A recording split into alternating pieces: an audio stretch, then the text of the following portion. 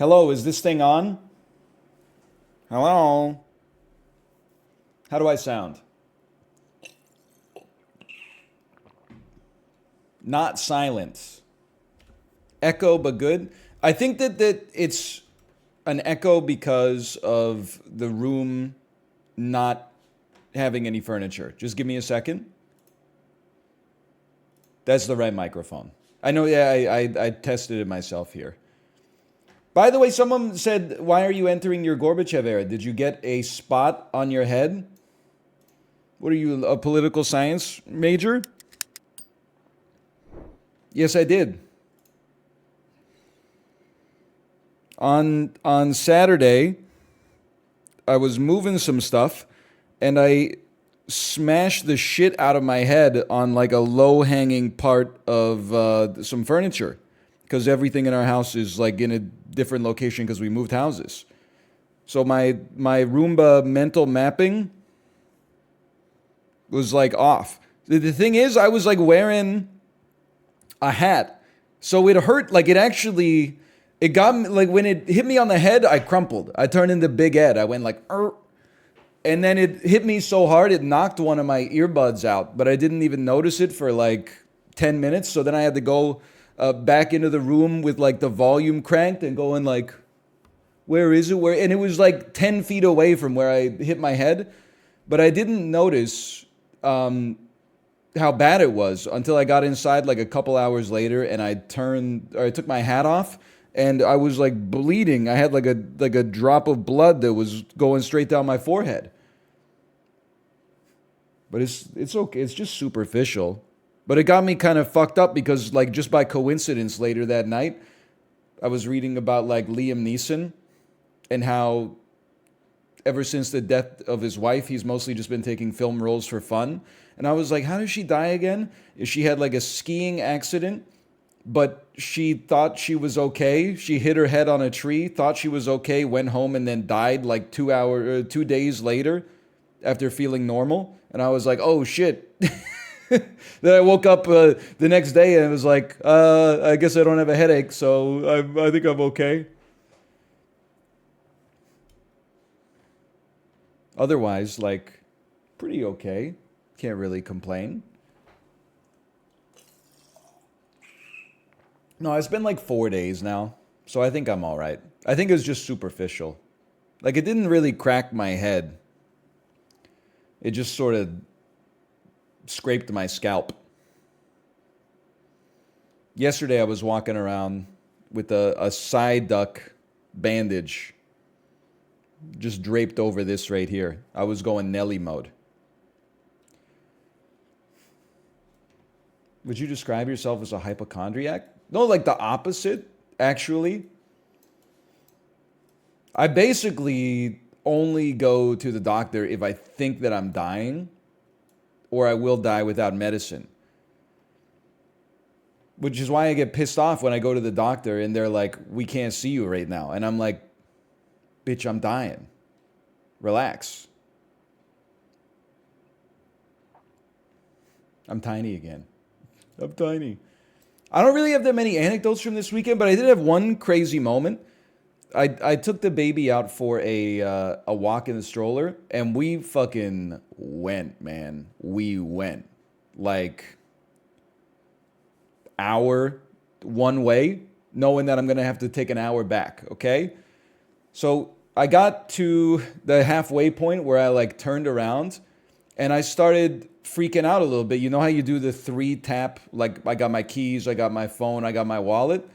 Well, I was missing something on one of the taps and I went, oh shit. And then it starts the anxiety of like, did I bring it or did I drop it somewhere? So we're walking all the way back. The baby's still asleep. I'm looking in like all these yards. I'm looking like on the sidewalk, seeing if I drop my phone somewhere, if I drop my wallet somewhere. Listen, so all that stuff, my 3 tap is now in a bag that I carry around my neck, and I didn't have the bag. But I only realized I didn't have the bag when I got to the halfway point. So I'm looking around. Did I drop my bag? Did I drop my bag? 15 minutes of walking back and looking. and I found someone's iPhone just sitting in someone else's front lawn. Like, the front lawn, sidewalk, lawn before the road. It was in the lawn before the road. So I said, oh shit, what's going on with this? I know that if I lost my phone, I would be freaking out.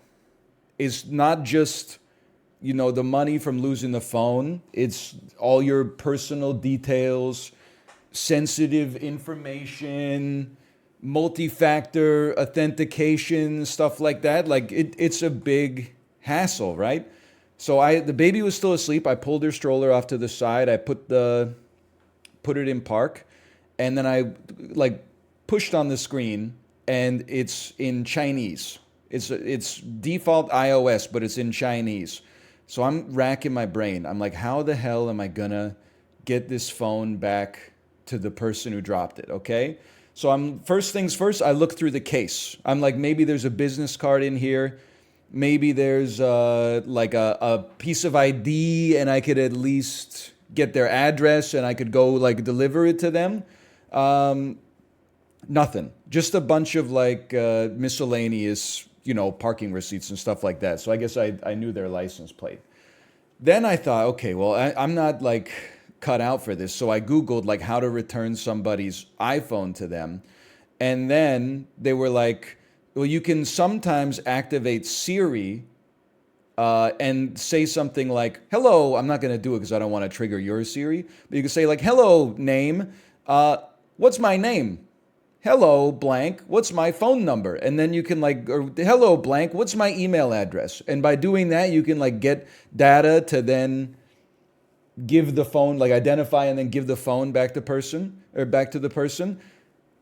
I picked the phone, and I know that because on the iPhone, my wife has this too, right? It'll show you people that tried to unlock your phone. I had the phone up to my face, and I was going, hello, Siri. Hello. And then I'm like, this shit's in, at the time, I didn't know whether it was Chinese or Japanese. So I'm sitting there for 5 minutes going, konnichiwa, Siri. Ni hao, Siri. Just hoping that it at least would trigger the assistant and I could get some data out of it, but no such luck, okay? So that's another 5 minutes. I've been there 10 minutes at this point. Then I figure, okay, sometimes you can use the camera on a phone without unlocking it by just right swiping on the camera icon or something like that. I'm an Android user, so and it's in a different language, so I don't know what the hell I'm doing. So I write a note on my phone that is hello, I found your phone. My name is blank. I found it at this address. This is my phone number. Please contact me. This is my address. Please contact me to get it back. Then I was trying to take a photo of my details with their phone, hoping that it would ping their iCloud on a different device. Maybe they have an iPad or something. And then they would see it in the cloud, come to my house and be like, you have my phone, and I'd give it back to them. Okay, while I'm in the process of trying to figure out how to get the camera to take a photo of it without unlocking it, a lady drives up and she gets out of her car, and her son and her son's friend get out of the car, and they start looking at me, and I'm looking at them and they're looking at me. We're kind of having I don't know, it's not a stare down, but it's just we're clearly about to interact with each other. And they said, excuse me, I think that's our phone. And then they ran over, and I was like, here's your phone. I just found it here. They didn't, I know you're going to, for the purposes of if this was Curb Your Enthusiasm, they would be they thought I stole their phone. But no, it turns out that the lady had driven to a Vancouver landmark. She parked her car. She left her phone in her car, didn't lock it. Later, when she was leaving, she was like, oh crap, I don't have my phone. Went back to her car. Her phone wasn't in there. Went to her son's place. Her son was like, you can use Find My Phone to see it. And then they had been in a chase basically with the GPS data of the phone. So whoever stole it had, driven off or, biked off or whatever, and then just taken whatever valuables out of the phone case and then thrown it on the side of the road. So I gave it back to them, obviously, and then they were so grateful. And the lady took a photo of me just to be like, hey, I want a memory of this moment. And then the next part, which was great, is the son and the son's friend were like, do you stream on Twitch? And I was wearing a Twitch shirt, so it wasn't like they just recognized me. But they were like, do you stream on Twitch? And I was like, oh yeah, I stream on Twitch. And then they said, what's your username? And I told them. And then usually when I tell people that, they don't immediately go on their phones and look it up. But then he looked me up and he said, oh my God, you have a lot of followers. And I said, well, yeah, I've been doing it for a long time. And then they said, oh, well, I'll post something nice to let people know you're actually like a nice guy. And I said, thank you so much. Please don't post that photo that your mom took and then say, I caught this scumbag stealing my phone in Vancouver. Everybody go get him. And then, like, that was it. We said our goodbyes. And I was like, I was stoked that I helped someone out, because I know how fucked up I would feel if like I lost my phone. But then I got like 2 blocks away and I like almost cried. Because I've been doing this, I've been moving for like a fucking week and I'm so ass at it. I'm barely good at like moving the boxes. And that's the only thing I'm barely good at. The organizing I'm trash at. Building of new furniture I'm trash at. To do a good deed and then have someone show like face-to-face appreciation, I was like, man, it's been like a long time. The right thing, you should do a good deed because a good deed done is its own reward. But then to like also get rewarded with appreciation, it was like, it felt like waking up from a long winter. And then I walked home. But that's about it.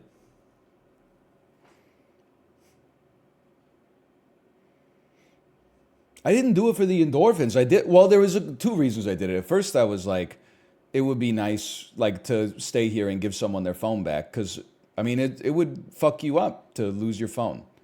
Oh, thank you, librarian, thank you. Appreciate it. But then the second one was like, now I have to make sure that they get their phone back, because they're going to have like a picture of me trying to unlock their phone. So they're going to like bring that shit to the police station, and then they're going to be like, we're putting out an all points bulletin for this dude with a fucking scab on the top of his head. People are going to be like, I saw that guy in the downtown east side. He's a known quantity. So I was like, I gotta get this phone back to its rightful owner. Oh, man. Son of a bitch picked up my phone, saw that it was in Chinese, and then said, Konnichiwa, Siri. Did you find what you forgot? It was actually, I guess that's the capstone of the story. It was in my house the whole time. I got home, and then it was just sitting like on a bench in my house. But if I hadn't thought that I'd lost it, I probably wouldn't have looked so hard on the way back, and then I might not have found that person's phone. And I mean, someone probably would have returned it. Like, I don't think I'm the only honorable person, but I don't know if the next person who found it would have sat there for 15 minutes. I just happen to have nothing to do, and I enjoy being outside, honestly.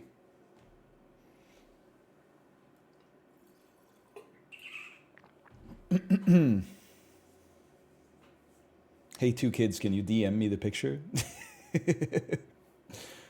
I will say, listen, I already, like, it was a moment that was very spiritually fulfilling for me. I do appreciate it. Like, it made my weekend for sure.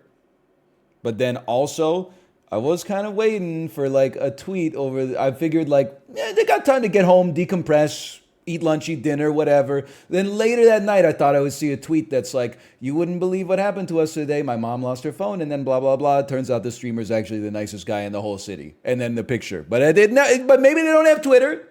Maybe they don't have Twitter. It's okay. They were probably rate limited. It's so true.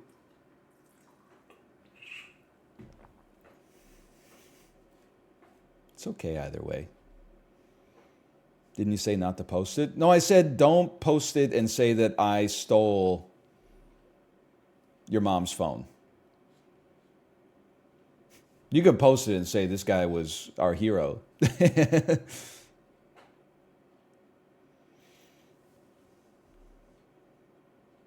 Anyway, that's all I got. I mean, it felt very nice for sure.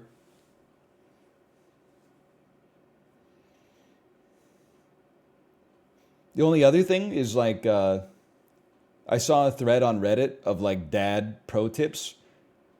It was like little action items that can help you when you are on dad duty. And one of them, if you have a toddler or younger than a toddler, probably even older than a toddler, but you know, like one of the most frustrating things is like they walk so slow. So if you got like a long way to walk, you either have to pick them up and like shatter your spine, or you got to be prepared for like a 5 minute walk to become like 45 minutes.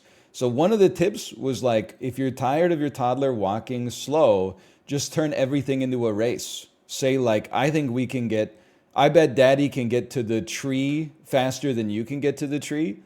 And then like they'll be all about it. And we were doing it. Like, I bet I can brush my teeth faster than you. I bet I can get to the bathroom faster than you, et cetera, et cetera. But we were walking back from the park yesterday and I was just like, it should be like not a long walk and it's taken forever. So I said, I bet daddy can get to the tree before you. She said, no, I'm faster.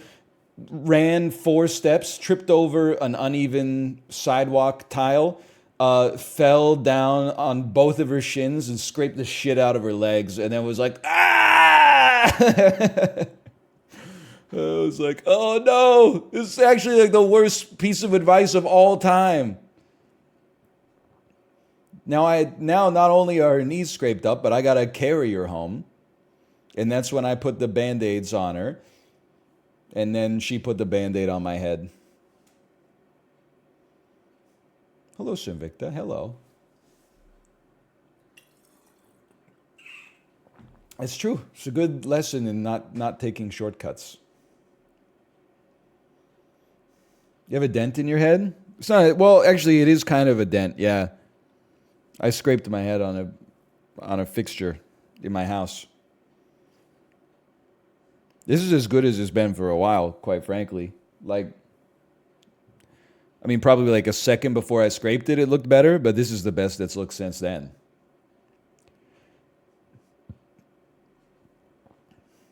Why did it bleed? Because it fucking scratched the shit out of my head.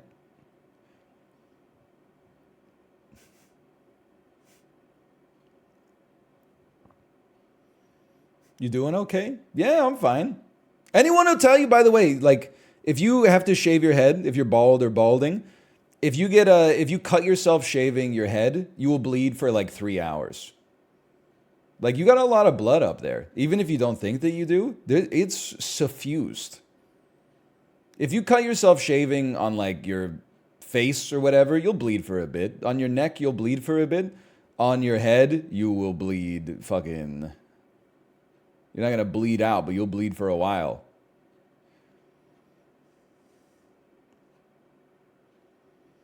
Don't give a frick if I cut my head bleeding.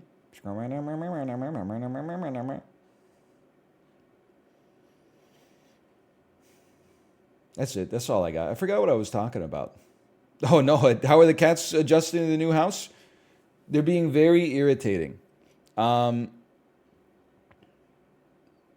All day, Tomo's okay. He'll go exploring, but all day, Ruka just sleeps under the blanket in our master bedroom. He's too shy and scared to come out and explore anything. We have to like drag him out there and be like, go explore a little bit. But then at night, they go ape shit and chase each other around the whole house, starting at around 2 a.m., meowing like crazy, knocking shit over, scratching everything. Like I haven't had a good night's sleep in like 6 days. Well, I'm kind of used to it since we had the kid, but like it's getting a little irritating.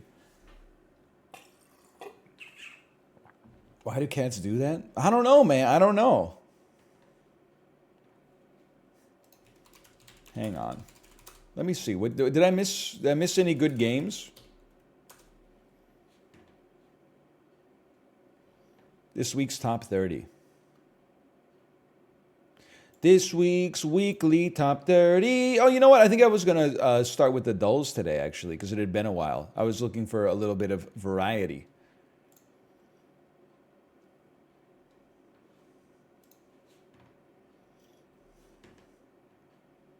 Dave the Diver and Bro Tato are out. That's good for them. I'm stoked.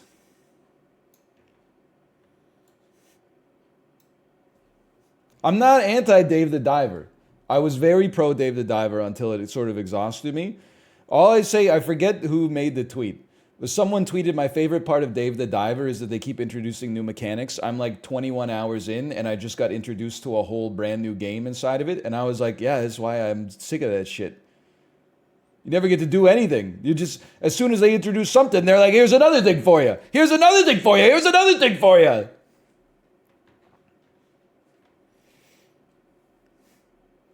Never get to just appreciate making sushi. All of a sudden, you got to play Dance Dance Revolution to get a new avocado. You plant the avocado seed in your garden, go to the garden. Then you got to do a Dead by Daylight mini game to grow the avocado. Okay, you've grown the avocado. Now you got to do fucking Fruit Ninja to slice up the avocado. And then you got to, it's too much, man.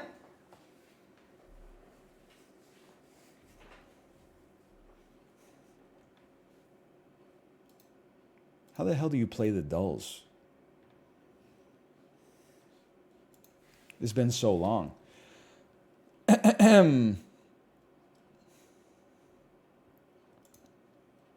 Slash marker the dulls.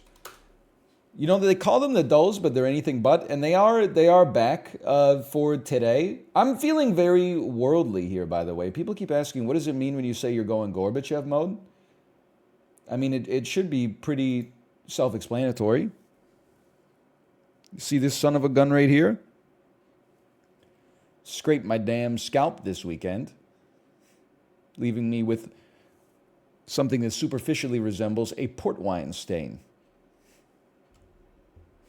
So true, so true. Okay, speaking of Gorbachev, they export a lot of iron here.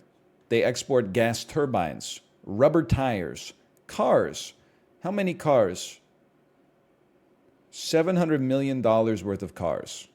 Safety glass, particle board, wood fiber board, rough wood, wood carpentry, sawn wood, crates, aluminum ore, molybdenum ore, feldspar ore, non-iron and steels. Okay, anyway, you guys like They Might Be Giants? It's one of the only bands you listen to when you listen to kids' music that actually tries hard. No disrespect to Caspar Baby Pants. Okay. I mean, anytime I see predominantly like iron mining, I usually think to myself that this is Central Asian. So I'll just start with something like Kazakhstan. 4,000 kilometers west of Kazakhstan. Maybe it's on, I'm trying to, in my head, how big is 4,000 kilometers? It's like a third of, it's like a sixth of the circumference of the Earth. Is that correct? Yeah, okay, roughly. A sixth of the circumference of the Earth flattened out onto a 2D plane. So I guess I could just imagine the globe. No, that's really hard. Maybe this is in the Balkans. Maybe this is like a Kosovo. Okay, hang on. Northwest of Kosovo.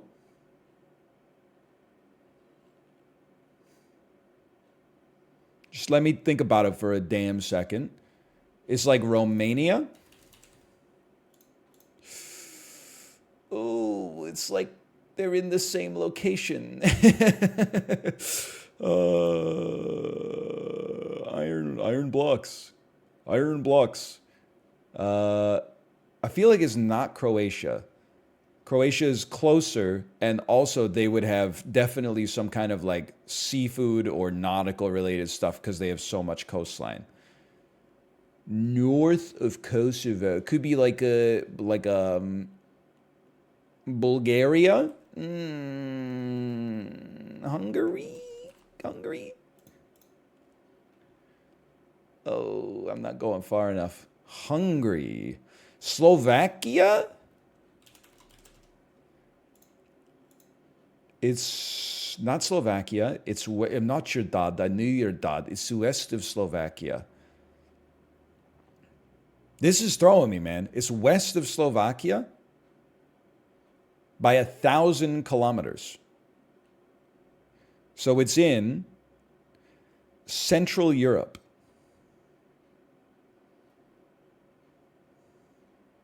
Germany, Poland, living rooms, bedrooms, dinettes. Oh yeah, you can find it at the market. We're talking about flea market.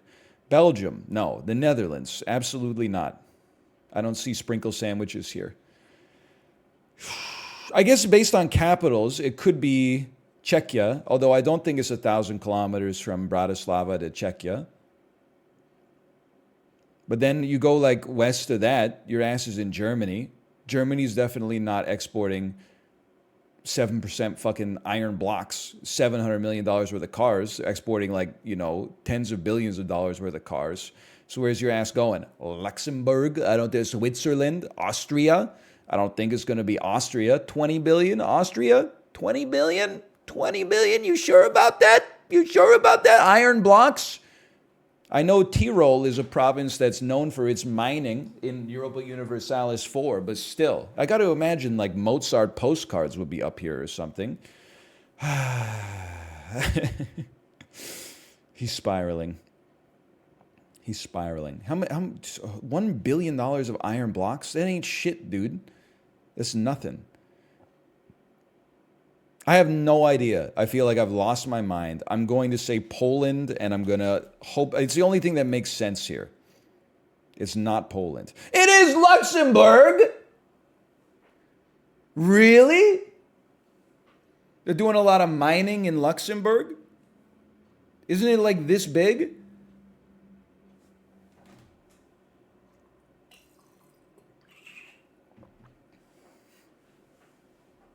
On a map? Well, yeah.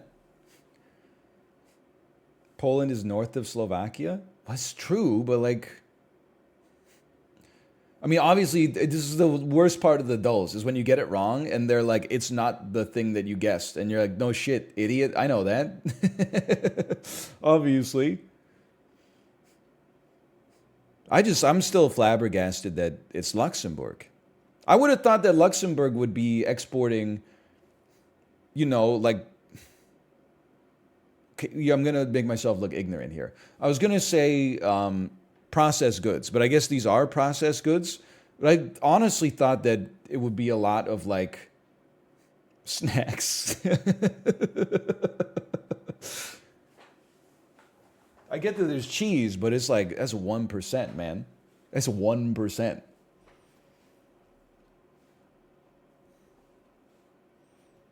I don't know. Don't worry, a few folks in the Odd Lots Discord didn't get today's either. I would think that, I bet Joe and Tracy both got it today. But if you looked at their stats, Joe strikes me as a better Trado player than me. Tracy strikes me as someone who's got like a 400-day streak. Who? You guys don't listen to Bloomberg podcasts about the... Hey, you wouldn't believe how the knock-on effect that the supply chain had on the price of V-Bucks. We brought Tim Sweeney on to talk about it. It's a great podcast, man. Okay, Globla. Not the V-Bucks. Not the V-Bucks. Shut up about the V-Bucks.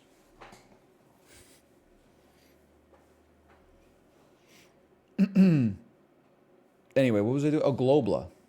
Globla.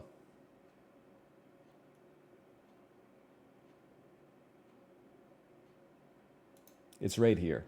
We'll start with Luxembourg. Because why not?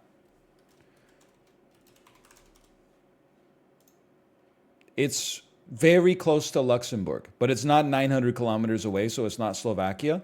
How about Switzerland? Ooh, adjacent to the answer. How about Italy? Wow, that's a good one. I feel like Italy might be the easiest country to guess in every single geography game. If they give you the shape, you're like, that's a damn boot. If they give you the exports, you're like, yeah, I get it. Pasta. Pasta Lamborghinis. It's in Europe, so it's very easy to guess via like adjacent countries. Like it's...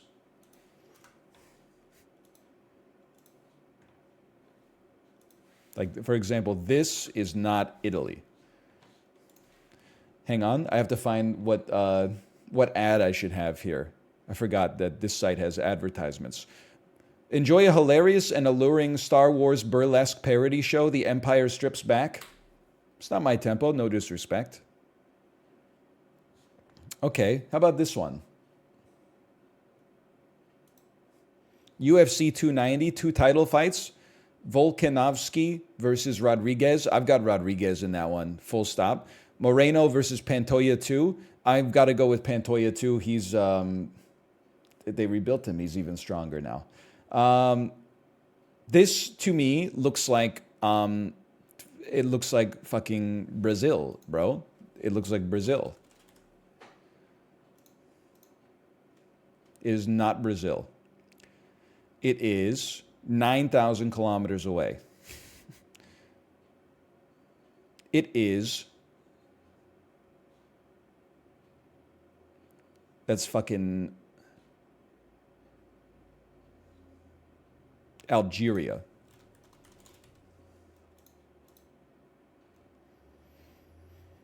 It's not Algeria.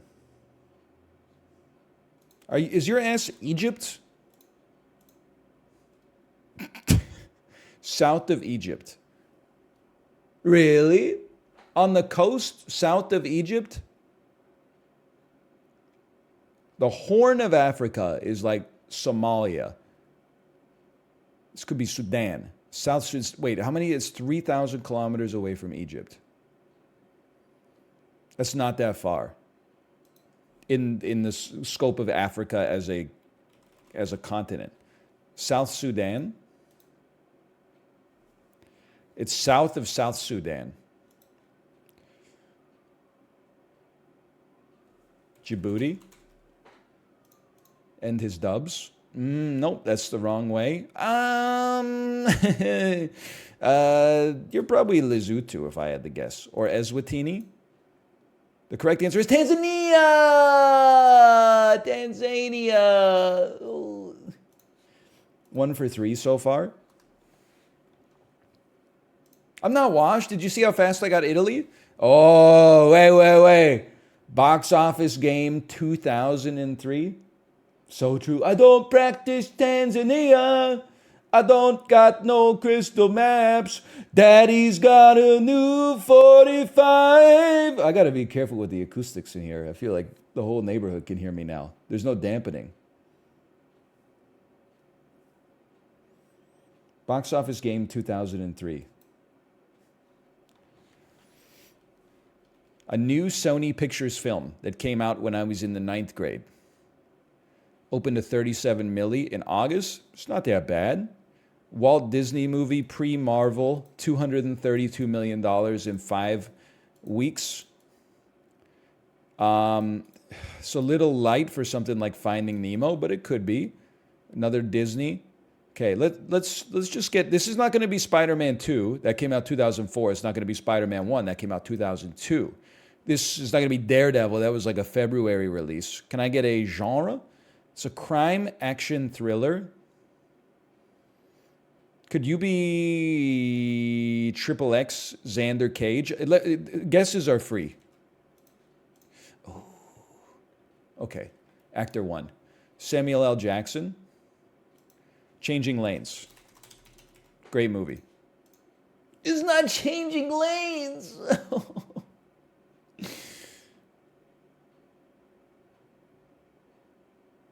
Actor 2. Colin Farrell.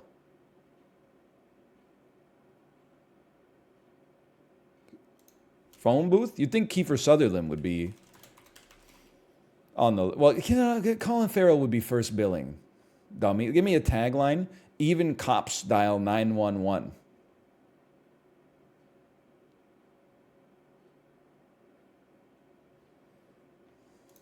Michelle Rodriguez.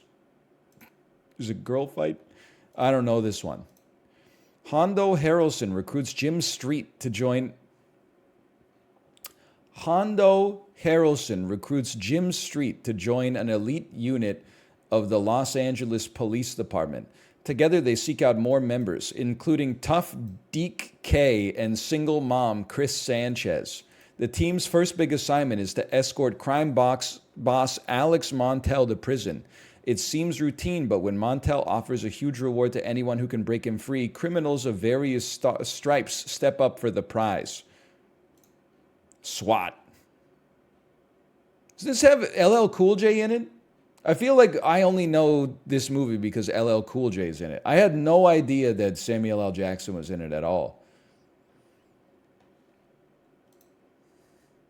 All right, well, that's a bad start. Disney. It's a comedy family fantasy. Tagline is, Mondays are manic, Wednesdays are wild, and Fridays are about to get a little freaky. I think it's going to be freak. What the hell is that? Sexual Chronicles of a French Family. Maybe that'll be the next one. Freaky Friday. He's going Jamie Lee Curtis mode. That was a gimme. Universal Studios' second week cratered a little bit. Genre, comedy romance. Actor 1, Jason Biggs. What is American Wedding? Okay, call me crazy here. Best part of the entire American Pie franchise? When Stifler says he has a 12-inch dick? Around. It makes you have to think geometrically. Because at first you're like, whoa, 12 inches, that's really long. But then he says around, and you're like, wait a minute. Is that huge? And then you do the math, and you're like, it's fucking huge. Second best part is that song that goes, the bed is on fire with passionate love, but she only screams when she's on top. You get me so pretty. You know what I'm saying? You don't hear that one too much anymore.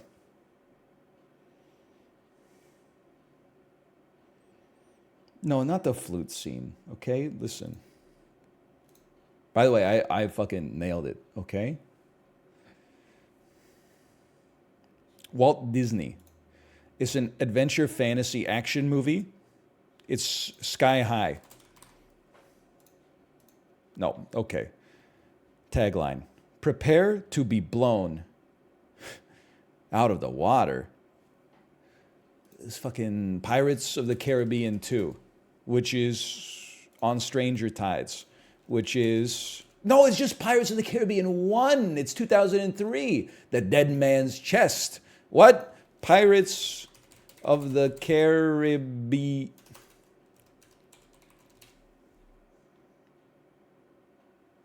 Pirates of the Caribbean, Tales of the Code Wedlocked? It must be Dead Men Tell No. Pirates of the Caribbean. The Curse of the Black Pearl, of course. You best start believing in ghost stories. How did they make a whole film franchise over the ride or about the ride that's less than 10 minutes long? The first one's good. Because Gore Verbinski is goated? I guess so. Universal Studios, third weekend. Drama History Sport. Starring Tobey Maguire. It's fucking Seabiscuit. Seabiscuit, bitch. Not an amazing performance today, but not that bad. I'll take 41st percentile. The problem is, well, maybe it's not a problem, but Freaky Friday is like too easy. It's a gimme, so it's skewing the points.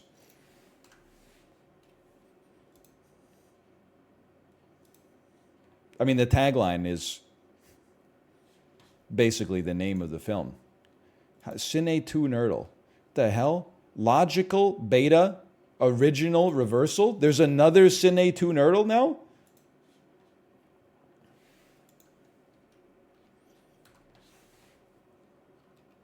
They're not coasting. Logical's fun? All right. Okay, I see Clooney and Pitt, gym employees. CIA, that's Burn After Reading from the Coen brothers. I see Linus, Lucy, Woodstock, and the Red Baron. That's going to be the Peanuts film.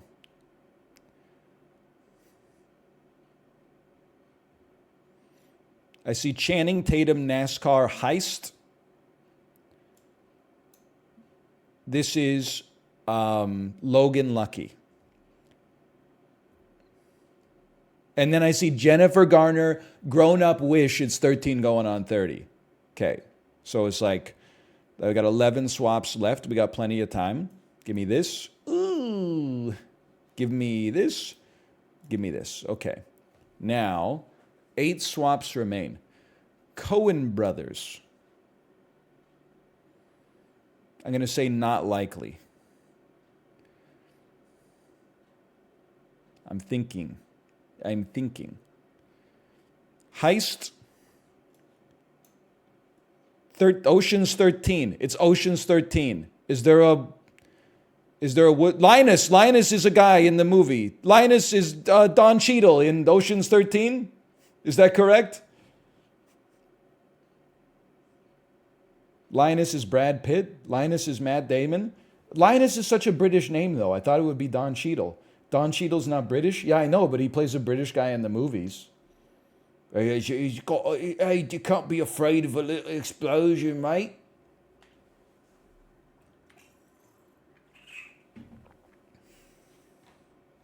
It's not the best accent in the game. Okay, we crushed it today. That was an easy one. Let's go with the reversal, because I sort of know what we're doing in the reversal.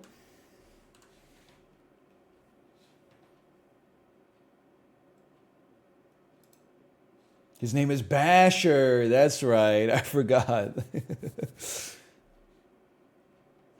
Okay. I'm looking. I see The Menu, Schindler's List, Stuart Little. These are movies with Ralph Fiennes. I see Silver Linings Playbook, A Star is Born. These are movies with Bradley Cooper.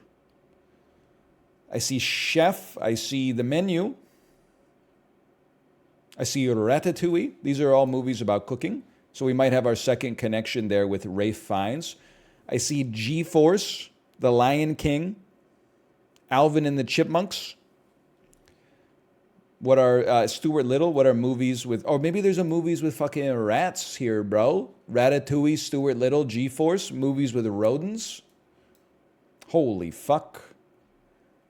Burnt, Stuart Little, Ratatouille. Hang on, we got to think for a sec. Wedding Crashers has Bradley Cooper. Hot swap it.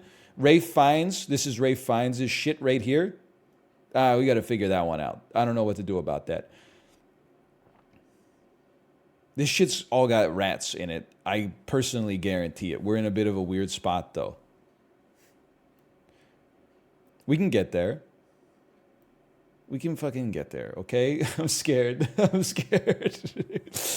Oh, man. These are also movies with fucking rats. Okay, Ratatouille, you come over here. Yeah. The hot swap these two. These must be movies with Ralph Fiennes. And then we got the last one was fucking... Oh, shit. Was like bunk, bunk, oh, bunk. Oh no, I'm screwed. Maybe it's not rats. Oh, it's not rats.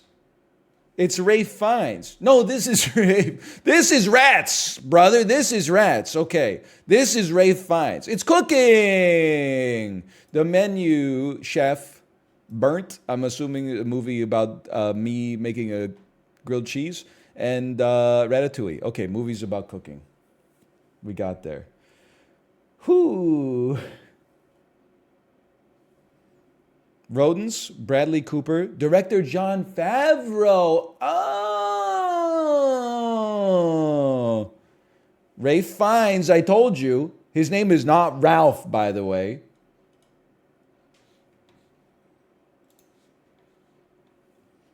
Logical, okay.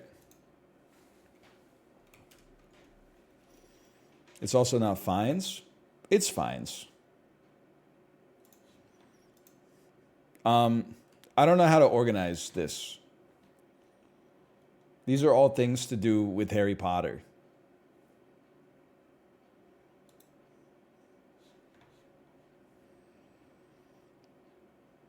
Organize the tiles according to the logic below. The Marauders are all in column 1 and are in the order of Mooney, Wormtail, Padfoot, and Prongs.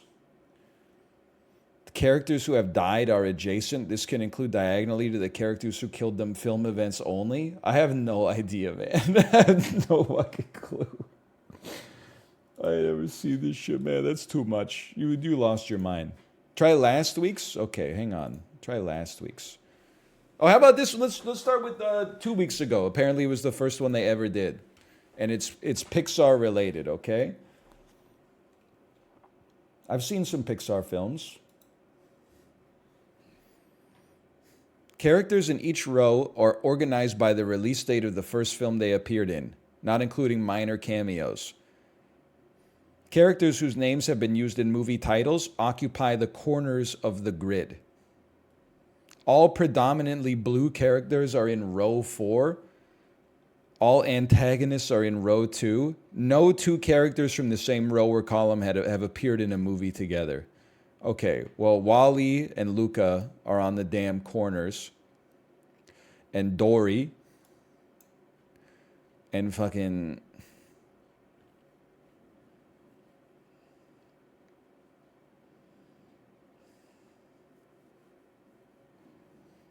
fucking Sally Carrera. Hang on. Antagonists are in row... Oh, but they got to be No, by row. Okay, hang on. Just everyone relax. Antagonists are in row 2, organized by release year. So Randall is the antagonist of Monsters, Inc. from like 2001. And then Syndrome is the Incredibles. That's like 2003. And then fucking...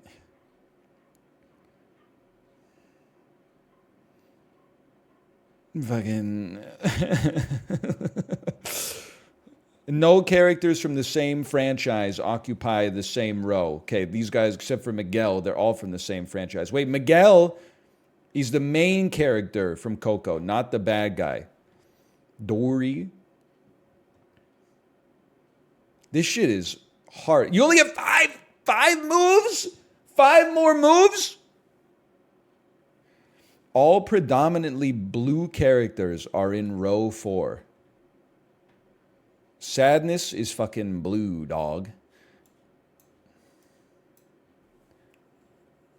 And who the hell is Sally Carrera? Buzz is not... I would not say Buzz is predominantly blue. Wait a minute. Is Luca fucking blue? Doesn't he turn into water or something? I've not seen it. Wait, but isn't Randall fucking blue? But he's an antagonist, man.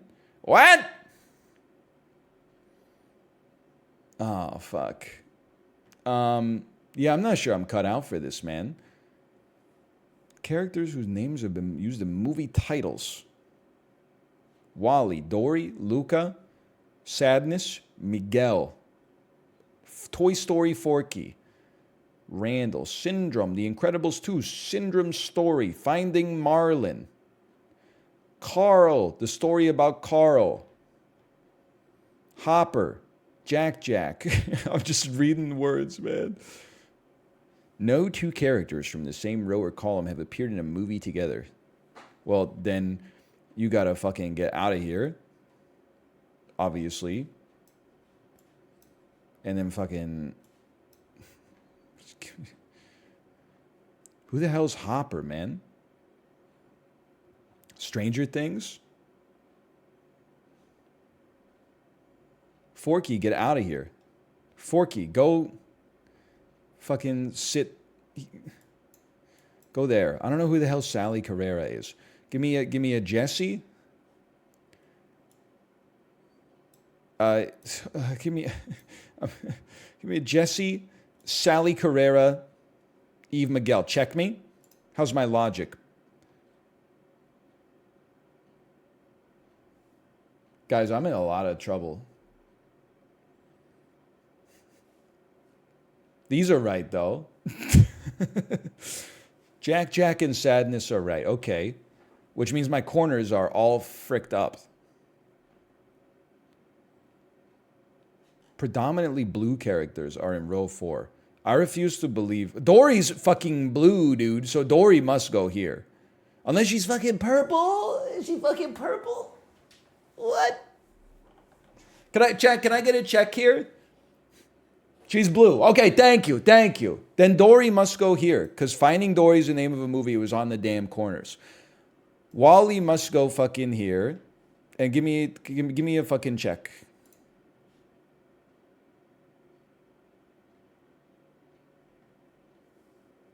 Wally's not blue. True. It's hard for me to state that is false.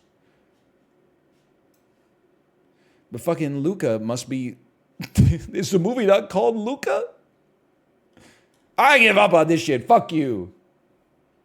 Goodbye. I don't know who any of these fuckers are. Try the A24 one. I think that one's going to be even worse, man.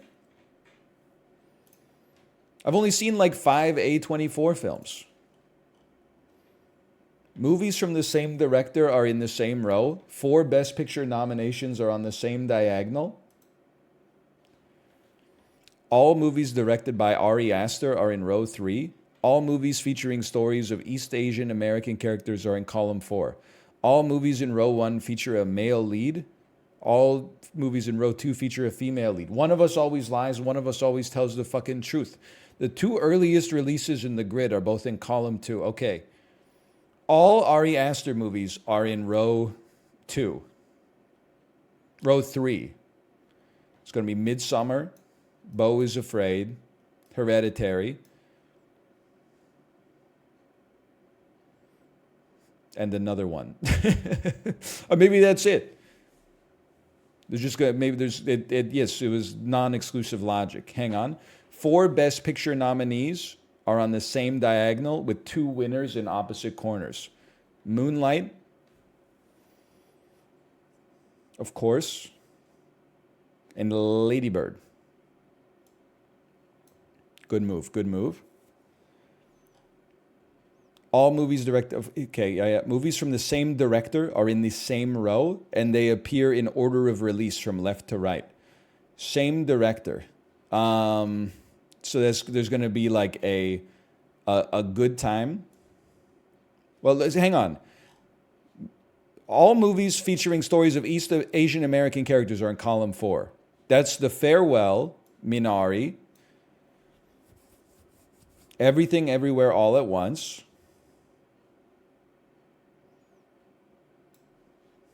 but Moonlight has to be on a fucking diagonal. I'm losing it, man. I'm fucking losing it. Moonlight's got to be on a fucking diagonal, but then what's that? Oh, because Everything Everywhere All at Once won, not Lady Bird. Moonlight goes here. Everything Everywhere All at Once goes here. Everything's okay. Everything's okay. All movies in row 1 feature a male lead. Yes, definitely not. Boop. Yes. I mean, I suppose, but it's more of an ensemble cast more than anything else. All movies in row 2 feature a female lead. Yes, I think. Let me get a swap. Let me get a Lighthouse going up and a Pearl going to row 2. Or a Ladybird going to row 2. All movies from the same director are in the same row. Motherfucker. Oh, no, your ass has the Lighthouse as East Asian. That's a good point. That's a good point. Okay, the Lighthouse, not East Asian, I believe. Okay, now check me. I think we got a few here at least. Oh, baby. Okay.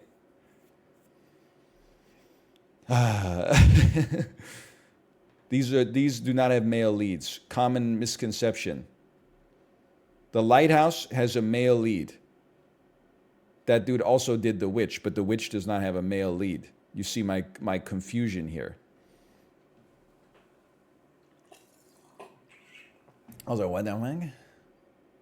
What the fuck? Boop, boop.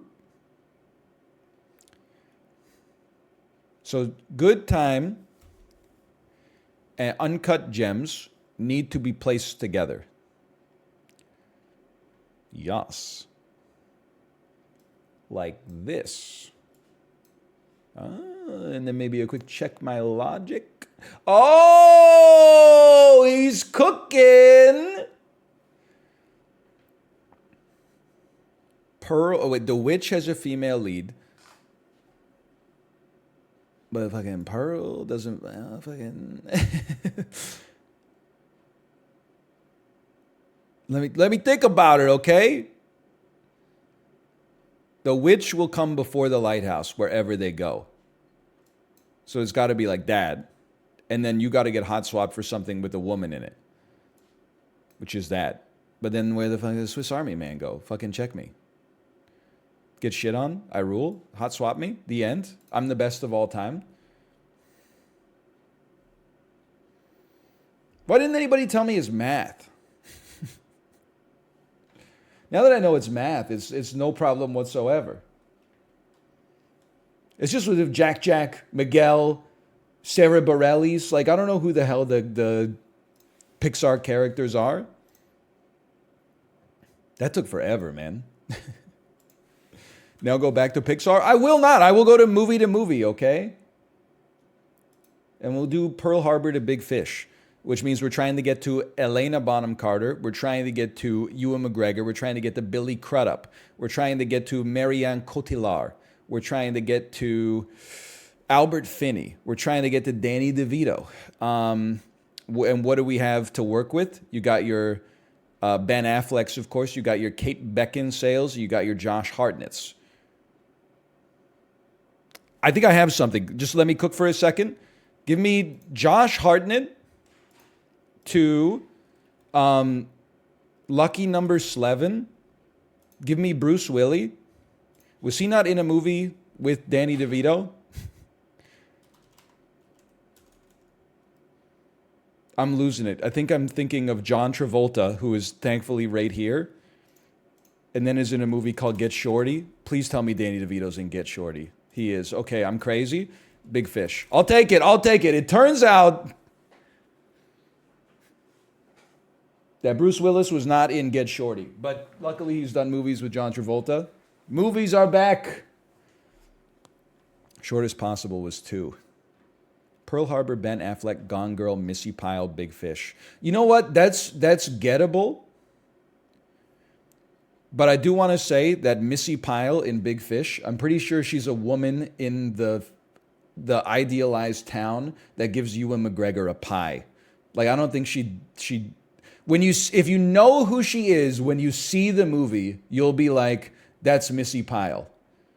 If you watch the movie, you will be like, who's that lady? Because you don't know who she is. You know what she wasn't Missy Pyle when she filmed it, is what I'm trying to say. I mean, she was, but you didn't know that. You know what I mean? It's like if you saw Leprechaun in theaters, you're like, who played the female lead in Leprechaun? I don't know, it was just some lady. If you watched Leprechaun in 2006, you would be like, holy shit, that's Jennifer Aniston. She wasn't famous when it came out. That's what I'm saying. I don't know why I'm phrasing it like that. You would know who it was if she gave you some pizza. That's true. That's true. That's true. But imagine she gave him some sushi. Oh, wait, she wouldn't, because she probably enjoys it too much, if I had to guess. Relax in Paradise City. I recognize these trees, but I don't recognize the game right off the bat. Metacritic score of 84. Skip me. Xbox 360, PS3.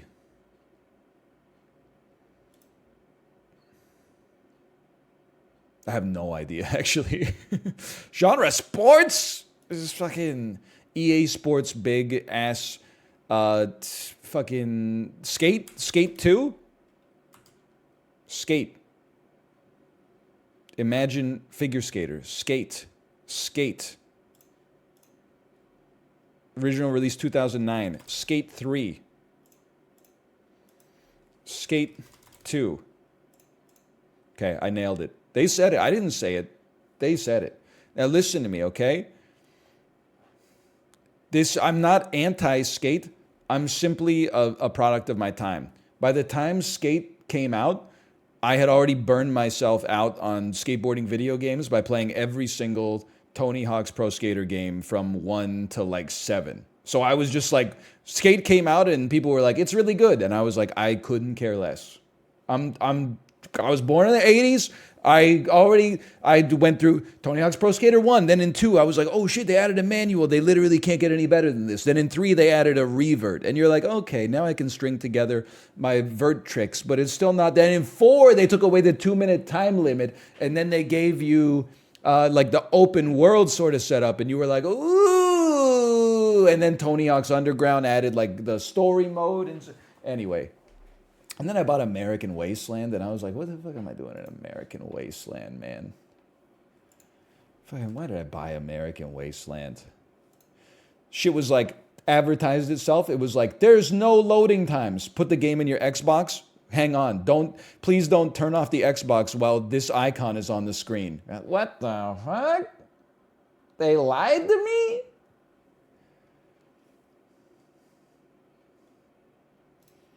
Gamedel. Gamedel Classic. Guess the game by its cover. Just in case anyone here was considering slandering BC dairy farmers, they do so much more. Then what? I don't know. This shit looks very familiar to me. It's freaking me out how familiar this looks. Skip me once. 3 average guess attempts. Skip me once. It's Turok the Dinosaur Hunter. That's Turok 1. Dude, I rented this for the N64. It was probably the second game I ever played on the N64.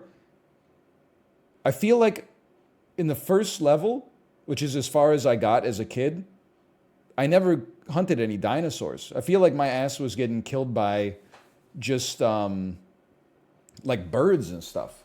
Hang on one sec. I did not see your message, Kate. Let me go get my phone.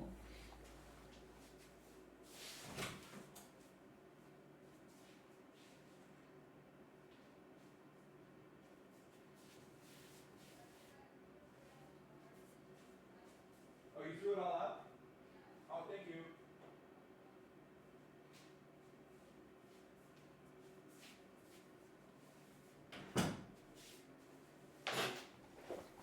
I'm back. Hello? Hello? He looks so bald. I'm not bald. I got one little, I'm growing it in right there. I didn't know I had crimson hair.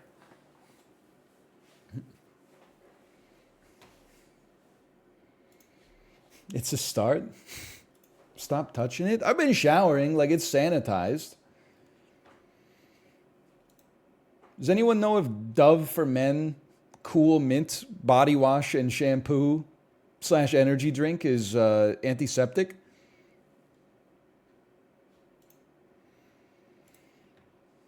They use it in field hospitals. I would. It's like 2 for $7.99 at Costco right now. That's the 8-in-1 bottle. It's got everything, man. Why stop at 7 or 8 bottles when you could stop at just one? This shit is a fucking iconoclast, man. It's fucking Owl Boy. It's bright. It's fucking, some fucking Earthbound. I've been swearing a lot. I haven't been able to swear for a few days. Oh, it's Plants vs. Zombies, obviously. I haven't been able to swear really because I've been hanging around with my 2-year-old. Did you see the amazing tweet that was like, I've been reading a book, I'm 100 pages in, and there's been no swearing and no sex so far. It's honestly refreshing. And then the next reply, like a day later, was like, oh, I looked it up and it turns out it's actually a young adult novel, but it's still pretty great. I really recommend it. Oh, they're not sending their best to Twitter, man. They're not sending their best critics to Twitter. Anti-sex scene discourse. Everybody's got an opinion. We don't need to use swear words anymore. Swear words are just the last bastion of a maladroit mind. Oh, guess what? Actually, it turns out you've been reading fucking Percy Jackson, the Lightning Thief. Anyway.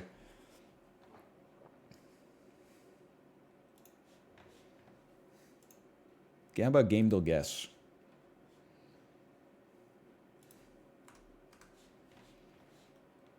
Don't miss your chance to win a VIP concert experience for 2 at Shania Twain. What do you think, Kate? I don't know where the closest Safeway is, but look, there's no purchase necessary. No purchase necessary, asterisk, aka some purchases necessary, obviously.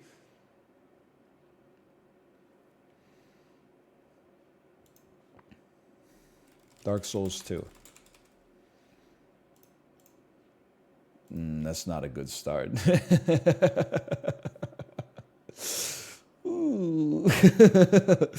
Earlier than 2014.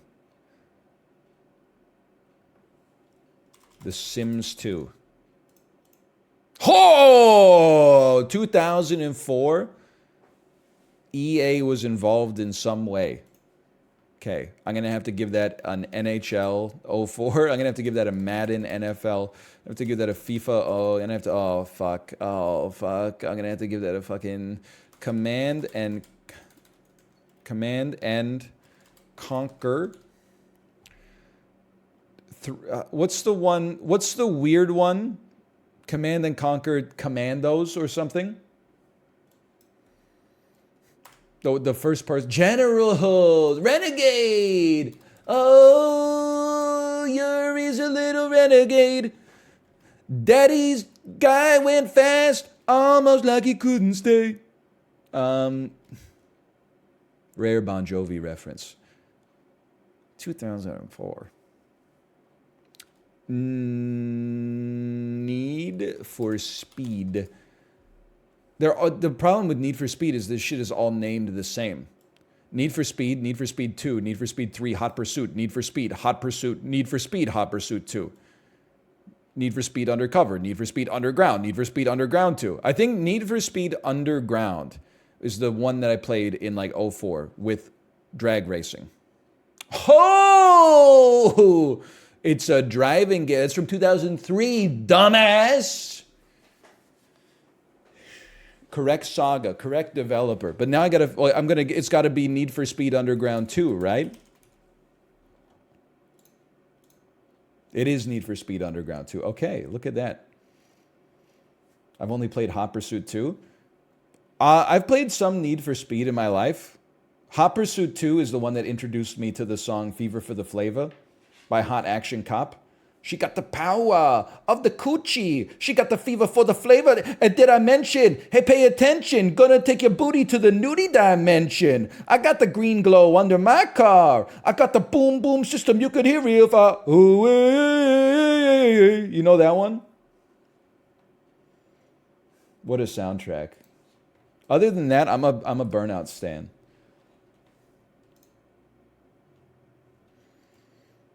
You don't know that one? It's a song. They probably used it in movies too. Someone, I think they said it was in like The New Guy with DJ Qualls. One of the songs of all time. So true. 2 words. First word, PG, 2004, action adventure. The audience loves it. The critics don't like it. It probably sucks. No disrespect to the audience. But you ever see the side-by-side where they show like a shitty movie at the Cannes Film Festival? It has like a 31, that it comes out in wide release, and all of a sudden it's got like a fucking 87 on Rotten Tomatoes. I'm just saying. PG, 2004 adventure action, 2 hours and 10 minutes long. 2 words. It's fucking Spider-Man 2. No, it's not. That's a critical darling. It is. That's another critical darling. It's an adventure action movie. It's Cody Banks. I don't know. Just yeet one into the ether. This one's obviously not right, but while not the greatest film of the year, it's definitely one with a considerable amount of intrigue and action, not to mention some actual history lessons. What is Kingdom of Heaven? What is Troy? What is Kingdom of Heaven? What is Master and Commander, The Far Side of the World? I know it's not 2 words. I just got nothing else, okay? Master and Commander, The Far Side of the World. The oceans are the new battlegrounds. This movie couldn't be more stale if it had been dug up by archaeologists. There's The Scorpion King, The Mummy 2, Gods of Egypt, Indiana Jones, and the Vessel of Jock Itch. Couldn't have been more stale if it was dug up by archaeologists. Is The Mummy? Am I still here? Am I frozen? The Mummy? I guess the returns a lot of results, so it takes them a second. This is Mummy Returns. Somewhere between the emulsion and the nitrate of this film, there's a map to the Bruckheimer fortune. Jerry Bruckheimer. Pirates of the Caribbean. I don't even know what this means, Jules Brenner. Crank 2, high voltage.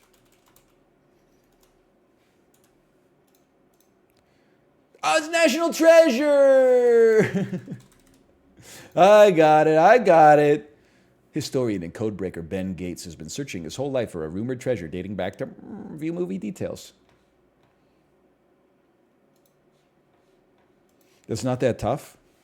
Sorry, this came out in 2004. I was 16. I already started watching movies that were good back then instead of garbage. No disrespect, because you were probably like 7 when this came out. That's a great time to watch and enjoy National Treasure, starring Nicolas Cage and Diane Kruger. My ass was out here on my Christmas list. I was like, get me Harold and Maude for Christmas. Watching it once. Wow, that was amazing. What the fuck? It's a comedy. I didn't laugh one time. Dude fucked an old lady, I think. It's deeper than that. It's deeper than, it's nothing's fucking deeper than that, bro. Okay, it's Chrono Photo. Me or something.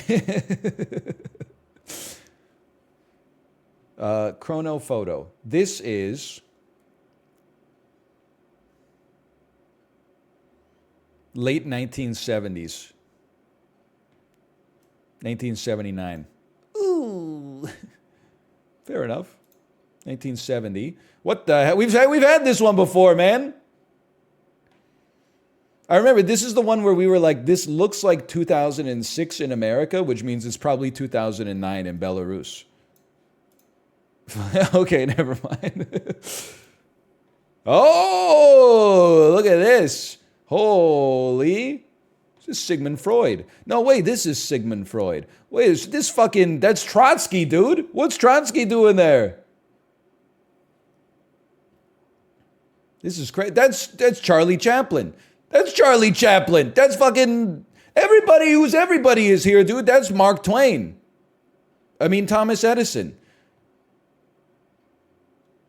That's Al Pacino. This Jesse Plemons, dude. Wait, no, that's Kenneth Branagh. That's fucking Trotsky, though. You can't tell me that that is not Trotsky. This dude just fucked up. Oh, I think I left my air fryer on. Oh, no. Me playing chess is so good. Oh, fuck. This little kid's gonna beat my ass. I knew I shouldn't have taken the corner seat. Oh, dude. This has got to be like 19... Oh, fucking 19... I'll give you a 1920 on this one. Oh! The hell is this? Stanley Tucci dressed as the dude from Spaceballs? I mean, this has heavy mid-2010s energy. Oh, he is doing okay. It's a compliment, by the way. The dude, look, he's got a serious Stanley Tucci thing going on there. Nerds like us. I mean, this fashion is like 2013. But given that this is a nerd convention, I say that with respect in my heart because I'm a nerd as well. But this could be someone wearing 2013 fashion in 2018, which is fine. I feel like you don't see these that much anymore. You don't see a lot of the thick strap messenger bags. I think this is 2013.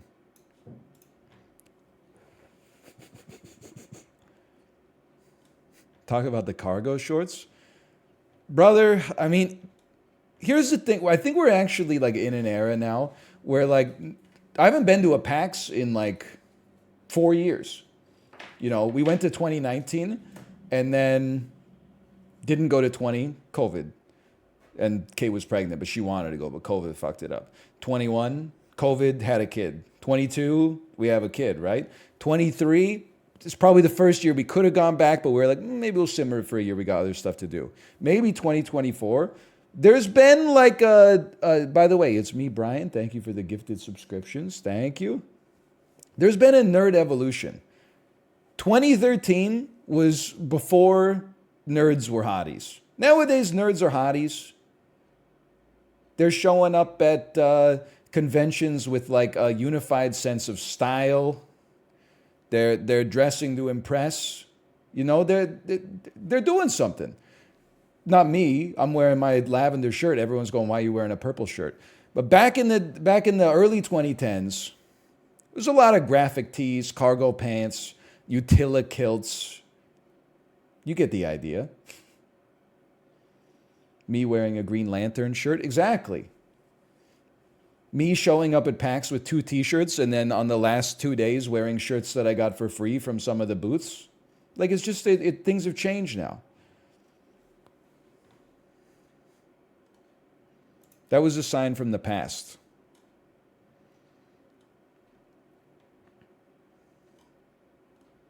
I don't know. Fucking 2000. These cars are old. These cars could be from like 1934. Oh, fuck. It was such an easy 4,000 point day, too. That's not what cars look like in 1934? Like, in my head, it kind of goes from like the early, like 1900 is like Model T. It's like a car you would make in your garage. And then 1930 to me is these. But I guess these are 1950s. And then like there's no evolution until like American muscle cars. And then it goes straight into like 2000s era Honda Civics. Model T is from 1930? Holy, I don't know anything about cars. This should be apparent by now. The hell is this, Kyrgyzstan?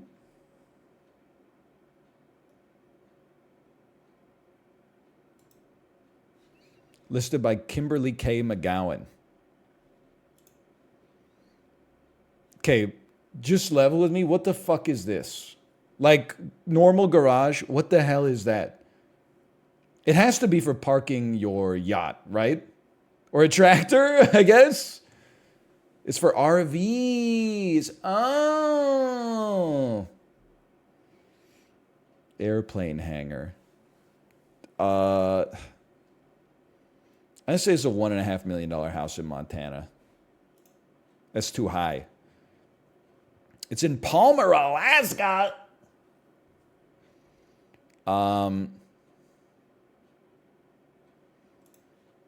It's a nice interior. Nothing wrong with the interior. Give me a 1 milli. I get that it's in a city I've never heard of in Alaska, but huge, modern finishings. Yeah, okay. You're a housel mogul.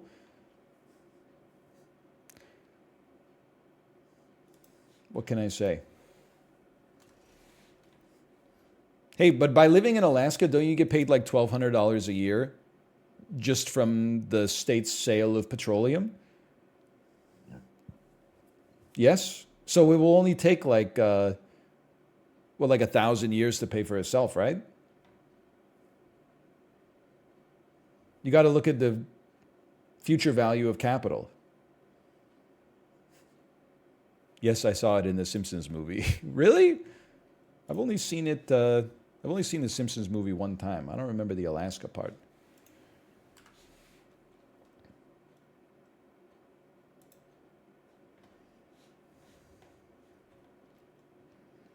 An airplane. They did surgery on a grape.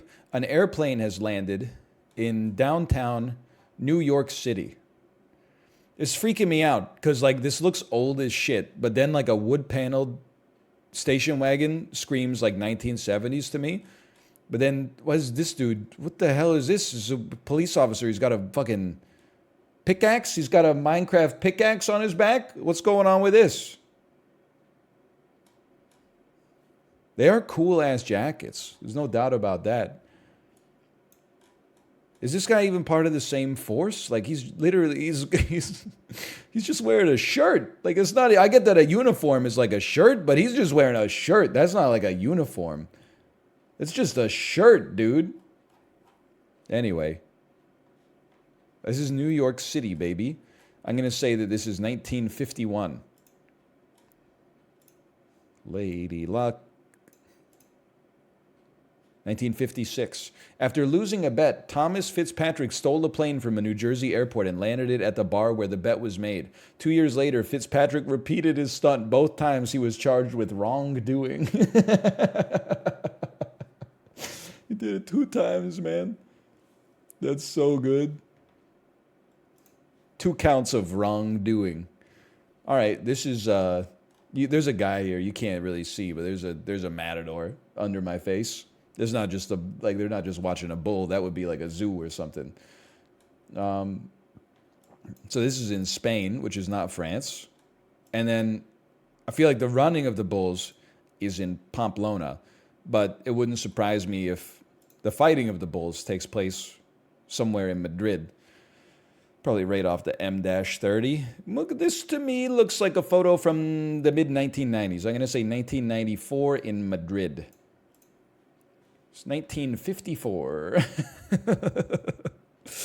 Matador Cesar Giron, bullfighting in Pamplona in the 1950s. Okay, great camera, though. Great camera. This was not taken on Aunt Susie's trip to find herself in Spain after her divorce from Uncle Luke. This was taken by like a professional photographer.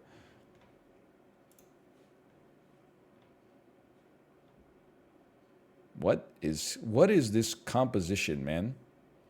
I can't tell if these guys are in the same room or if it's like fading from room to, if it's like a transition between 2 different frames of animation. Certainly looks like this is Greece. And I don't know if he's sculling like a beer bong or something, or if he's playing a tune, but God bless him either way. She popped me down to Athens circa 1967.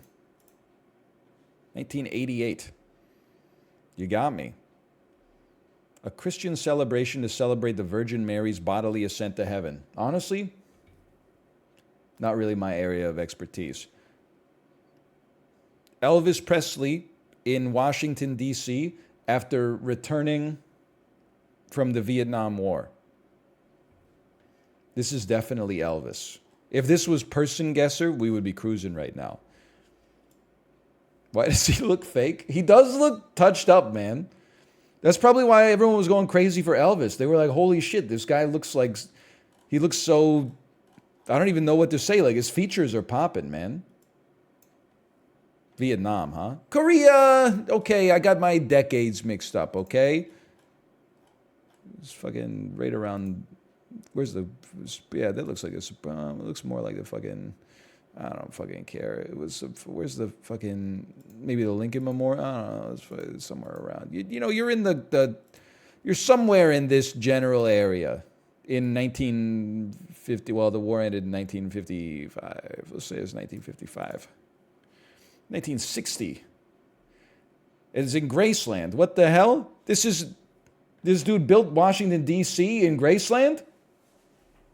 Memphis, Tennessee? He's reason to believe we all will be received in Graceland?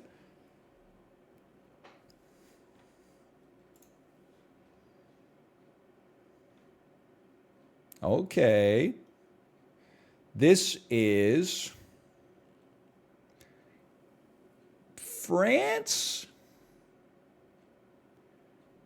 in, it's Italy, it's France.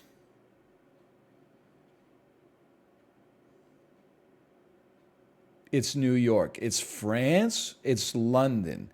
It's London. It's France. It's London. This is London. This is London.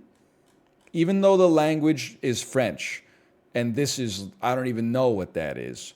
This is London, brother. You can tell from the tightness of the architecture, and this is 1971. It's Paris.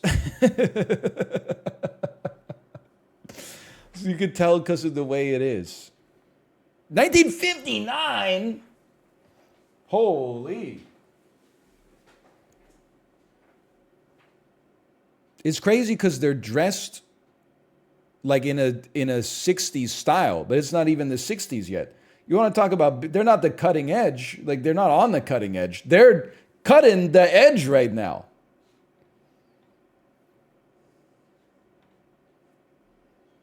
Pioneers. Well, I think we got our ass beat today. Yeah, that's a pretty horrible score. That's okay. I'm washed. It happens. Oh, here we go. Normal house. Sold on June 26, 2023.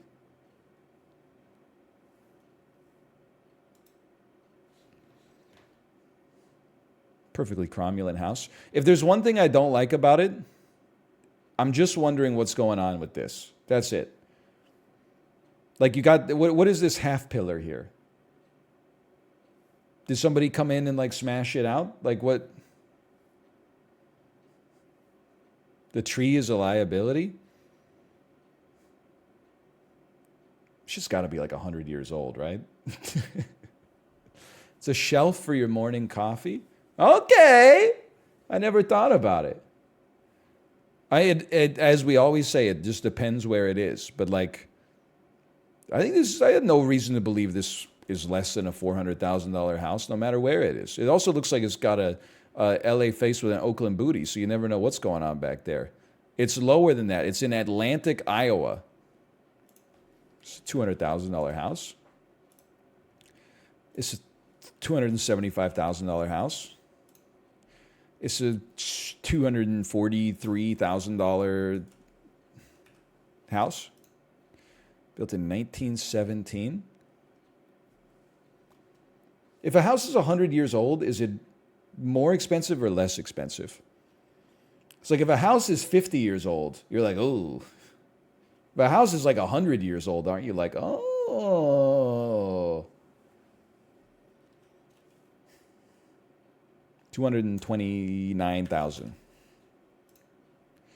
$234,716, Bob. $249,000, Bob. $247,561, Bob. Oh. Oh, wait, I went too high. I got lost in the sauce. Hang on, I can do this. 243, 229, 230, should be $238,417. Oh, you got it.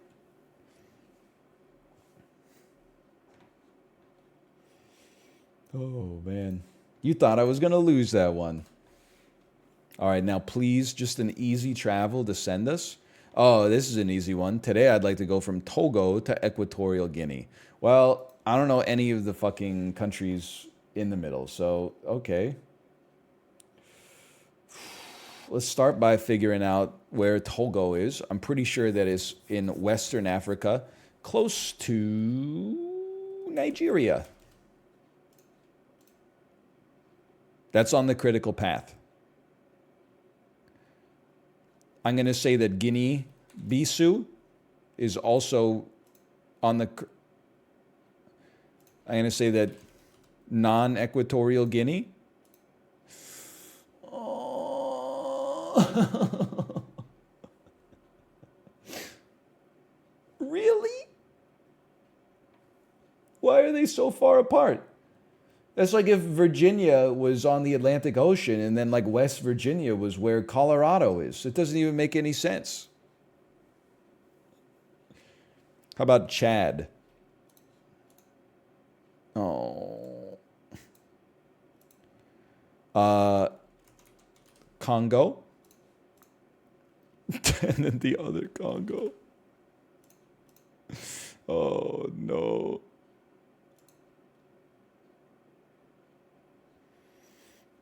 Angola? I don't even want to talk about that one. What did we miss? Cameroon. Cameroon would have gotten us there. And Benin. There's no shot I'm getting Benin. All right, you got me. Fair enough, you got me. Let me throw in a slash marker there. Slash marker. Those. Hello, Cobalt. Happy American Trader Day. What the hell? No, it's not. Well, I don't really know the history of July 4th. Is that when they signed the Declaration of Independence? Or is that like when they won the Revolutionary War?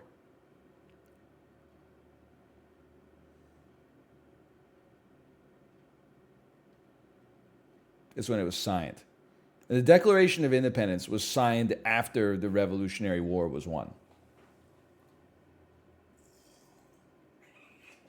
It wasn't like, no, really? Before? When was it signed? It was signed in 1776, right?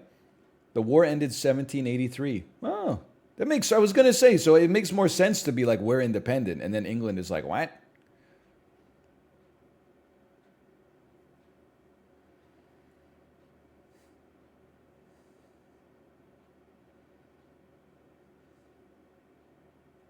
And that's when King George III plays We'll Be Back. I remember, or You'll Be Back. Anyway, happy 4th of July. I celebrated Canadian Independence Day this weekend as well by listening to the most underrated Canadian song of all time, Underwhelmed by Sloan.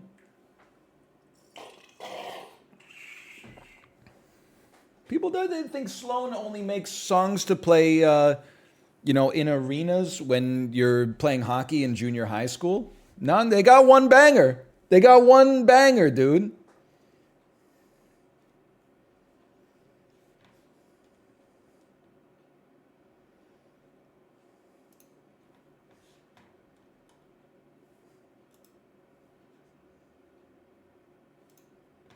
They have way more than one. I mean, Motor City Maniacs is okay. That's a body is covered in Coke fizz. Hey you, I know that one. They got maybe 2 bangers.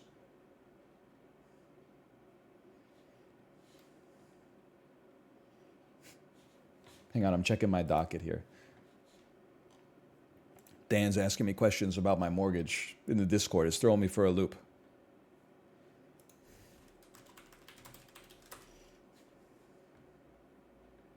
He does not say my body is covered in goat jizz. It's Coke fizz. Coke fizz. I was looking at stuff to play on Steam. I think we might just play SAP. Do some bantering. Get back into the swing of things. He doesn't say goat jizz.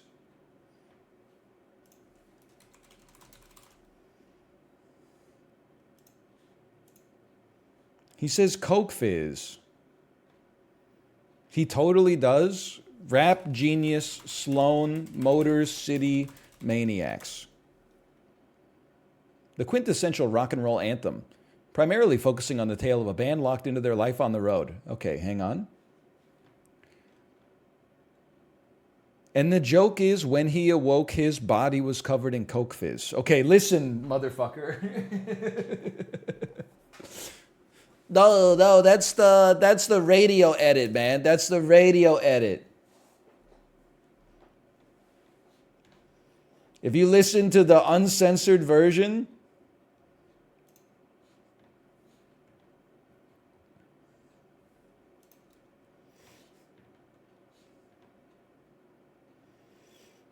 oh man, there's a whole thing where they go into detail on why they changed the lyric. You guys are fucking with me. You guys are fucking with me. So many people are saying they did an interview where they talk about it.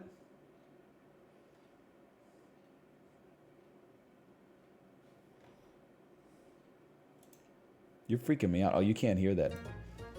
Dunk, dunk. It's originally Pepsi Fizz. So true, Pepsi Fizz.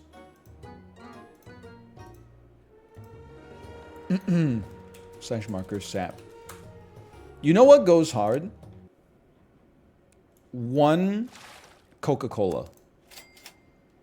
It's been a long, long time since I've purchased like a case of Coca-Cola. But every once in a while, you'll find yourself in possession of one Coca-Cola. How does that happen? Let me explain to you. 3 weeks ago, we got sushi. We didn't order any drinks. When I picked up the sushi, the lady gave me the sushi and she gave me a Coke as well. And she said, this is on the house. Sometimes Asian restaurants will be giving you like a free Coca-Cola when you order from them. It happens on DoorDash too from time to time. So I said, check it out. They gave us a Coca-Cola. We didn't crack it right there because we're not like noted Coca-Cola drinkers. So we put it in the fridge, let it simmer there for 2 weeks, 3 weeks. Wife cracked it open yesterday. She needed a little bit of refreshment. I took a little sip of it when she wasn't looking. Ooh, dude, one Coke goes kind of crazy. So like on an airplane, that's a great example. When you've been waiting for the drink cart to come back for 17 minutes because the 55-year-old man in front of you ordered like 7 cocktails in Coach. He's going to mix it himself on his little fucking tray while he watches like the worst action movie that's ever been made. Then they finally get to you and you're like, can I have a Diet Coke, please? And sometimes they go, do you want just the whole can? And you're like, oh, yes, please. Finally being rewarded for my good behavior. Not tapping the dude on the shoulder and saying, hey, dude, can you stop watching fucking Red Notice? Because it offends me. I'll be like a flexible part or whatever. Oh, man. You can just ask for the can. Yeah, but I'm not like a squeaky wheel. I'm more of like, I want the grease, but I don't want to have to squeak for it, you know? I'll take one of these real quick. Why not? Don't get me wrong. I want the grease. But I don't want to... I feel like we should be giving the quietest wheels some of the grease.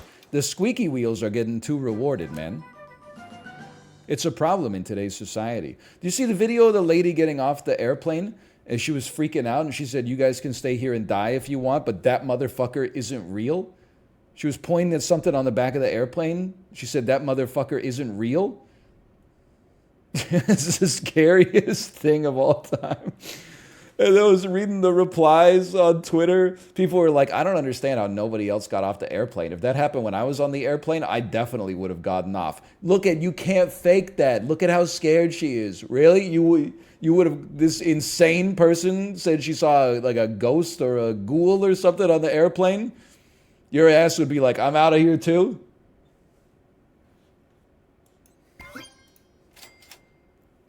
My ass will be queuing up a movie. I won't even be able to fucking watch it because halfway through, I'll get through the credits, the 17 advertisements that play before the movie actually gets to finally fucking start. And then they're like, Bienvenue d'abord Air Canada, pour votre confort et sécurité. And then I'm like, oh, wait 20 minutes for 7 different languages. The announcement is literally like, please just, stay in your seat and shut the fuck up. And then finally I get a chance to start watching my damn movie again. But for some reason, as soon as they stop the announcement, it completely resets the in-flight entertainment system.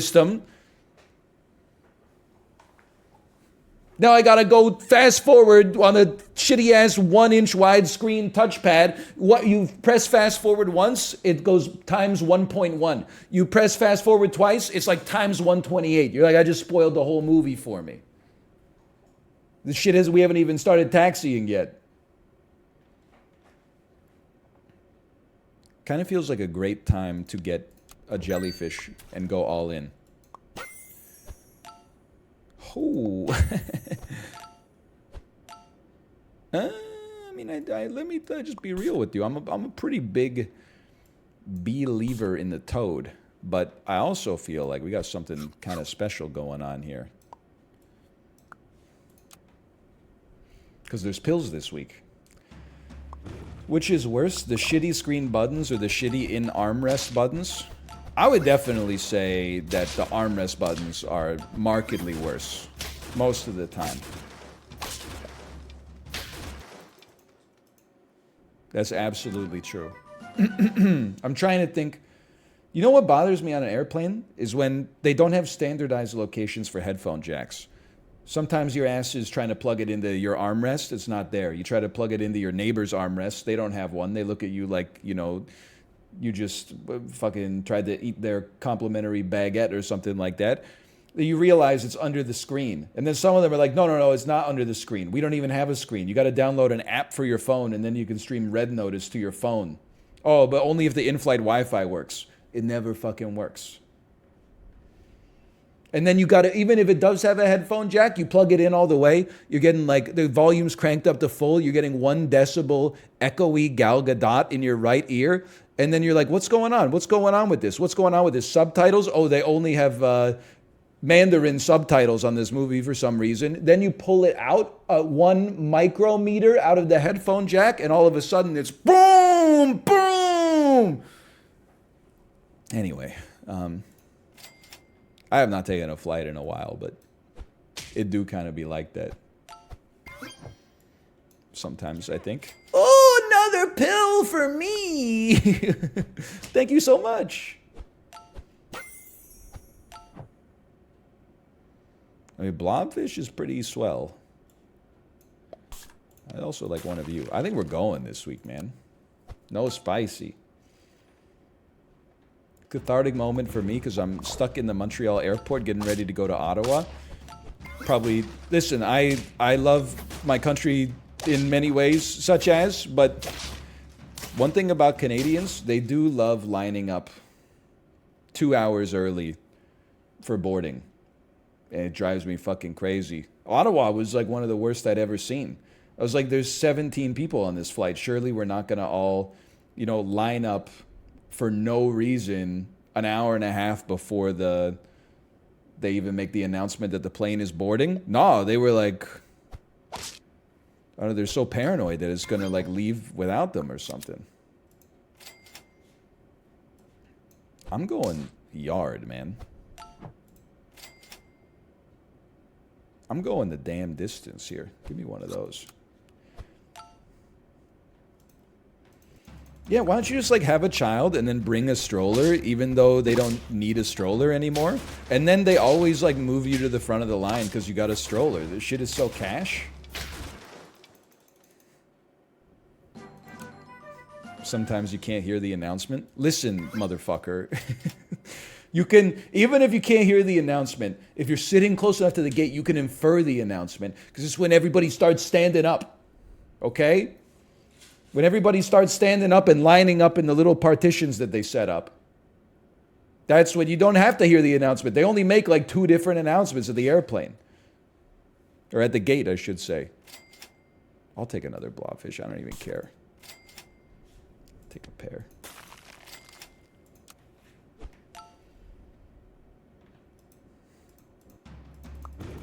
I'm always in zone 38. They honestly, sounds like they're probably moving your ass like back 1 zone for every hour that you line up early. So you should be in zone fucking 38. Maybe zone 3800.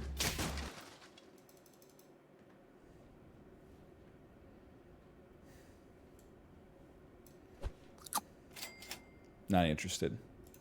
By the way, we're falling apart here. Where's my pill? It's not hard. Where's my pill? I don't want... I just told you I don't want a giraffe. Where's my pill? He's spiraling.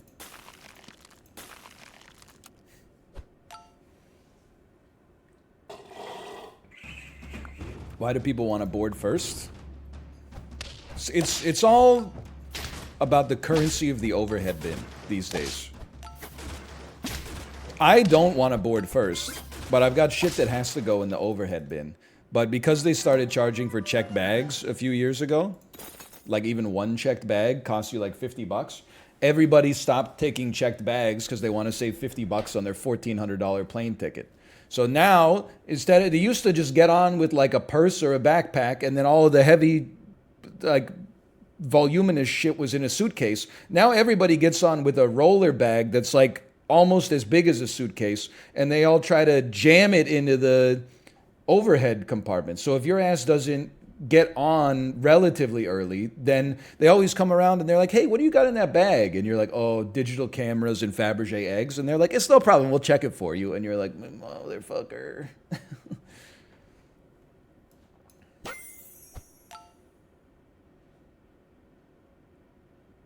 What do you even do now? Nothing. You suck. My whole team sucks. We don't want this. We want chocolate.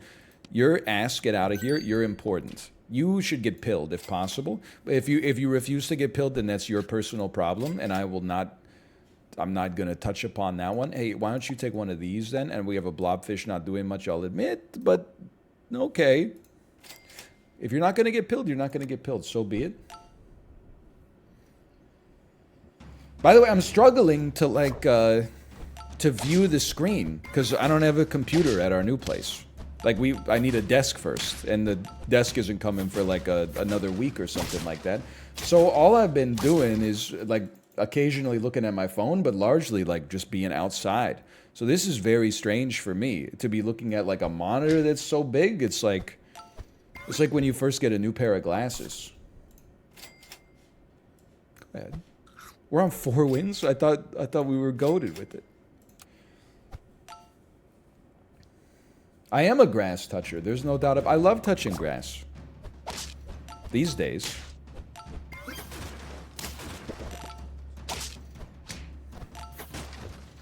I also love when the CEO of a company says, hey, we took down our website so you can touch grass, even though he tweets 15,000 times a day.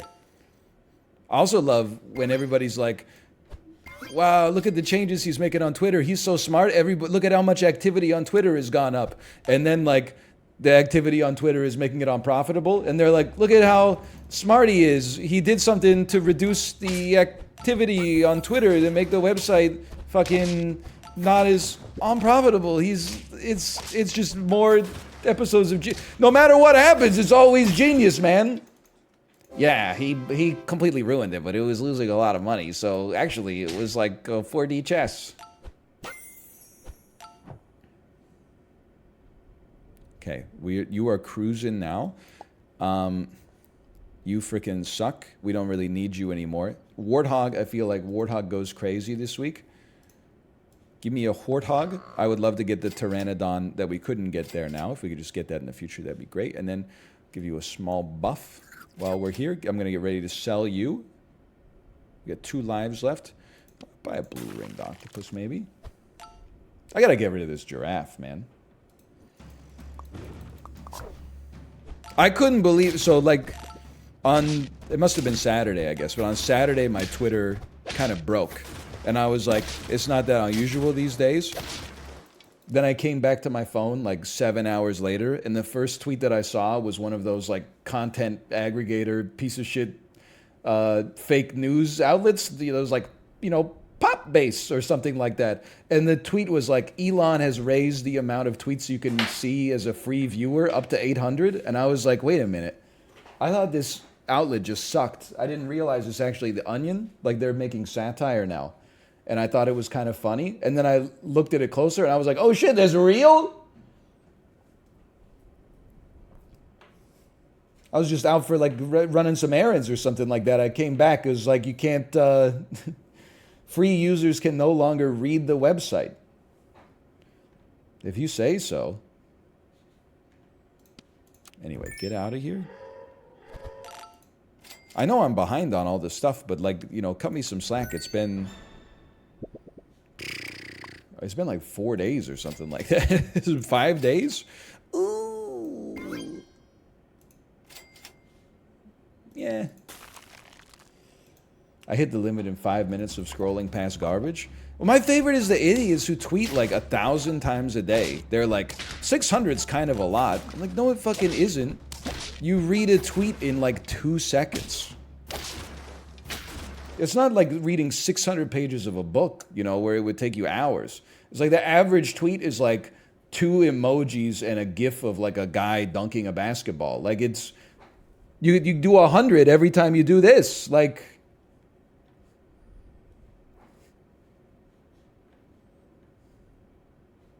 about one of these? One of these? One of these? And a melon would go crazy. There's still a chance we will not be fucking sucked this year.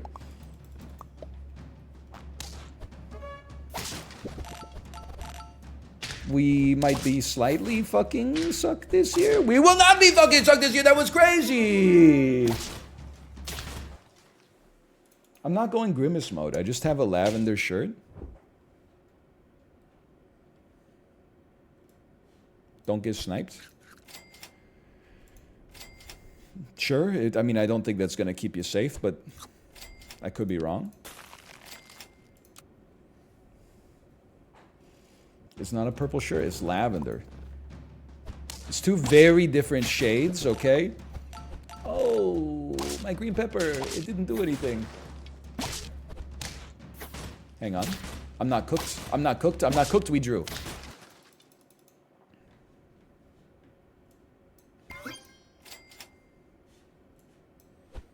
I'm even buying an apple.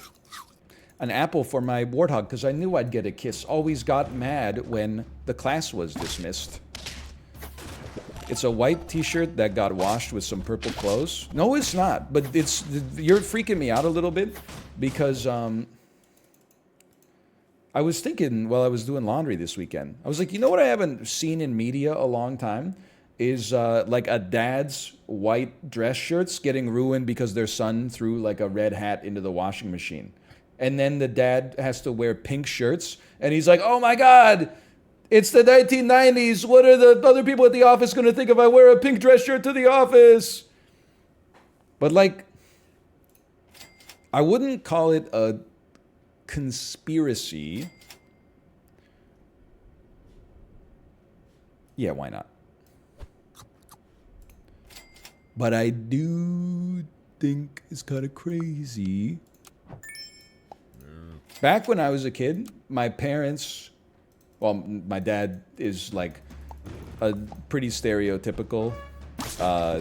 He's not a boomer. I don't know why I'm beating around the bush. He doesn't know how to use the washing machine, which is comical because anybody who's used the washing machine knows that it's literally like you press 2 buttons.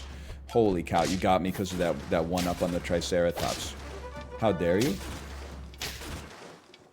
It's boomer energy, but he's more of like a Gen X. I'll take my 9 here. Anyway, but as a kid, my mom was always very diligent about separating the clothes. You know, the all white clothes all go together because you use like a bleach-based detergent that can cause the color to leach. And then multicolored clothes all go together, and then you could do it in like a cold water rinse instead. There's some things when you live on your own. I'll be like a flexible driver, I guess, like maybe a 3-wood. There's things that you'll try in college maybe, or the first time you live on your own, and you'll realize why everybody's been doing it the way that they do it. As a young adult, you're like, the world is so stupid, I got everything figured out.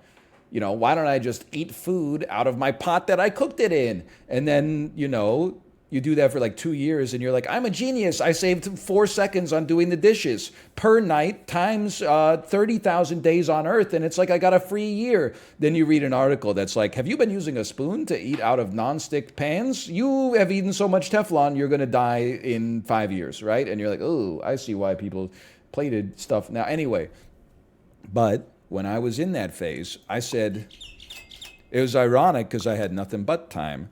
But in my head, I was like, ain't nobody got time, sure, to separate all of their laundry. I'm just throwing it all in at once with some detergent and letting it ride. And if all of my clothes turn a muddy shade of brown, then so be it. You know, that's the cost of doing business. I have maybe one time in 17 years of doing my own laundry, maybe one time I've had some bleed onto like a white shirt or something like that. And even that was probably like 2008. Like they've patched it since then. I hate this team, man. Don't give me a jellyfish. They're not even, I'm putting you on the wrong unit here. I think detergents have gotten better. That makes sense to me. I fully buy it.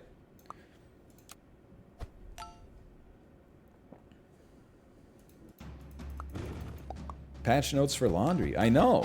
And here every time I like see a washing machine, I'm like, why is this shit so complicated? But every time I use a washing machine, I'm like, you know, these fuckers at Maytag, they got it all figured out, man. Turns out they do know what they're doing. Now, I will never download a washing machine routine from the internet and then side load it into my washing machine. Like, that seems like a step too far. I'll just push on the button that says normal and then press the button that says start.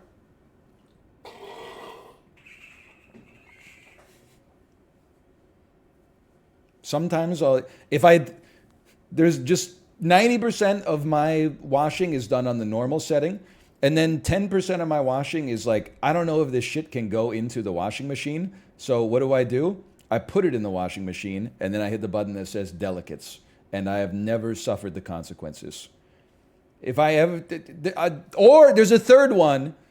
I've got some sweaters that say they're dry clean only. So I just wear that shit. And then when I take it off, I look at the tag and I go, oh shit, dry clean only. And then I just hang it back up in the closet. And I'm like, maybe once every couple of years, I'll make a run to the dry cleaner or something.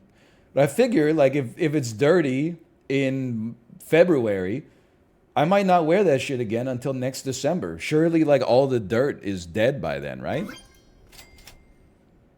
That's the driest cleaning method of all. Like eventually if there's like bacteria, they got nothing left to eat in there. I almost said alligators are ornery because they got all them teeth, but they ain't got no toothbrush. So true. This jacket is dry clean only, which means it's dirty. Mitch Hedberg. So why did I even try to get there? The master's already been.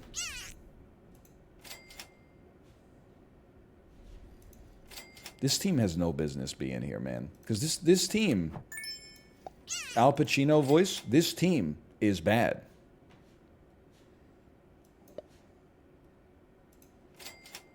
I don't even want that. It serves no purpose. I would take this maybe. I don't want to sell you though, because you're. But you kind of suck on level up now. You kind of. Yeah. Okay. We'll go stinko mode here. Something like that.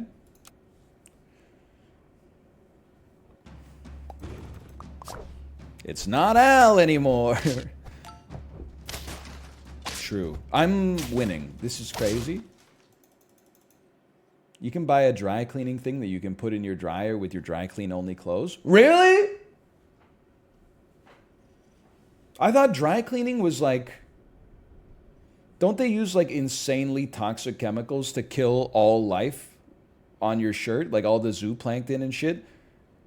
Like, isn't dry cleaning so toxic that when they sell a dry cleaner, like they have to rehabilitate the soil under the store?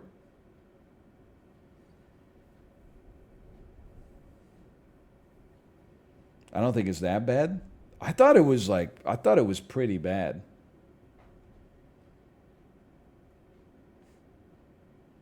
How you getting zooplankton on your shirt? I don't know. They're fucking everywhere, right? Got weird little worms that live in the sebaceous glands of our nose and stuff. I just assume like I'm covered with all sorts of creepy crawly animals and shit. Diatoms. Give me a slug. I don't think it's very good, but I don't think anything on the squad is that great right now. So I'm just happy to be here. I'm talking like Ringo Starr. I don't know why. Peace and love. Peace. It's the only Ringo Starr quote, and it's not even like a quote. It's like when how do you know someone's doing an impression of Arnold Schwarzenegger? They always go, God, get to the chopper. Hey. How do you know someone's doing an impression of Ringo Starr? They always go, peace and love, peace and love.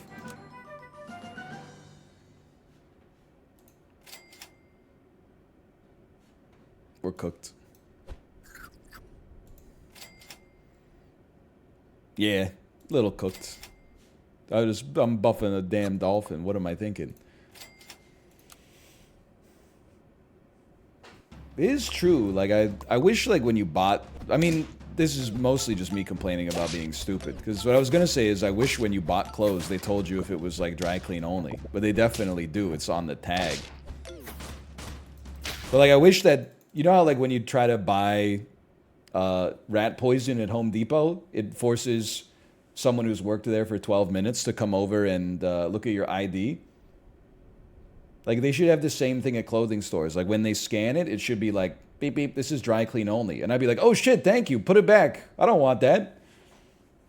It looks really nice, but realistically, I'm not ever going to clean it.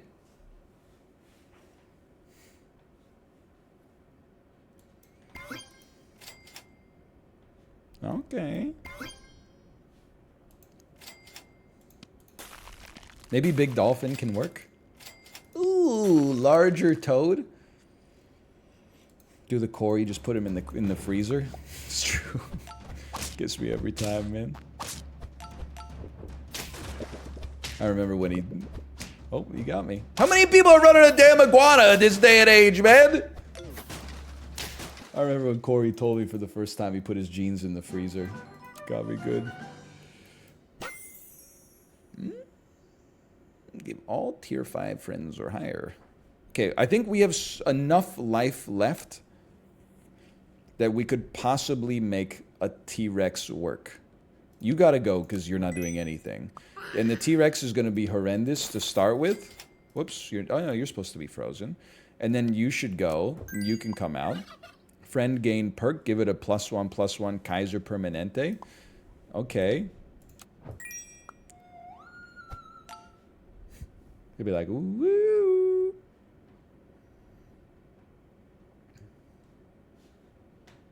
I don't think we need a level 3 toad just yet. So a cucumber is a 1/1.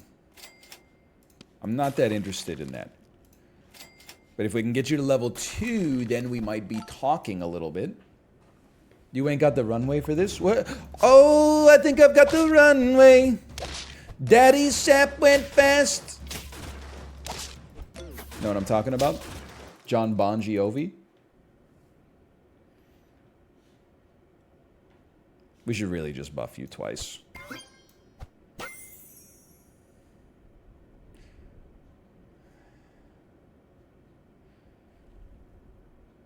You don't really work, though. You better work, bitch. You know what I'm saying? I think I've got the runway for this. Like, watch this. No? It's a song by RuPaul, right? Sachet, Shantae. I know that one. Look to the left. Look to the right. Something, something, something. Sachet, Shantae. I know all about it, brother.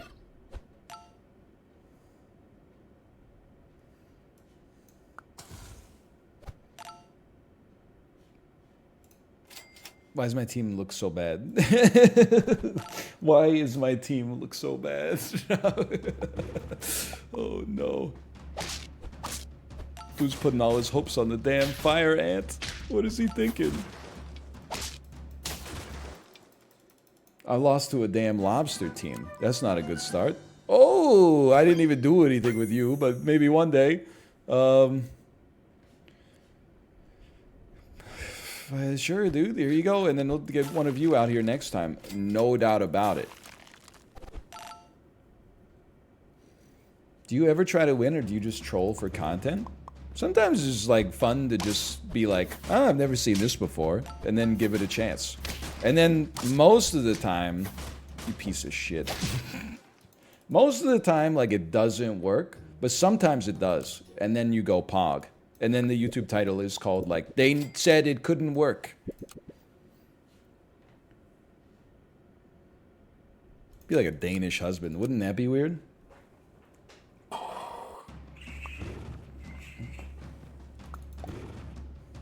It's not trolling. If I was trolling, I would say, like, why do they call the movie Everything Everywhere All at Once? When all I need to find is the power button on my remote to turn it off. That's trolling, okay?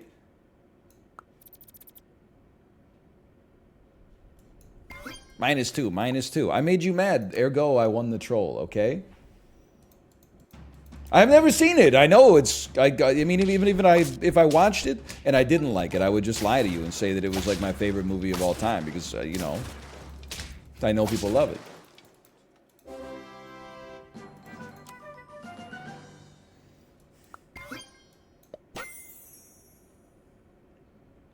I don't like my squad, man. Maybe you're okay for like a minute, and I could always sell you into something, I suppose.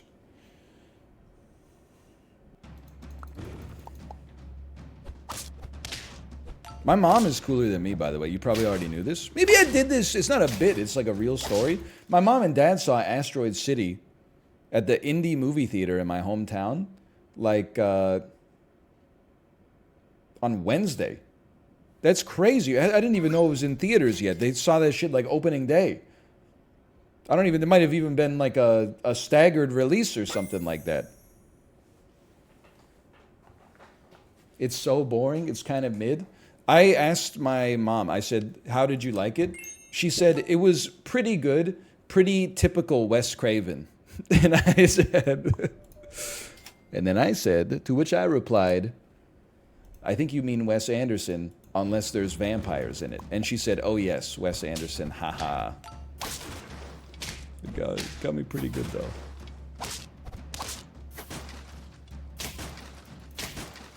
Classic Wes. Well, we're pretty good at the early game this week. It's just everything else we fucking suck at. I guess I would just sell your ass. I'm going to go a little... Like, this is a crazy way to play the game here. I'm going to go eel, and I think I'm going to try to give your ass as many stats as possible, and then we'll just figure the rest out as we go. So, no, it's not trolling. It's more like... I wouldn't call it trolling in Super Auto Pets. What I would call it is short-term thinking. I make no effort sometimes to think about where a squad is going in the future. Sometimes I'm just like, oh, look, there's some matching animals. That's not trolling. It's false advertising. What does Ja Rule say in the Fire Festival documentary? Bro, you're gonna shoot your own dolphin. Bro, you shot your own dolphin. That's cringe. Are you trolling? That's how you sound right now.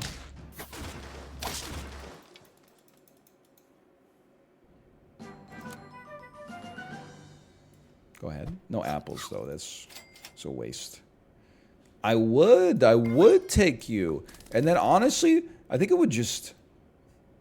Let's just make the seahorse unfuckwittable. Like, he's gonna shuffle positions, and then he's gonna push the... He's gonna push an enemy, like, they're gonna be dizzy. That's all I'm trying to say. Look at that. Now you got a fucking... Look at that. Your 1-3 iguana just got a melon.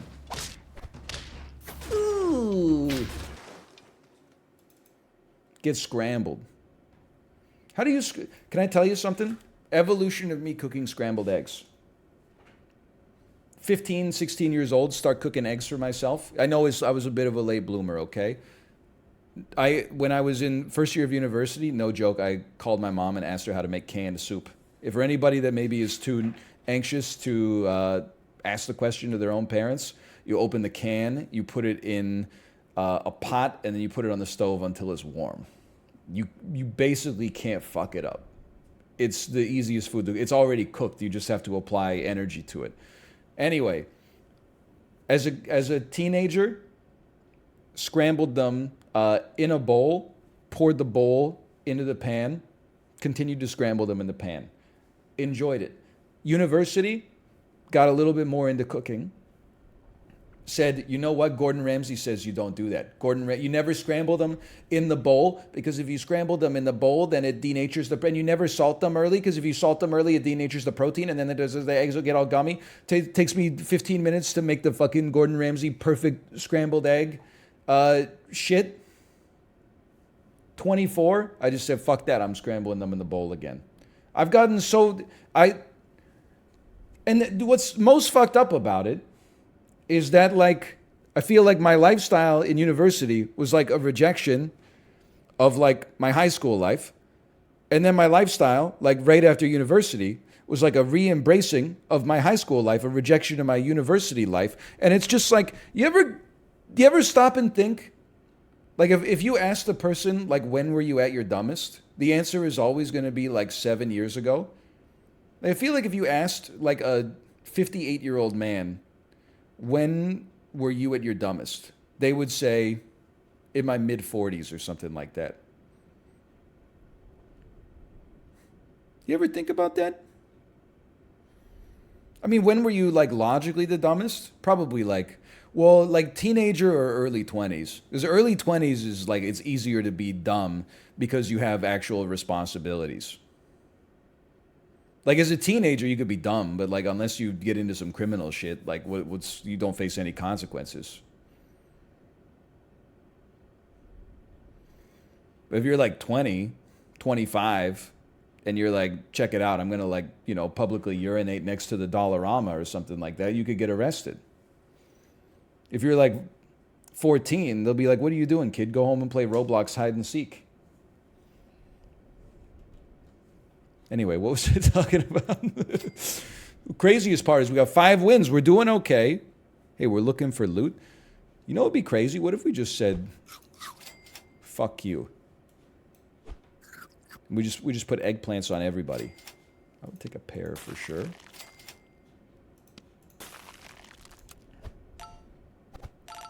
Beautiful buff. I could destroy a baby in a debate.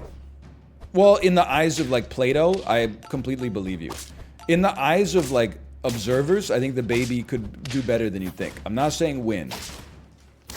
But because the baby would disrupt the argument, and it would distract you, and it would try to engage in ad hominem attacks, etc., etc.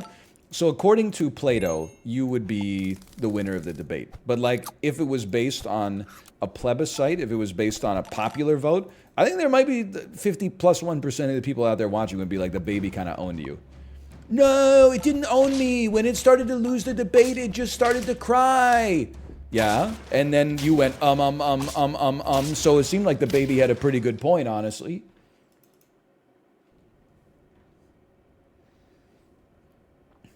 Baby gets to 273 for sure. 273, holy cow, they're taking like the 20th district of New Hampshire too. Baby clears.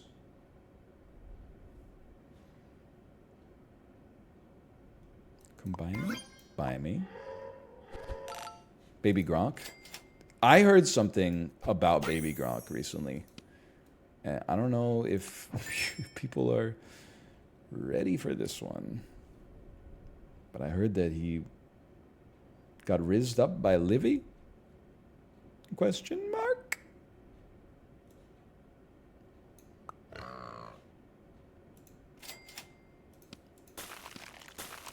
No way. I heard he might be the new Drip King. I don't know why I picture like Billy Bush saying that. Exciting news out of Idaho today. Baby Gronk just became the new Drip King. That's right, formerly the new Riz King has added a new title to his superlative collection. Take us away.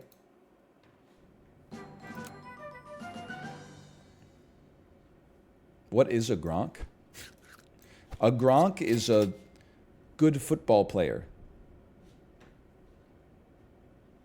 This is all ass? Or is it? It's not that ass. It's just slightly ass. It's not even that ass.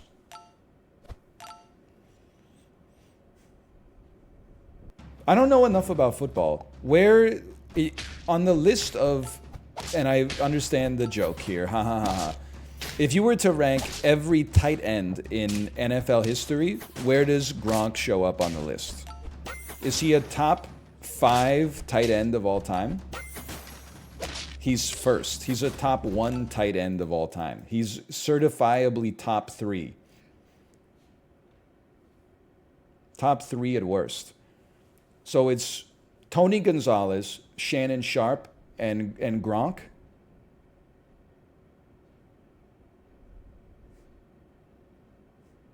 You forgot about Travis Kelce? That's because I don't know who Travis Kelce is. Antonio Gates. I know who Antonio Gates is. Yeah. Gonzalez, Kelce, and Gronk. It's crazy that I got 2 of those. What about Jason Witten? Is Jason Witten up there? I heard he recently got rizzed up by Troy Aikman.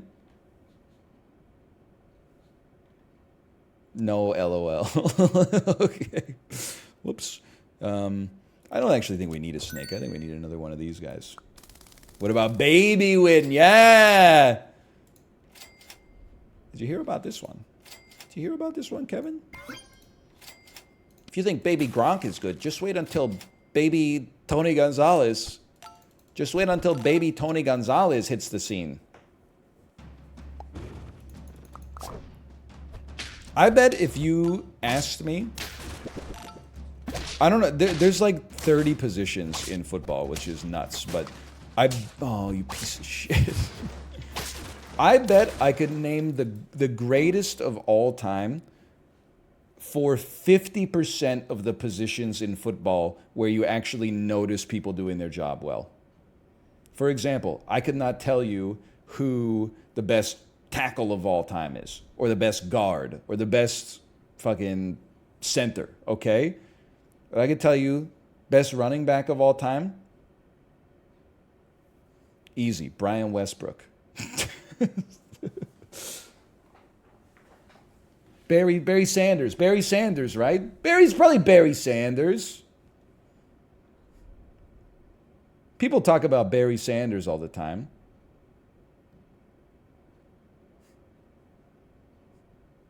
Apollo's going to react to this clip. Apollo's going to be like, oh, it's Ben Roethlisberger. It's Ben Roethlisberger.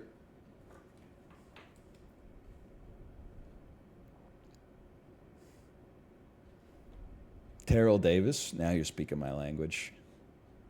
English. Come on. 1 life left, dude. I thought we were cooking on this run. Gotta call my mom, figure out how you cook a 10-piece. Wide receiver. It's Jerry Rice, brother. Jerry Rice and Nidus' dog football. You think I don't recognize a gaming legend?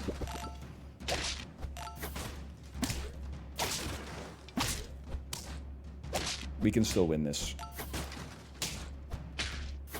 Oh, we still won this. Yes, sir, you got it. Okay, okay.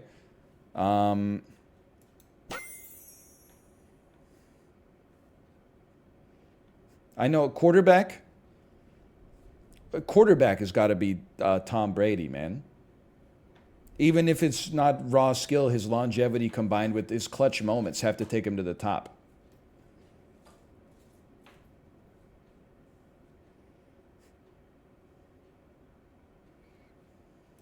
Just ChatGPT answer.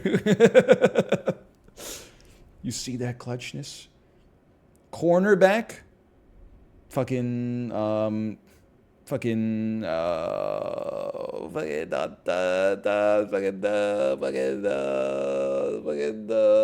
Hall. I don't know. Champ Bailey. That's who I was trying to think of. Champ Bailey.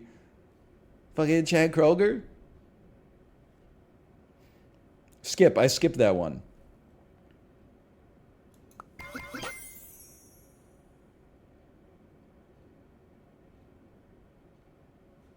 I'll take a Pteranodon briefly.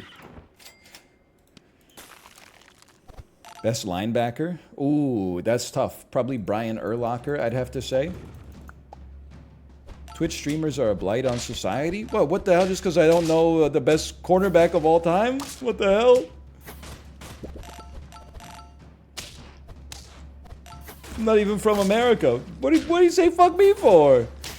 Peace! Oh. Yeah, most of my knowledge in football comes from Madden and ESPN NFL football. Best kicker in the game? Well, you know, here's the thing, is like you got to go Vinatieri just for the clutch factor, but Vanderjagt actually has better stats. In particular, if you got your accuracy honed in, like on the A button press, then Vanderjagt's superior power allows him to hit an extra couple of yards, so...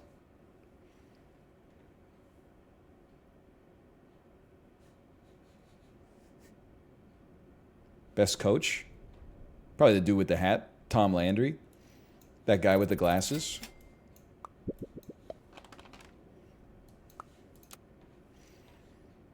I'll be like a sandwiched feet. Like a 12-inch one from Subway. +2. Oh, it's the guy with the glasses. Just saying the expression, the guy with the glasses, is so funny.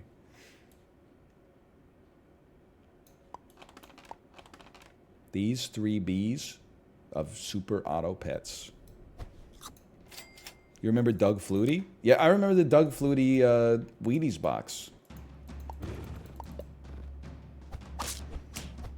Has anyone here actually consumed Wheaties? Stop it! No! I feel like as a kid, I had like imposter syndromes with Wheaties.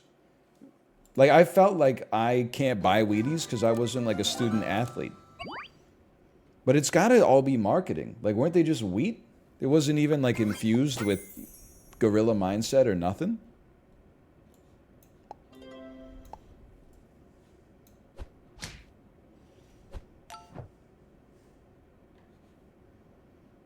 That's a pretty strong lad here. There's moths, so run some anti-moth protection at the front. There you go.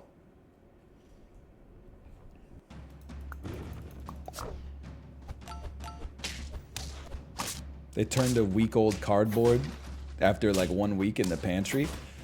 I'm not defending Wheaties because, again, I've never consumed them.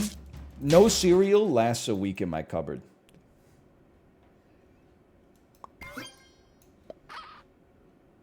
It's never happened. I guess if I bought like more cereals, like they could, but I just eat a lot of cereal, man.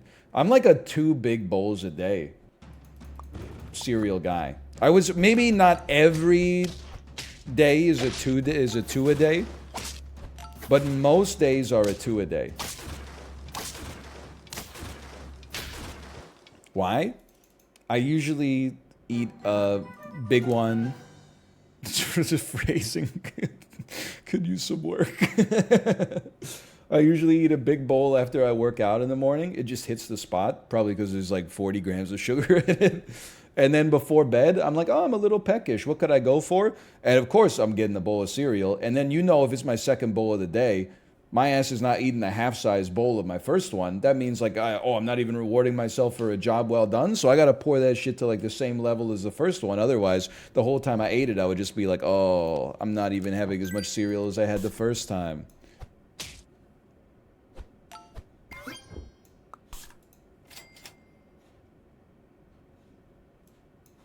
This is good stuff, man.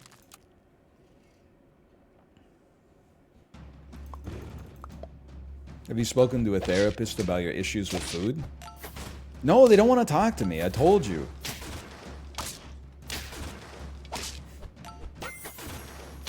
I don't even need the garlic. Joke's on you. And it's like, it makes people upset, but it's not like I even have like multiple cereals in the rotation. I'm literally just a straight up, like, I'm a Vector guy. I just eat Vector. It pisses me off because then people go, what the fuck is Vector? And I'm like, Americans don't know Vector? It's pretty good. It's like, I'm not saying it's good for you, but it's a cereal that's marketed as being better for you, and it tastes good. Like, I used, as an aspiring Marvel superhero in high school, I used to eat Kashi Go Lean Crunch, but I think the shit did like permanent damage to my teeth. Like I don't know where that shit is on the Mohs scale of hardness, but it's got to be like above eating diamonds. But it actually is like damaging for your teeth. So now I eat Vector instead. It's because you're supposed to put milk on it. Dude, you should put the fucking milk in the box, okay?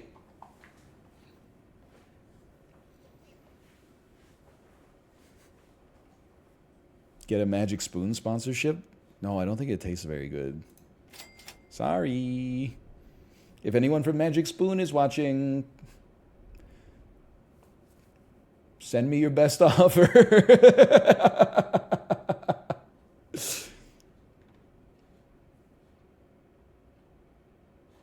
Why not? I am open to changing my opinion. If you pass me a big sack of money with the $sign painted on it. They do call Vector a meal replacement, which is very funny to me, because it's like, it's not really like a meal replacement. It's like I'm eating it as like a meal. It's like if you ate lunch and they were like, just so you know, this sandwich is like a meal replacement. I'm like, I know. It's replacing my hunger with food. Like it's just a little confusing, I guess, is all I'm trying to say. You gotta go. I think the fire ant can do something this week, man. Call me crazy.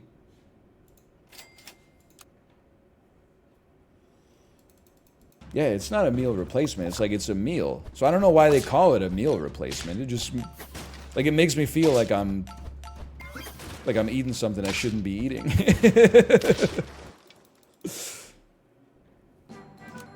2 lives left. Not good.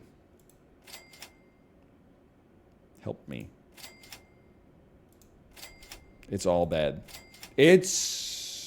You're basically useless. Okay, good point. How about a good unit? That's a good unit right there. 2 lives left. Give me a sick buff. What happens when you faint? Give attack to a random friend. Okay, fine.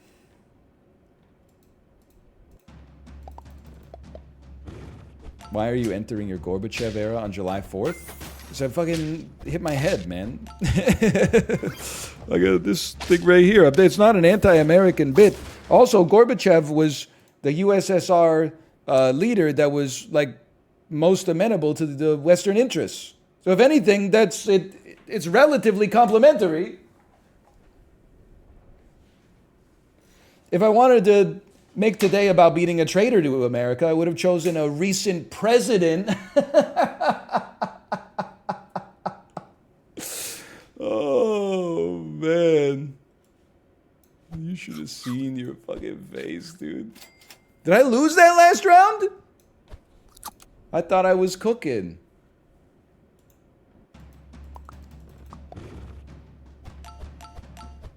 Who, though? You know. Just think about it for a minute. I got 4 wins on this one. No, thank you. No, thank you. Gerald Ford. Unironically, kind of, though. Dude becomes the president. First thing he does is play the Uno reverse card on the legal repercussions for Richard Nixon. Like, come on, man.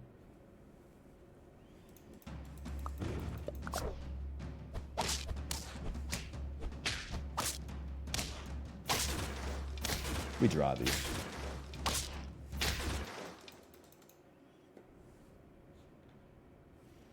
Did the shit that Richard Nixon did, was it actually that bad? Because Frank Langella is very charismatic as Richard Nixon in Frost v. Nixon. Like, I think he won Best Oscar. Yeah? He was just goofing around. Well, wasn't like one of the worst things a person's ever done?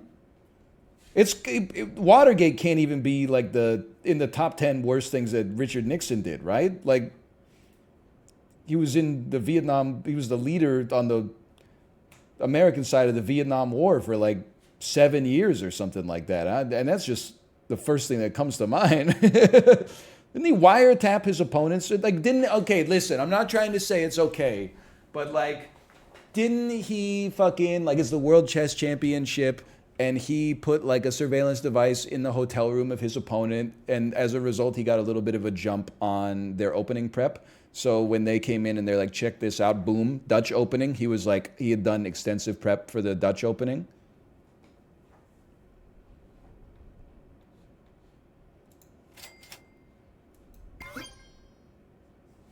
He loved wiretapping. I'm not saying that that's good. All I'm saying is it that bad? Relative to some other things that presidents could have done and have also definitely done.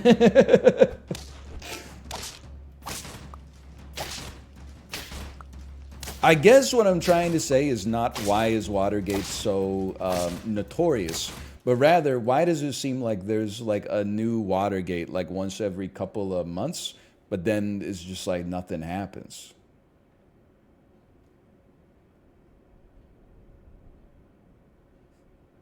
You know what I mean? Like after Watergate, that dude had the exfil. You ever see he was on the White House lawn going like this, peace and love, peace and love. I know I was like a driving force for the war, but peace and love, everybody, peace and love. And then he took a helicopter out.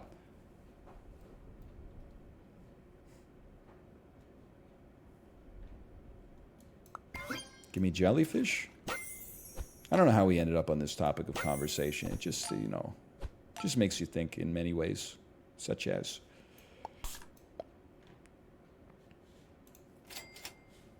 Nah.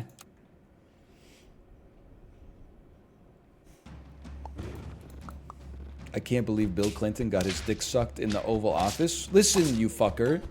He didn't inhale, okay? Isn't that enough for you? Or when are you gonna let it go, okay? It's been 10 years.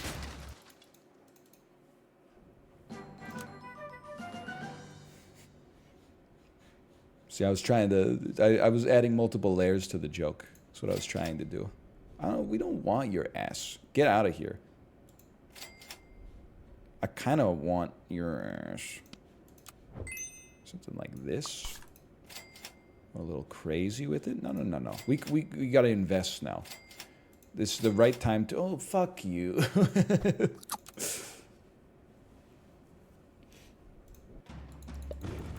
It's kind of crazy Watergate was 10 years ago. I know, right? And, like, I'm so old, I get fucking Watergate confused with Ocean Gate. Am I right, Kevin? Did you hear about this one? I don't know. I'm just spitballing. Anyway. -2? That came to me in a flash of genius, man. I am getting old, though. This is such a segue into, like, my type 5. I am getting old, though. You know you're getting old when you start to think it's crazy that historical events happen in your lifetime. It's fucking insane to me that I was alive when the Berlin Wall fell down. That just doesn't sound right, quite frankly. My ass was, when I took my first breath on planet Earth, the USSR was still a country. That can't be right. That just doesn't seem sensible. Okay, question mark? Well, I'm not trying to say like it makes me special. I'm just saying it, like I'm so old that I'm starting to doubt like my own birth year because I'm like, that sounds like too long ago. Hey, Steven Seagal official, thanks for the gifted subscriptions. Thank you. Big fan of some of your work. Under Siege, maybe?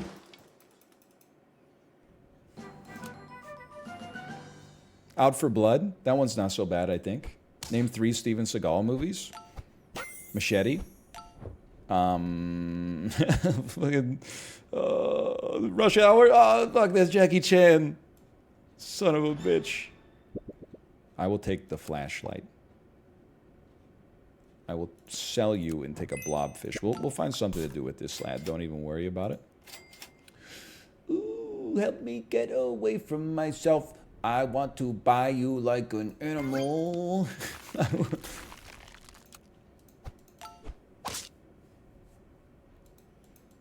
We hate Jackie Chan now.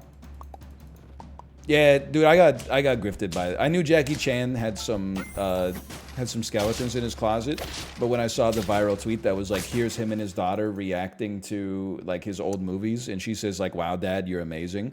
It, you know, almost got me to cry a little bit, and then like a minute later, the community note popped up that was like, actually, Jackie Chan, this is an actress from a movie that Jackie Chan was in. Jackie Chan is estranged from his daughter because she's a lesbian, and he told her he never wants to see her ever again. And I was like, what?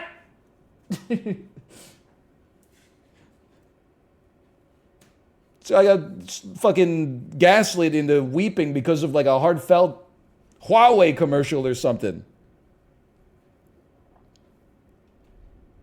Makes me sick. I can't believe I'm doing this. This can't be the right chain of events here. Fire ant cannot work. You know it, I know it. It can't work. Oh, but large jelly. Ah! Ooh. Thoughts on Jackie Chan not actually doing his own stunts? What? What are you talking about? Pump the brakes, kid. That man's a national treasure. Well, that's Nicolas Cage, but still. Not true, not true. Dude, he must have done his own stunts. I saw him fucking falling through the through the awnings on top of the stores and shit like that, and fucking using an umbrella to grab onto the bus. That's Jackie Chan, bro. Who's gonna be Jackie Chan's stunt double?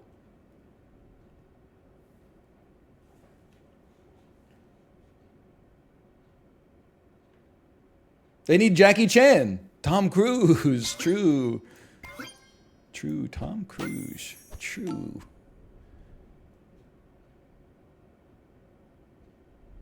I don't know. Fucking. This could work, man. Oh, no, it can't. Yeah, it could. It could. It fucking could.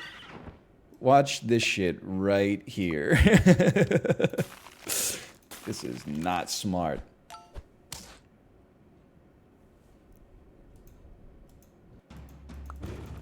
Come on, come on. Watch this. Then you go twice because of the pteranodon, and then the jellyfish gets pogged? Hey. Oh! I'm unlethal too! 2 wins with a level 3 jellyfish?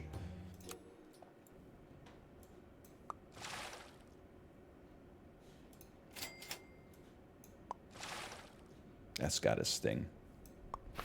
How much mold do you think you've eaten in your life? Probably a lot. It kind of, that'll be a sour banana. It kind of fucks me up to think about that. Like, all food is like constantly decaying. It's not like I'm sorry if this fucks with your brain, because it fucked with my brain a little bit. But it's not like there is like a food that's unspoiled and then like a food that's spoiled. It's a continuous gradient from like fresh to spoiled, and you just choose at some point like, no, that's too far.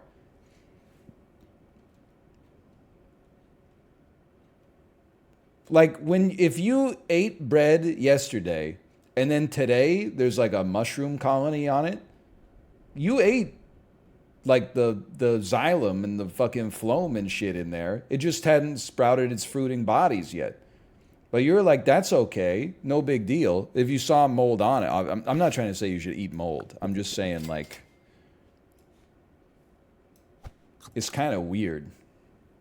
Like, I had been deluding myself into thinking like I'm eating food that is like, it's moldless. But actually, there's just an imperceptible amount of mold. Or fucking bugs or whatever.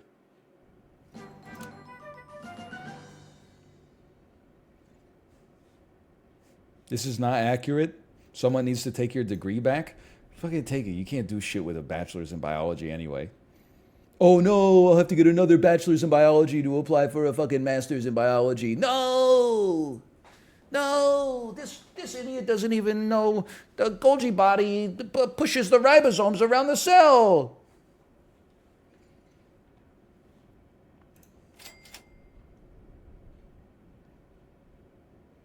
What about a worm? We haven't really run a worm here.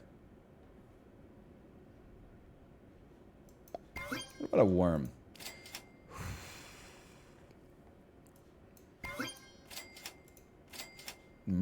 Okay, okay. Bulgogi body? I wish, brother. Or do I? I don't know. Doesn't seem like it's that bad for you. I mean, on the one hand, it's meat, but on the other hand, it's just meat. I don't know. Level 3 worm! Level 2 worm, I mean!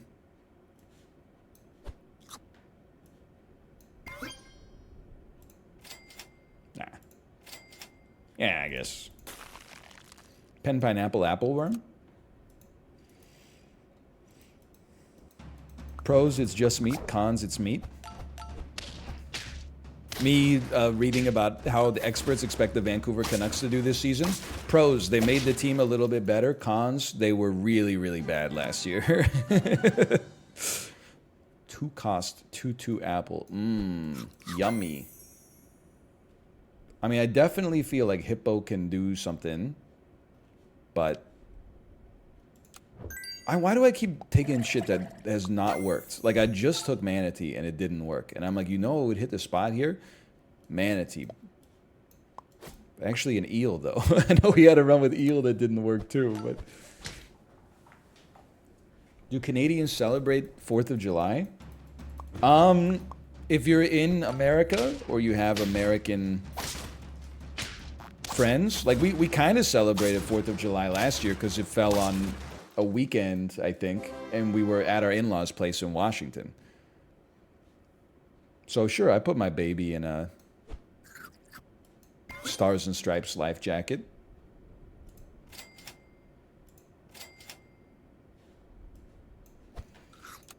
Trader? I celebrated Canada today too. I told you I listened to Underwhelmed by Sloan. I know I shouldn't bring this up because I just like, I mean, it's an own goal. But I really just don't like fireworks. And I know you're probably gonna say like, oh yeah, because it like triggers PTSD and also like dogs hate it. No, I just don't like them.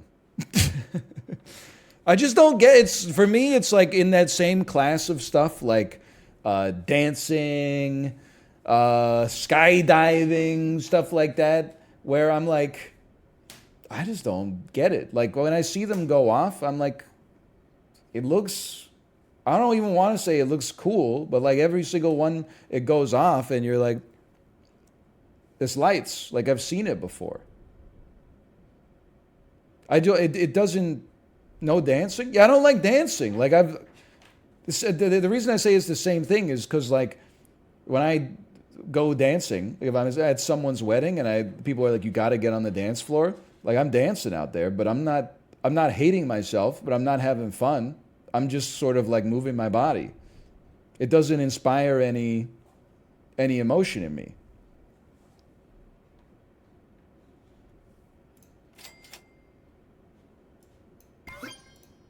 You need to be hammered? I've been hammered. There's just something about it. Like I don't know. Like eating a hot dog inspires joy within me. Eating a hamburger. And also some things that are not eating, but we don't need to talk about them here. But like fireworks, just never really struck me. Like I would, if you said, hey, you could either like eat a hot dog or see fireworks tonight, I would already be like, oh, sorry, what'd you say? I would be eating the hot dog that fast. And I'm not even that into hot dogs. Like I'm just sort of like okay with hot dogs.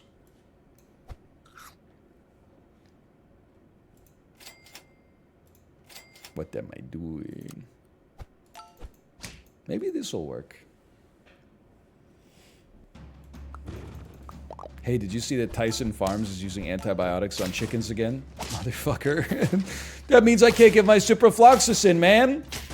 Oh, we won!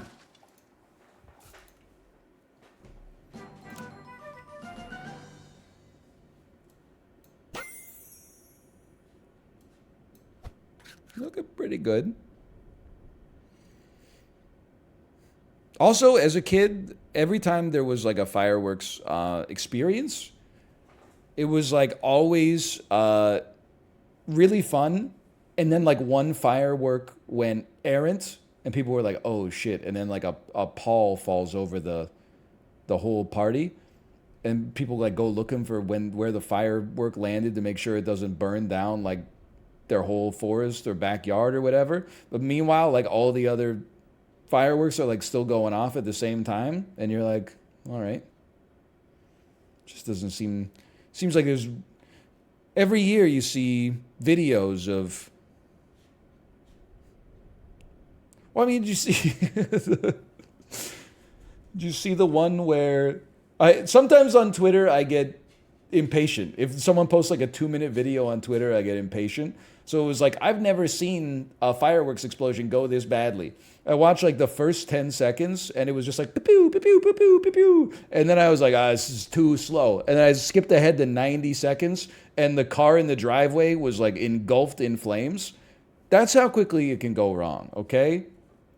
I'm not trying to say that you can't use fireworks safely. I'm just saying, like, for me, it's not fun enough to compensate for the potential danger level.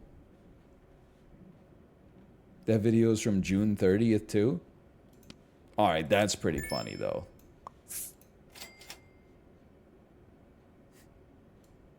What am I doing? I don't know. What am I doing here, man? Maybe you should move to the back after you get caught once. I don't know. Sure.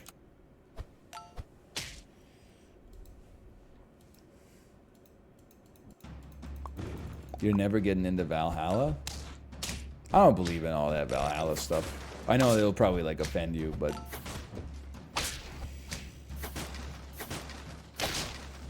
like when I returned that lady's phone to her,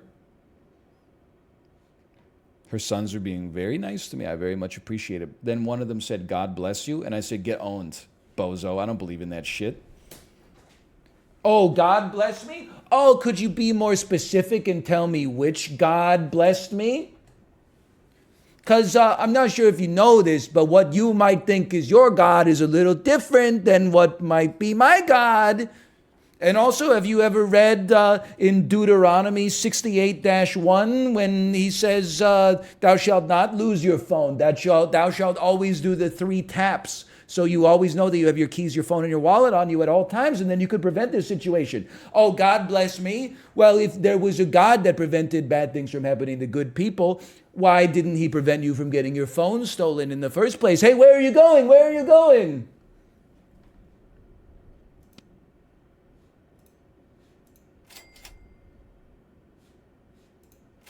I need like some fucking good food, man. Let's get some fucking French toast.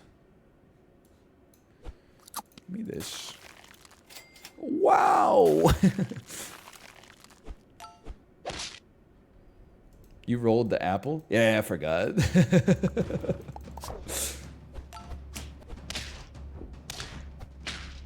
I noticed that too, unfortunately. Hang on, though. I'm cooking.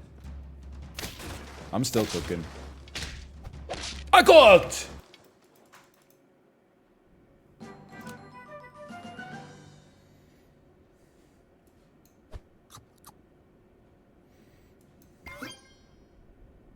Go for it. Freeze me. Stop trying to freeze me and freeze me. This is a 10-piece if I've ever seen one. What's the iguana doing? I don't know, man. He's just fucking... He's just living life, man. You got a problem? I feel bad for you, son. What a shot. I'm crazy? He's a legend. Corey, take your glasses off. Now. Why not? You know, Macros, you know the next line. You know the next line. Go ahead. They're famous. Exactly. You know what? I would take a free pet. And then I'll take a free turtle. I'll fucking sell your ass and buy the turtle. Rip to you. Ooh, buy the turtle, you get the melon for free. Is Macros in the room with us right now? He's probably not. Maybe he's in here with Chatterino, but he's probably watching Corey play BattleBit Remastered or something. This is my guess. I take no offense to it. Let me put it this way. I don't take offense to him watching Corey. I might take a little offense to him watching BattleBit. Certainly, there's nothing to do with Corey, though. So you're freaking maxed, brother. Go ahead. Hey, sister, soul sister. Gotta get that buff, sister. Do you guys like Lady Marmalade? Not really? Yeah, it's not that good, is it? It's a good team. I gotta give you credit for the goodness of your squad. Pretty good looking squad there. It's an amazing song. I don't really like it all that much.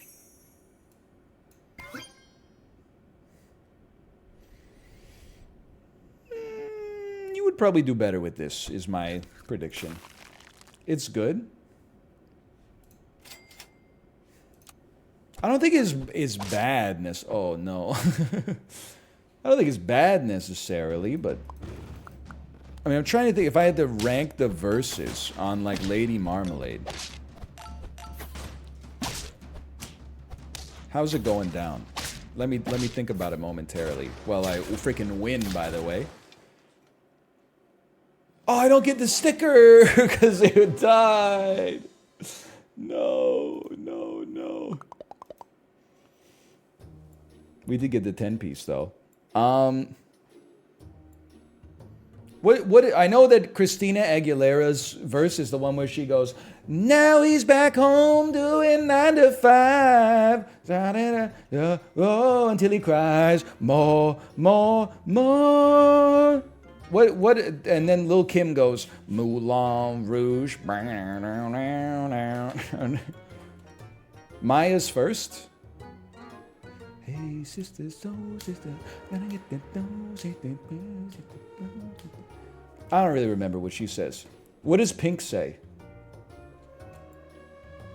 4 badass chicks from the Moulin Rouge. That's so true. Who says, "Why spend mine when I could spend yours"?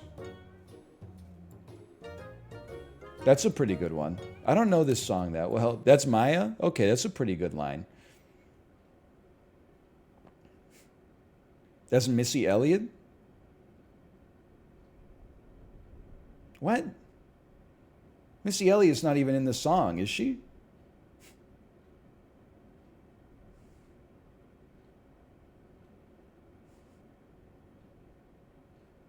Missy's the MC, she doesn't rap?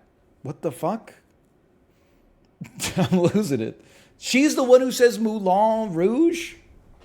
I do seem to have an image of her in my head saying Moulin Rouge. What's the worst Destiny's Child lyric of all time?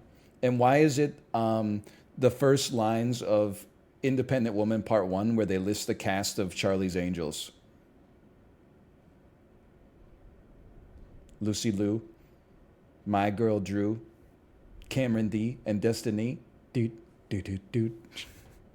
Dude, dude, dude, dude. It's kind of a bop, though, in so many ways, such as, I want to abandon this game. This game's got no chance, man.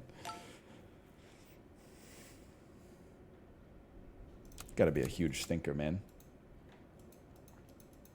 Worst lyrics have to belong to Survivor?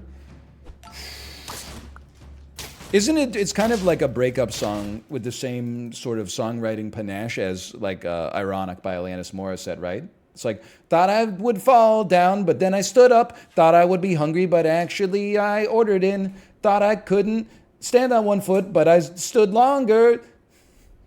Thought I couldn't heat my house, but I grew hotter. Like, it's like the whole song is just like, you thought, oh, you thought X? Think again.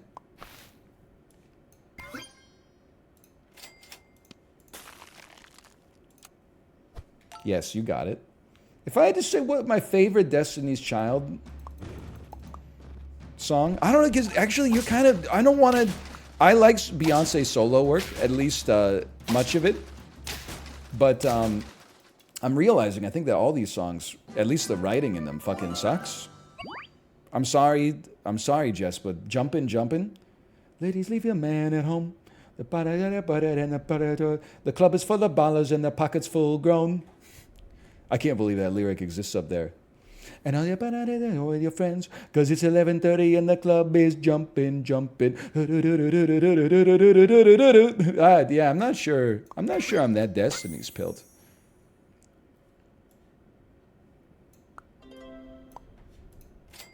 Beyonce's very talented though, no doubt about that. I don't want to sell you. No. Wait, we got 10 Piece with the Worm last time. I did see Anthony Fantano tweet, "What's the best pop album of all time?" And I was trying to think. That's a tough question, man. I don't know what a lot of people said. It's an honor, by the way, to defeat Empty the Cup. Thank you. A lot of people were saying Songs from the Big Chair by Tears for Fears. I didn't actually know that album was like incredibly well respected. I thought I was the only motherfucker who was rocking to that in 2023. But Purple Rain is one that didn't pop to my mind, but I saw a lot of people posting Purple Rain, and I was like, oh shit.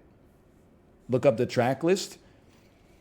I think there's a case to be made that Let's Go Crazy might actually be like the best track one of any album of all time. John Cusack definitely missed when he asked Jack Black to name top 5 track ones of all time in high fidelity, and he didn't name Let's Go Crazy by Prince.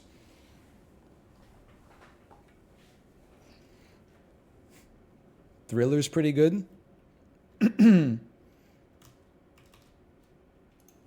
Thriller track list. Oh, this is supposed to be like a good album or something? Every single song on Wikipedia has a blue link. This is how you know your album is popular at the very least. Wanna Be Starting Something, mid. Baby Be Mine, mid. The Girl Is Mine with Paul McCartney, literally who? Thriller, oh, a self-titled track, how original. Beat It, Van Halen is the only reason that that track was any good. Billie Jean, doesn't even make sense. If she's not your lover, why does she think that the kid is your son? Human Nature, whatever. I don't fucking. I'm out of here. I can't keep the momentum going.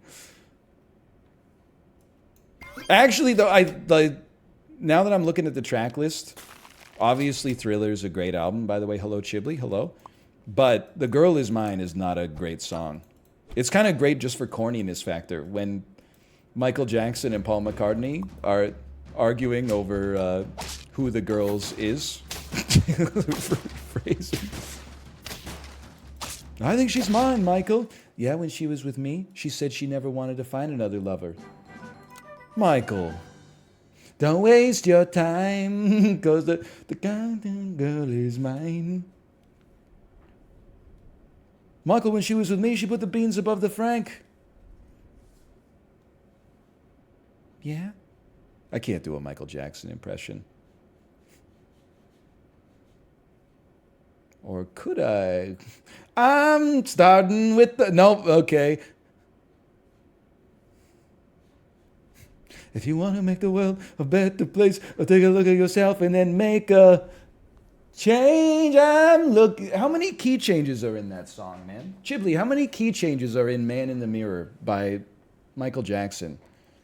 I feel like there's like 4 key changes and a few dramatic pauses as well. 7. He's right. Chiblee knows everything about music. Written by artists who have a self-titled or an autobiographical memoir called Crying in H Mart. What am I doing? I have not been really focusing on the game too much. Did I really just sell a 4-4 unit with meat to buy a second Bluebird? Like, what's wrong with me? I'm leveling an iguana. Grandstand. Could you beat Chiblee in a fight? I think part of being like a mature adult is like not answering questions like that.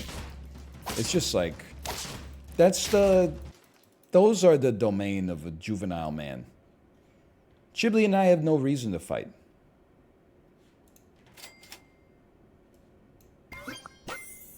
The spirit of being a man is not getting into fights. It's recognizing that you could win the fight, but there's no reason to embarrass your friend by getting involved. Can't believe I'm calling Big Iguana. You made a tier list of what celebrities you could fight? Yeah, but they're not friends of mine. And realistically, I'm never going to fight Casey Affleck. Although, like, a lot of people probably wish that I fucking would these days. Am I right? Or something? I don't know. Did he get canceled? I was just making a guess. I don't know, man. We got nothing. Yes, he did. Let's go! The joke makes sense!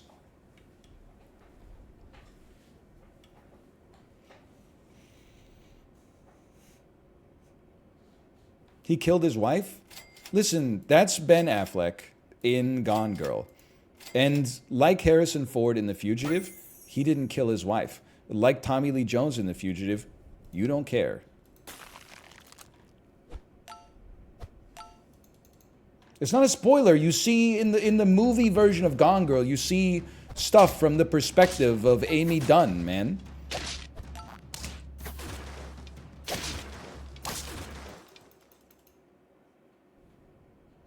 It's in the TBS commercial. Sir, I don't think there is such a thing as a triple entendre. Pill me. Pill me, you piece. Pill me. Now that I got the pill, I don't know what to do with it. Am I forgetting the story of Gone Girl? Well, would you like me to go over the plot for you? It's pretty self-explanatory. Jamie Lee Curtis plays a straight-laced mother of a teenage hellion played by Lindsay Lohan. Lindsay Lohan hates her mom because fucking her mom doesn't let her play her electric guitar, which she needs to do to practice for the Battle of the Bands. But then they, like, a bolt of lightning strikes them when they're both on the telephone or something like that. So they both swap brains. So the mom's brain is in the daughter's body and the daughter's brain is in the mom's body. And then Lindsay Lohan is like, oh, fuck, I'm going to lose the Battle of the Bands. But then she doesn't realize that her mom grew up in the fucking 80s. So she was shredding it. She was going, let's go crazy, doodly-doo-doo-doo. Never going to let the elevator break us down, hi-ho, let's go, you know? It is a Freaky Friday. Wild on, wild on. Now that's a good song. Wild on is that's a good fucking song. Does Ben Affleck kill his wife? No, fucking nobody kills his wife. She's just gone. It's not called Dead Girl. Shit would be like Twin Peaks or something like that. It's just, she's just gone. Like, she got better. A couple people didn't, though. Neil Patrick Harris. Should take this. Sure.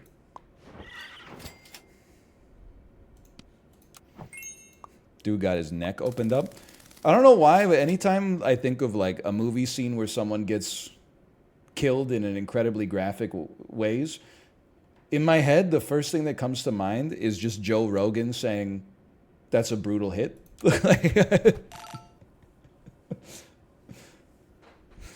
Oh! That's a devastating Chardonnay slit from Amy Dunn.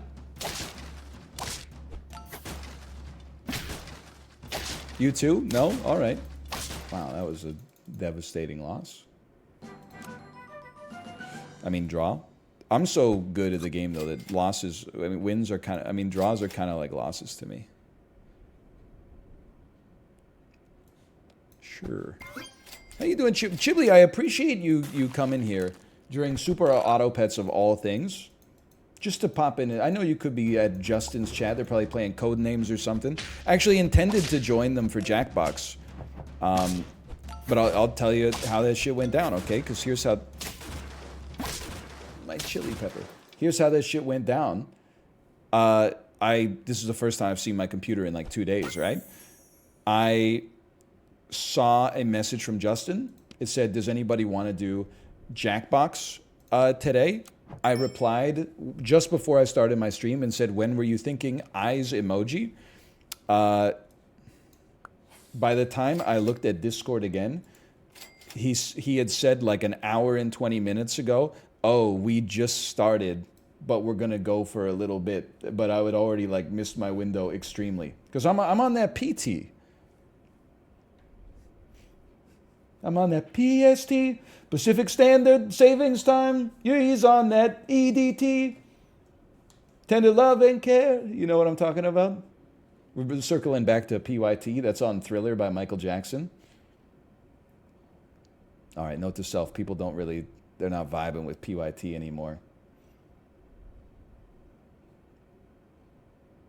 Mid-album, great song. So true, so true. Well, no, great album, mid-song. Great album, great song. I'm giving you a melon. I know that doesn't make any sense.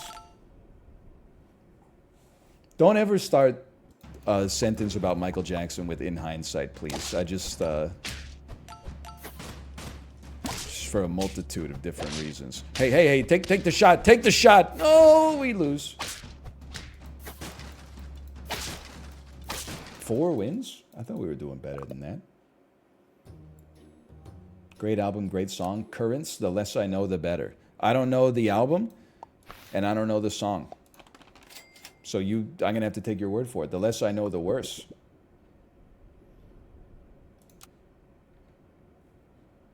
I'll be a slippery swimmer. That's Tame Impala. Tame Impala, I only know the one that goes, seasons change, And I do some, not to some do. That's all I got. That's Future Islands.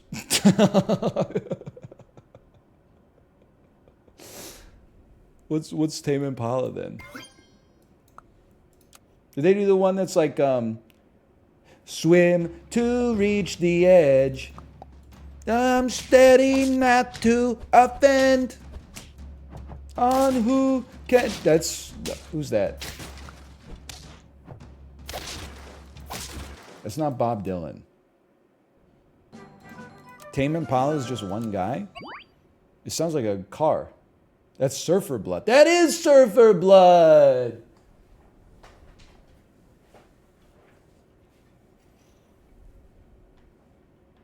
I don't know what the fuck I'm doing, man. I think I'm buying the apple again. It's the only thing that works this week. Double sell in the worm, give me an apple, and then give me something to shoot, but then also give me something to buff. How about one of these? You never know. Maybe. No. Nerp. Not interested anymore. If you were a dog, what type would you be? Great question. I feel like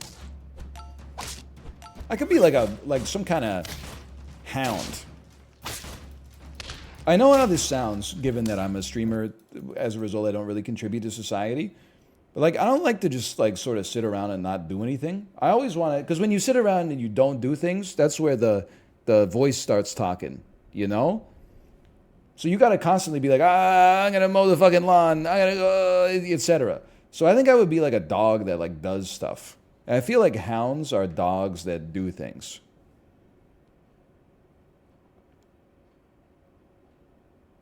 And I was going to say German Shepherd, but then they only work for like the police, right? And I knew chat was going to cancel me for that. So instead I said hound because I'm pretty sure that they work for like private detectives who are trying to find like missing persons and stuff like that, which is much more based, I think. So true. I've been doing this a long time. It's hard to sneak one like that by me, okay? Also, we win these.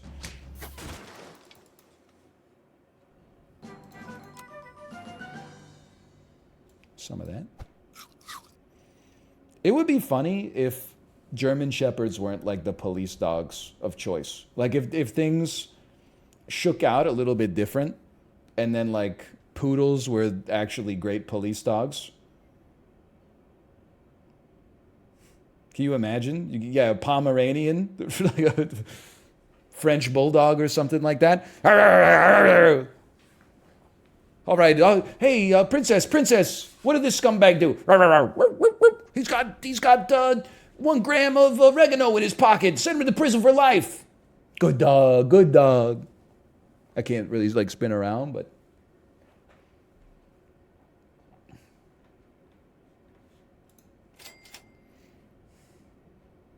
Anyway.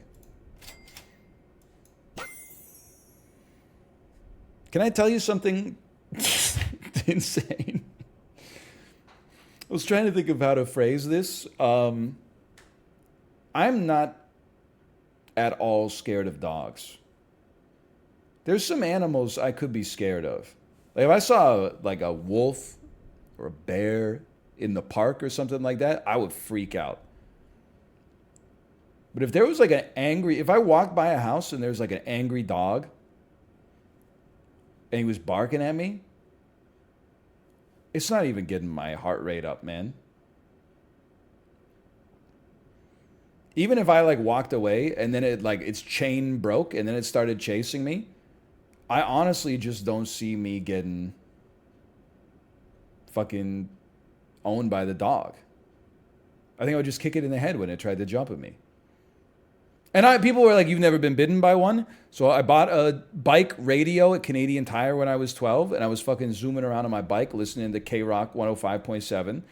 And I rode by my neighbor's house, which was like a kilometer away because we lived in the country, and their dog was going like, ruff, ruff, ruff, ruff, ruff, ruff, ruff. It was like so mad at me. And then when I rode my bike back, because I had to go back to get to my house, the dog started fucking chasing me, and I was like, ah, ah, and then he jumped up and he bit me on the hip. And I got back to my parents' house. My parents were there. My grandparents were there. And I was like, hey, Grandma, a dog bit me on the hip when I was riding my bike. And they were like, oh, shit. And I was like, it's not that big of a deal. Like, it drew a little blood, but it's not that big of a deal. Then my grandma was like, it's a big deal. Then my mom and dad came home from the grocery store and fucking flipped out. And I had to go to the hospital and get a tetanus shot. Anyway, I don't think the dog got put down, for the record. But you might say, well, then, like, that dog beat you. No, I let the dog beat me. Even as, like, a 12-year-old, I think I could have taken the fucking dog. I just didn't want to beat the dog to death in front of its owner. I said, whatever, you bit me, I'm going to be the bigger man and pedal away.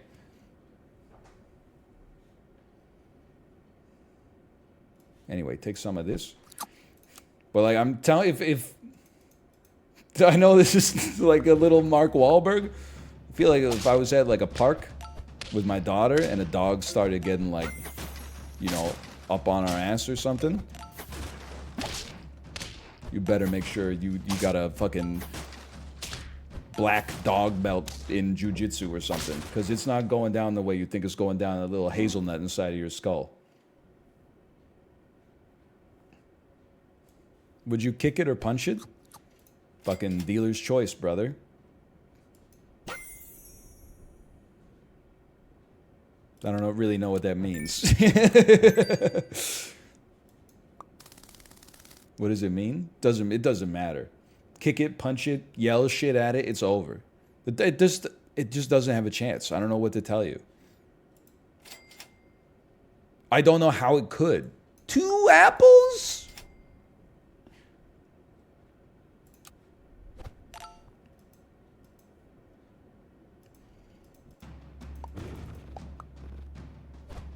No, like I mean, listen, I'm recognized. I mean, I feel like everybody has some like insane thoughts that they know are insane. Campylobacter, oh no!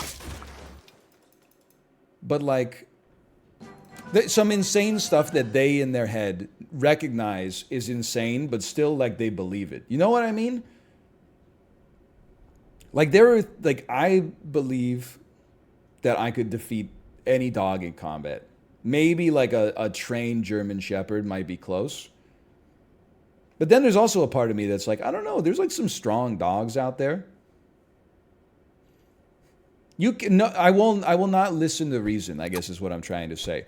No matter how much logic you come at me with, and you're like, well, this dog has a 14,000 PSI bite force. Okay, well, like, be that as it may, he's not biting me. So his bite force is irrelevant, because the second he tries to take a jump at me, I'm going to catch him with the roundhouse right to the side of his head. A pack of dogs, I would say it's not unrealistic that maybe like a pack of dogs could have a chance.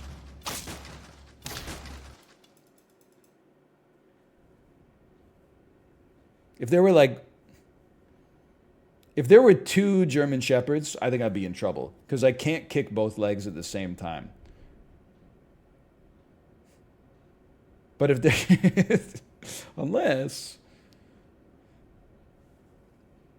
if we're talking about like pugs, I honestly think I could take on like 20 pugs. Any dog you could pick up and like throw. I mean, it's like this scene where Neo's taking on all those Agent Smiths in the playground. If you could just grab like one pug by the back legs and just like spin him around and like knock down all the other pugs, then like throw him over your shoulder. You could not fight 20 of any dog. Bro, I could fight 20 pugs. Now this is one German Shepherd. Okay, I don't know. I'd have to talk to like a veterinarian about that. I could take 20 pugs though. Come on, what are they gonna do? Any vets in the chat? What do you do about 20 dogs jumping at you at once? They're not dogs, they're pugs, man. Like, what am I gonna do? What are they gonna do? They're gonna jump on each other's backs to try to like gnash at my face? No pug is jumping up and biting me like on the torso. They might get to my shins.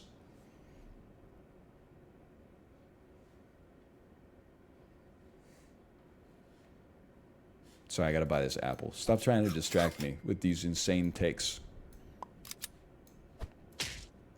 Certainly need one of these. I can't believe we got a level 1, 2, 3 beetle on this squad.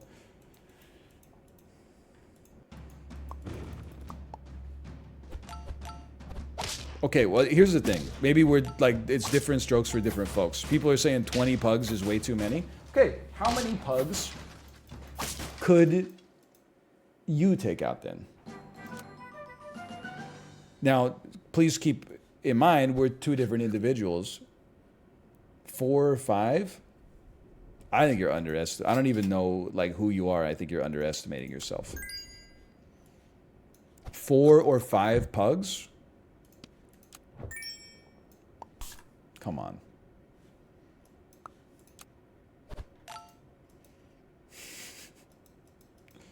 Depends if I have shoes on. Yeah, I'd like to have shoes on. But anytime I would encounter 20 dogs, unless it's like a home invasion, I think I'm going to have shoes on. So 20 just makes sense to me. Because I don't even think, I mean, at some point you hit like diminishing returns. Like, I don't think 20 dogs, 20, let me rephrase. I don't think 20 pugs could fight effectively. Like, at some point you probably hit like, you know, 10 pugs, and then they could all get an angle of attack. But like at 20, some of them are just waiting for the next blow, right? Hey, Einen Bienen, thanks for the gifted subscriptions. Thank you. Thank you. I think I rinse them, honestly. I don't want to fight 20 dogs. I'm just saying, like, if I rode my bike past someone's house and then like 20 pugs, well, I wouldn't even fight 20 pugs, like, because I would just like jog away, like. But if for some reason I got like kidnapped and they were like, in order to live, you have to fight 20 pugs, like it's you were the pugs, then yeah, it's the pugs. Sorry. I'm sorry to tell you that from that, it's the pugs, brother.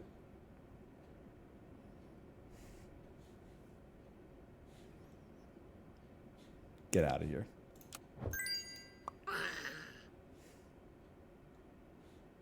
Get out of here. Yeah, you're gonna get out of here too.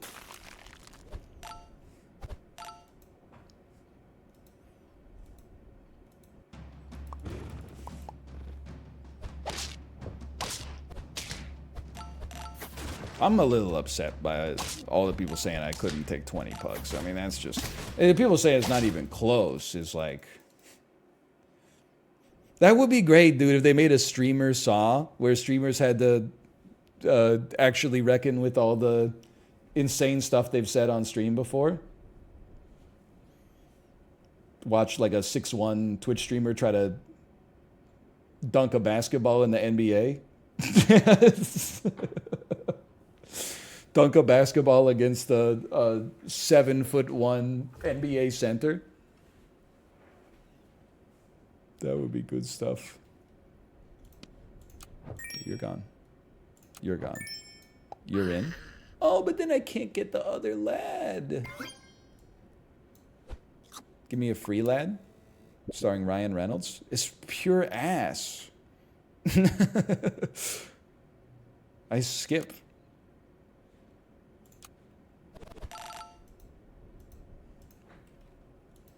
What sport would you pick in a streamer battle? Hockey? No, I don't know anything about hockey, just being honest. Like how to play it, at least. I know enough to post on social media. What the heck? 6 million for that guy? What are they thinking? Yeah, it would definitely be cycling. I can't believe I lived. 222? I would take that. 2 costs 22? Oh, but you, whatever. You guys can stay on here and fucking die if you want, but that motherfucker at the back is not real.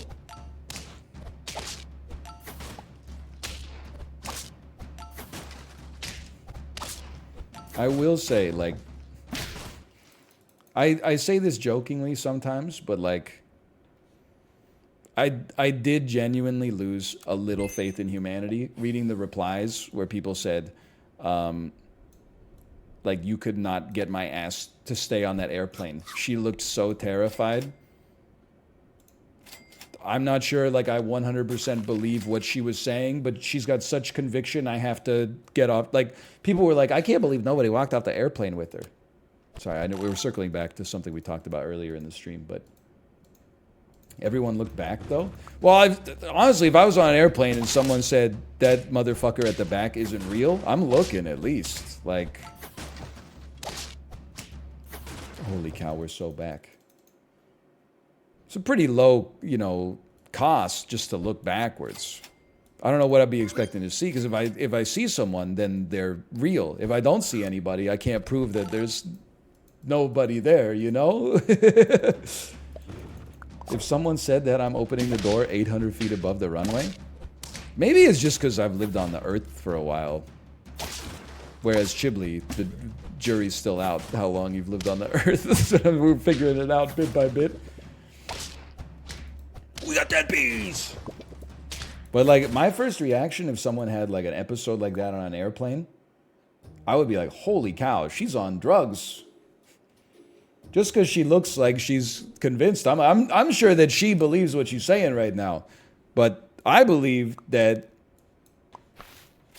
she brought the walk to Poland. I think probably like nervous to fly, took like a prescription antidepressant like before she left for the airport, got to the airport, forgot she took the antidepressant, had 3 glasses of wine, and then sat in seat 39J and was like, what the fuck is that? What the fuck is that? Are you guys seeing this shit? There's an unreal motherfucker back here. Be a menacing hiker.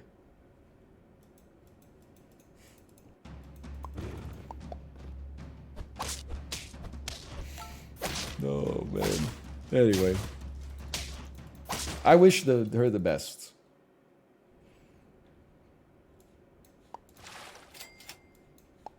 Can I get some claps for that? Is this allowed? Is this allowed? Stop. That's an embarrassing draw.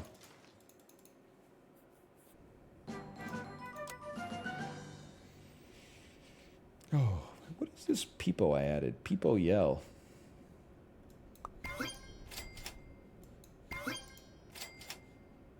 Why am I not leveling? What am I doing? Chibli, would you have really gotten off the airplane, though? By the way, 10-piece with 2 worms. Have you noticed that? Peepo yell looks like it's saying Sasuke.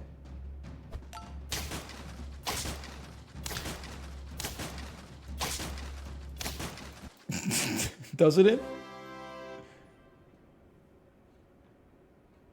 I mean, am I wrong?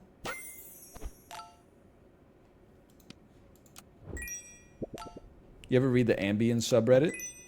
I've read the Ambien subreddit a couple times in my life. You go to the doctor because you got problems sleeping. Next thing you know, you wake up with like a build your own hot tub on your front step. Get visited by the Hat Man or whatever.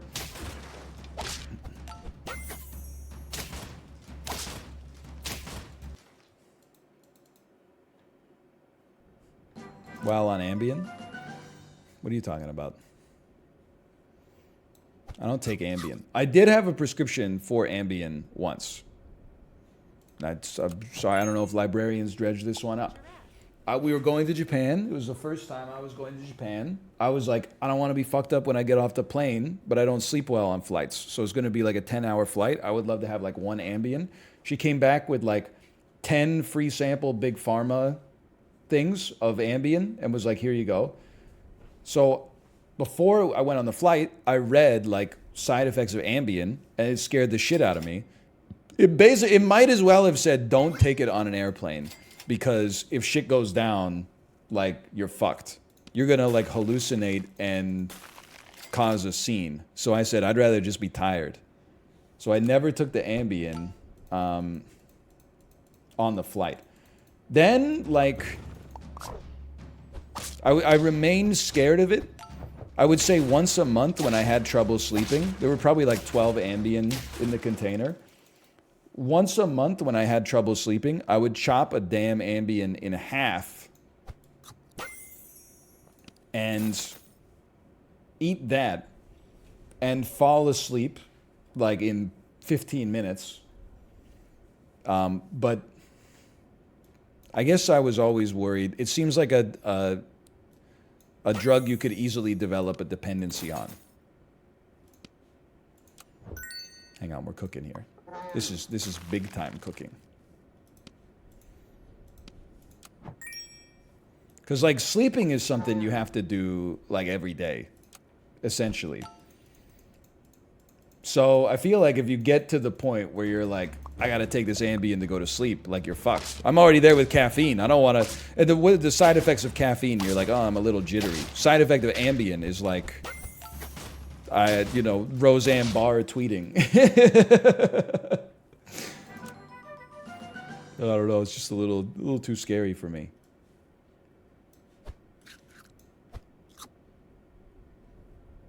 I would go 2 worms.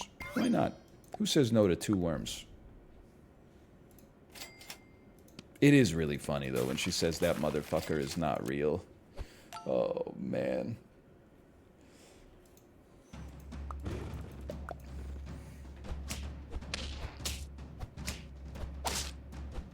Do I get to play ever? Do I get to play? Blue player from Magic the Gathering? I'm not scared of dogs, yet you get scared by a pill? I can get scared. I beat the pill because I didn't take it. So I'd love to know how that's being scared of a pill. Doesn't seem too scary to me.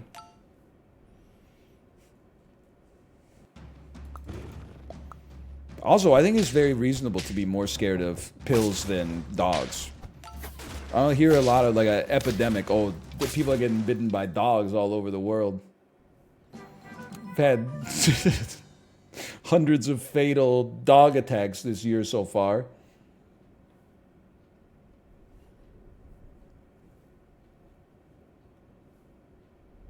The trick is we need safer dogs. Because the dogs are illegal, people that are bad actors have control of the dog supply.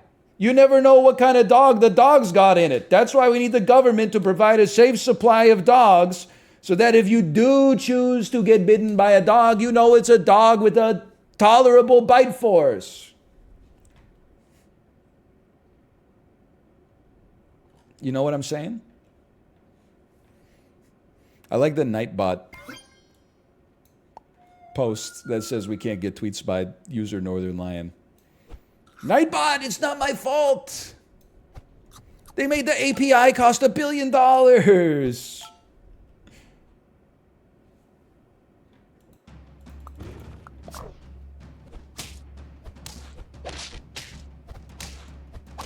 I get to act? Oh, I get to act. Elon. Elon. La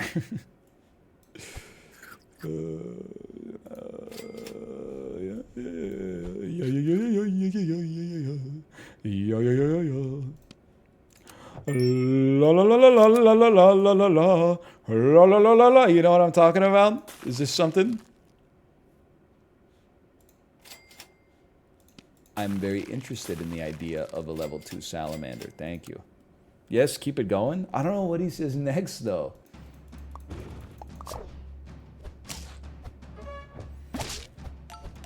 You know what's crazy? So I had some time last night, and I don't have a computer at our new place yet, right? Because I don't have a desk. We don't need to go down this road yet again. But long story short, I was like, holy cow, it's like 9 p.m. I got nothing to do. So I said I'm going to watch a movie. I went to Netflix. Netflix sold me on Nobody, starring Bob Odenkirk, a.k.a. Saul Better Call. Enjoyed it. Thought it was a good movie. Obvious sort of like John Wick fast follow, but fun nonetheless. But I waited the whole movie for Mitski to start singing, and it never happened. What the hell, man? I thought at the end it would be like, light cigarette, nobody, nobody, nobody, nobody, nobody. Instead, they just played, come with it now. Dom, dom, chicka, dom, dom, chicka, chicka, chicka.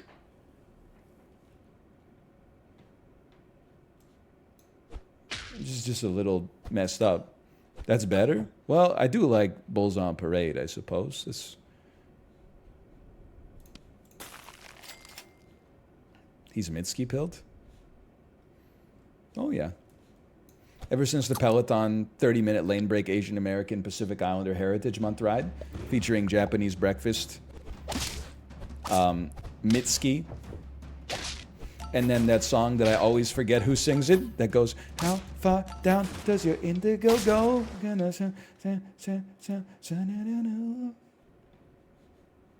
It's not Kesha. Nikki, that's it, see? Those kind of sound like the Oompa Loompas when I sing it. It's not Kesha. You're pogging. I figure out what it is you do. Round 12. What is it you do? Each health this has. What is it you do here?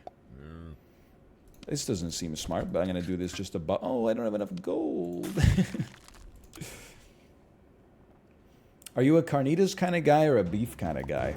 Listen, I feel like there was a time where I made a lot of carnitas in the Instant Pot. But when it comes to being at a restaurant, the simple truth of the matter is that, oh, I lived, motherfucker!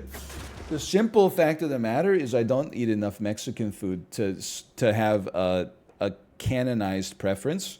I love Mexican food. If I'm eating by myself, I typically, that would be my first choice, is to get some Mexican food. But my wife's not a big fan of Mexican food. Ergo, I don't eat a lot of Mexican food. You know what? You did your best, Worm. You did your best. She's not a big Mexican food sort of consumer. I'll just give you a 3-3 buff. 3-3 buff beats a melon? No, but it's nice to get the stats.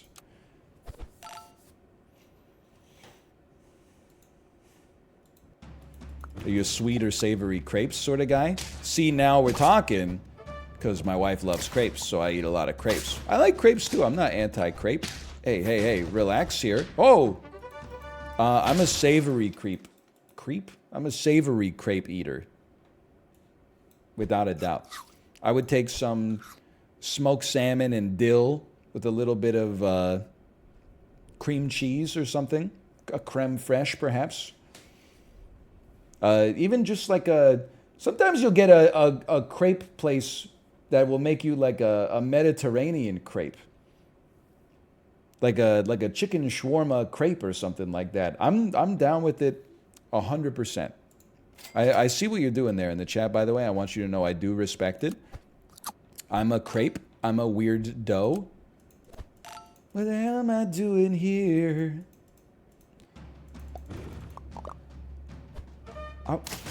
I'm not very tall. No. Oh, we're losing. It's over. You can -2 me, but they aren't very tall, is the thing. 7 wins. I freaking love Radiohead. Not as much as I freaking love science.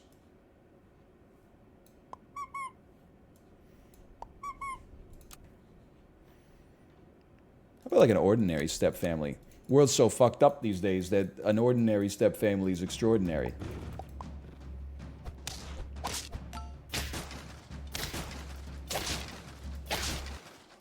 Would you drink a 12-ounce Gatorade of your choice for $1 trillion? Nope. I just don't see it going down like that.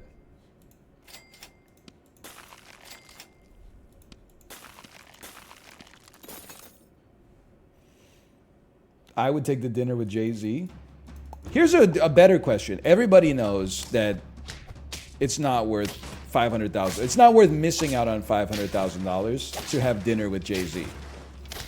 What is the smallest amount of money you would not even pay, because I think it psychologically makes a difference. What's the smallest amount of money you would give, what's the largest amount of money you would give up in order to have dinner with Jay-Z?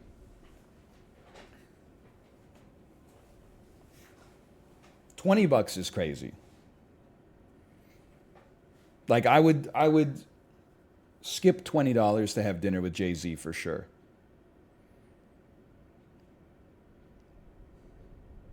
I would pass on a $500 opportunity to have dinner with Jay-Z. But I don't think I'd go higher than that. And it's not even because I think I would get $500 worth of advice. I just think it would be interesting to talk to Jay-Z. But then it probably like, I'd be like, hey, Jay-Z, I love some of your work. He'd be like, thanks. And I'd be like, what's Beyonce like? And he'd be like, she's cool. And then I'd be eating like fucking, shit's costing me like $10 a minute, man. What do I should have done some more prep. Oh, fuck.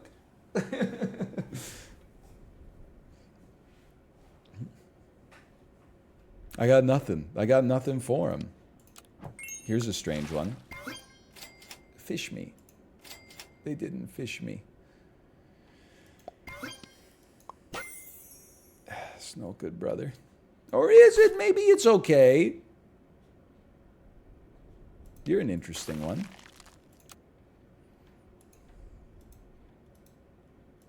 He's got to be goated in business negotiations. Did you see that Jack Dorsey, former CEO of Twitter, current CEO of Block, got sued by his own shareholders because he bought such a large position in Tidal, the Jay-Z affiliated music service? And then you might say, why did he get sued? And, well, the position of the shareholders was that it was not a legitimate deal made for business purposes. It was basically a deal that Jack Dorsey made because he wanted to spend time with Jay-Z in the Hamptons. And then the judge ruled in Jack Dorsey's favor and said there's no law against making bad business deals. Oof. 10 times the judge understood the assignment. When you win the case, but you lose the judge's respect.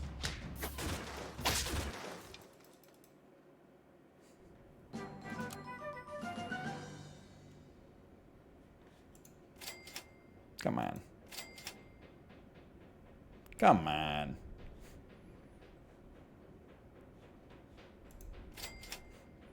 You hearing that?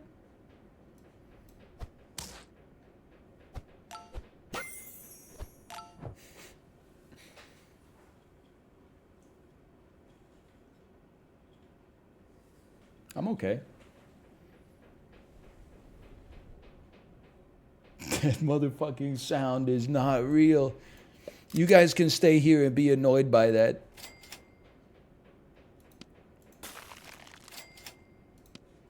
Get a big blobfish. This could do something. Yo, new let's get high emote.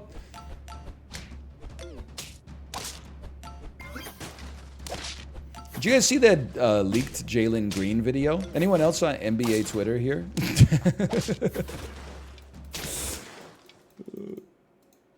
Was it Jalen Green? It got me laughing, man. Again, I don't know anything about basketball, but the video was him at a party with his bros. Everybody's got their clothes on. He's got his legs up over the other guy's shoulder, and they're mimicking humping and like laughing. Oh, man. It got me so good. Just guys being dudes, man. I didn't even see, like, the video. I saw the flight reaction of the video where he just, like, he's, like, talking and then the action starts and he just, like, looks straight down. And then he says something like, you know, no disrespect to the way anyone wants to live their lives. Oh, man. There's one for a librarian to put in the video. I don't even know who anybody involved in the story is, but I definitely think it's really funny. You even do anything? What is it you'd say you do here? You don't do anything. How'd you like to do 200 things? I think Eel's the ticket this week, man. Get your ass out of here. By me. I think your ass is cooked. I think you got nothing. You're gone. I was going to buy a dragonfly. It doesn't exist anymore. Okay. Woof. The guy he's humping is on his team in the NBA. It's just, you know... I really don't have anything to say about it, except I think that guys are hilarious. But I definitely never got together with my friends and started like simulating having intercourse with each other. And if we did it, I definitely would not have put my ankles on my dog's shoulders. Like that's just a step. That's beyond what I'm willing to do.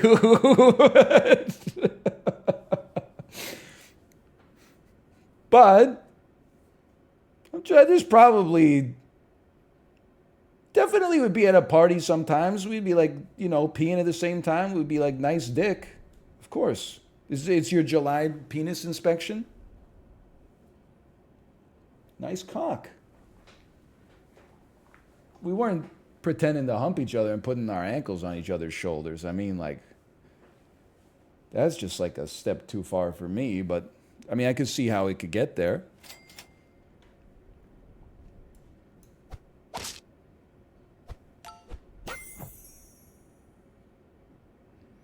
I don't think the turkey does anything this week. Would you prefer to have his legs on your shoulders or your legs on his shoulders? I'd prefer to have his legs on my shoulders.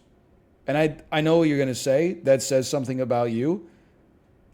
And I think you're right. Most of the time I would say I don't think it does. But I think yes. I think that it does say something about me. I'm not going to deny that.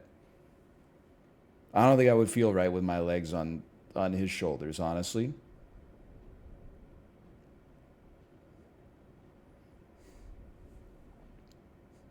It's huge info. What is this conversation? I'm just saying if I was in the NBA and I like had to, like there's like, it's just I had to do it to like be on the team, I would want to be the dude who has his shoulders ankled, not the dude who's ankling the shoulders. Yeah, you know what I mean?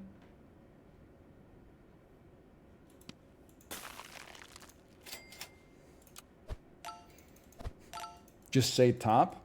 I don't know what that means. I thought I put it out in no uncertain terms. You're either shouldering ankles or you're ankling shoulders. Me personally, I see myself as a shoulder ankler, not an ankling shoulder. It was a visual representation. I was just thinking of the Lemmy picture where he edits himself so it looks like he's fucking himself in his own ass. This, oh man, so good. Oh, dude. You got it backwards? Sorry, he's getting fucked in the ass by himself. I guess. Okay, this will be weird. Watch this. Yeah, this will be fun. What? No, don't do that. Okay, give it a chance. No, why not? Yes! Like this. And then like that.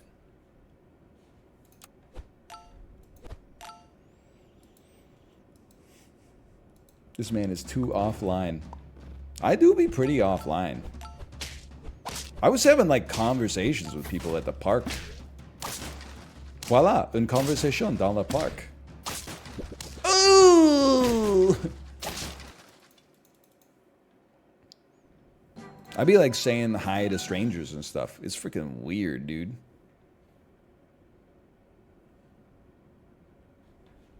I don't buy it. Nah.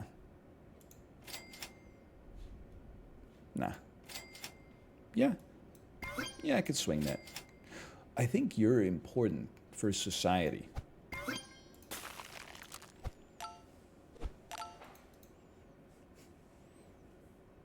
What kind of psycho does that? I don't know. I'm still figuring out how things work, you know, because we just moved. I'm used to, like, you know, living in a place where everybody who sees you ignores you because, like, your existence means nothing to them except an obstacle. Then we moved, and occasionally I'd, you know, I'll be walking around and I'll see people, and out of nowhere they'll be like, hi. And I'll say hi. And then they go, nice weather. And I'm like, I don't even know who you are. Is this what we do out here? I'm relearning like how to live life, man. People are like pleased to see you. I know that's the most fucked up part, is that it's nice. As a teenager, I was like, this, I don't know who you are, don't talk to me. As an adult, I'm like, holy cow.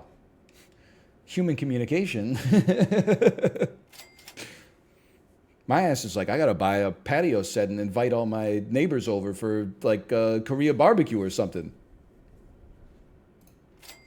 They get in my head about it, and I'm like, wow, why? If I'm gonna buy the patio set, though, we shouldn't just do it once. Maybe we should set up like a. Could I set up like a next door where like every Friday, maybe like every Friday, maybe like 2 Fridays a month, we could do like a Korea barbecue for everybody on the block. That'd be a lot of fun.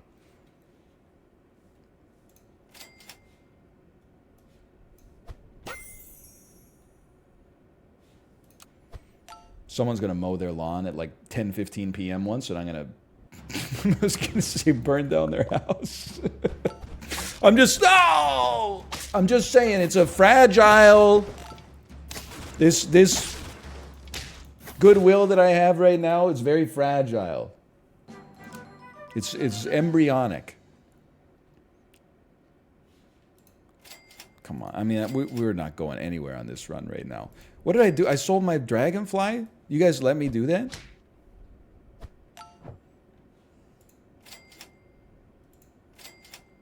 Why do I have a damn, like, what even is this thing? Stonefish? Why do I have a 7-8 seahorse on my team? I'm cooked, man.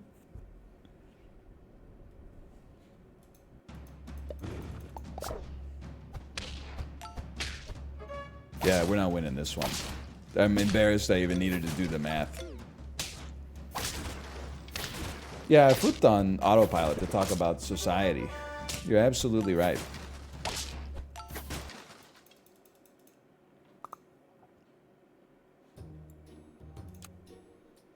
Joker. I was thinking about it. Is there any other like creator who has as high of a high completely out of nowhere as the dude who made Joker versus Pennywise on the subway? That video is like an actual 10 out of 10 certified platinum internet classic for me. Sold 10 million copies. Joker and Pennywise dancing on the subway. Every other video that I ever saw that they made was the worst thing I've ever seen in my entire life. Hang on. I don't know. It's Joker versus Pennywise dance battle subway France video. All right, this is it right here. Oh my God! Oh, Joker! Pennywise! Joker! Pennywise! Joker! Grips! Undertaker the Joker! The grips off the grip! Oh my God, for that shit! La grip papier! Pennywise c'est bon là! Penny House! What is he saying, man? Penny House. Oh, Joker! What is it? Gripsusa! Gripsusa. Earthquake! Earthquake! Earthquake! Oh my God! Earthquake! Oh my God! Anyway, I'm just saying, that's an all-time video for me. Everything else they made is horrible, in my opinion. Look at the top comment. A bald Canadian playing Fall Guys took me here. I must say, I'm not disappointed. There you go. What can I say? I mean, it's not the first time I've ever referenced the video. But is there any, like, is there a director like that? A film director? Maybe like elderly eyes. Legolas, what do your elderly eyes see?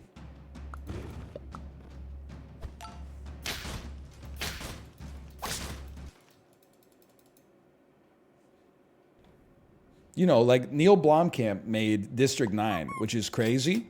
In many ways, I would say that District 9 is Neil Blomkamp's Joker versus Pennywise on the Metro. And then like everything else they made is like horrible.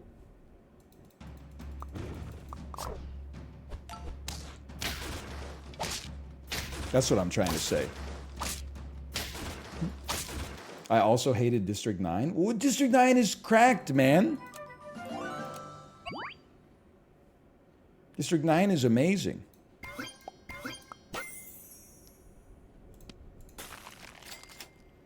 You think Gran Turismo is going to sweep the box office? Bro, it's crazy they're remaking it. Like, was the original only came out in like 2009 or something like that, right? The one with Clint Eastwood.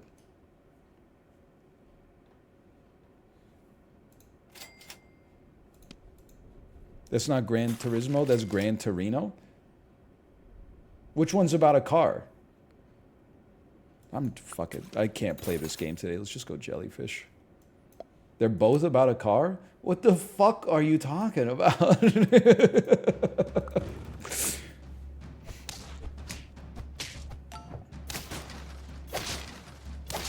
Gran Turismo?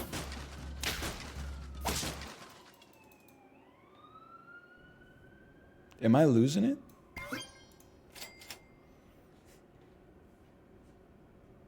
I have stories about Gran Torino and about District 9. Because someone said my mom had a first date to District 9 and she hated it. First off, L to your mom. L to your mother. I saw District 9 at a movie theater by myself. I was still in college. I woke up at, I don't know, like 9 a.m. All my roommates were still asleep. And I was like, these fuckers are going to sleep forever. So I walked to the movie theater, got like a ticket for 11:01 a.m. showing of District 9. Fucking watched that shit myself. Enjoyed it, loved it, walked home. People were just waking up and eating. They said, where'd you go? I said, you lazy motherfuckers, I already walked 30 minutes, watched a 2-hour-long movie and walked 30 minutes back. What have you accomplished today?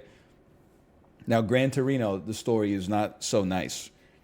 In college, my girlfriend and I were on the rocks, and then she texted me like one day, and she was like, do you want to see a movie this weekend?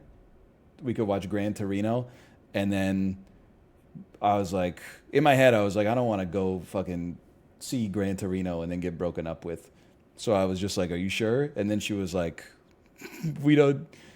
do we have to do this? And I was like, oh, I get it.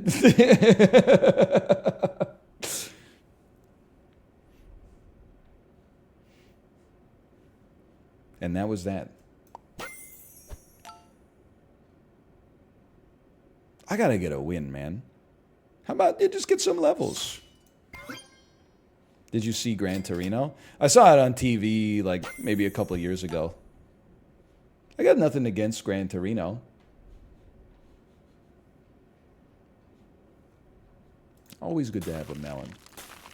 It's not Gran Torino's fault. I saw a lot of bad movies at the movie theater when that relationship was on the rocks. Last Chance Harvey. Saw some good ones too, Forgetting Sarah Marshall. Holy, dude, that's a classic. Iron Man 1.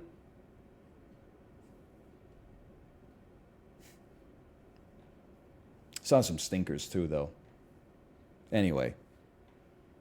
Iron Man 1 is a good movie, man. Iron Man 1 is a good movie. I don't care if you are bad chesting.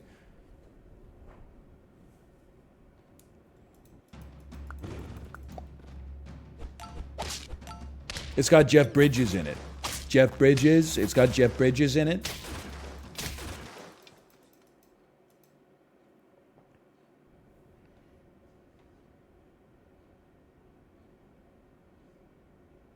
An ancient man?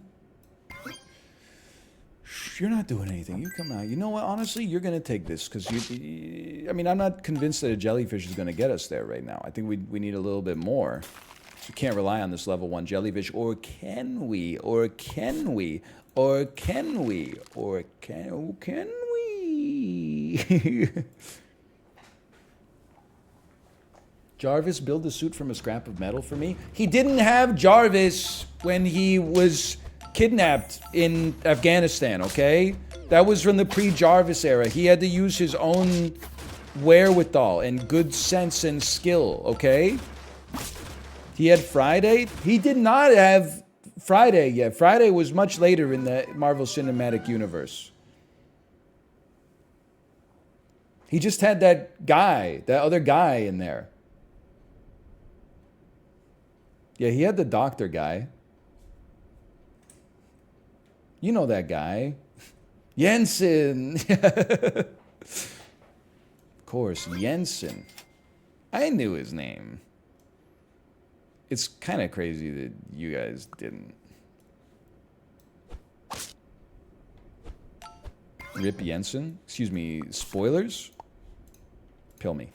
Oh, Pill would have hit the spot, man.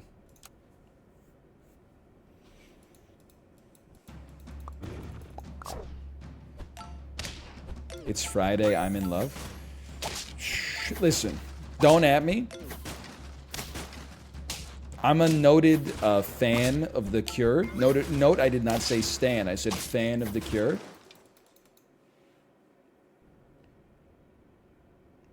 Friday, I'm in love. Not a good song. Best Cure song, number 1, Just Like Heaven. Number 2, Boys Don't Cry. Number 3, Love Song. Number 4, In Between Days. Number 5, Close to Me. How about that? How's that for a good 5? Pictures of You is okay. She Sells Sanctuary. Bro, that's a different band. The Cult, thank you.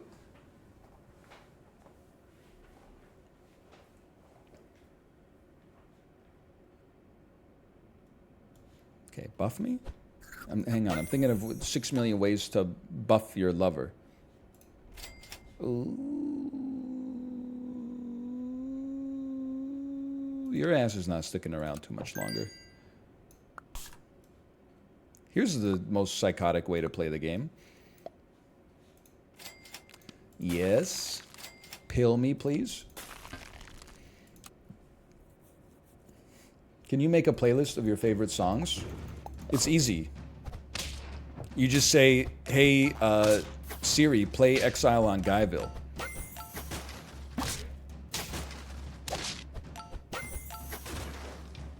Way to go, guest. Hey Siri, play Spiderland. That's more true. I skip less songs on Spiderland, but that's not really fair because there's only like 6 songs on the whole album to begin with. Exile in Guyville has like 400 songs. Hey Siri, play Spider-Man music. Forget T-Rex, man. Hey Siri, play Beep Beep Chugga Chugga Big Red Car. We travel here and we travel far.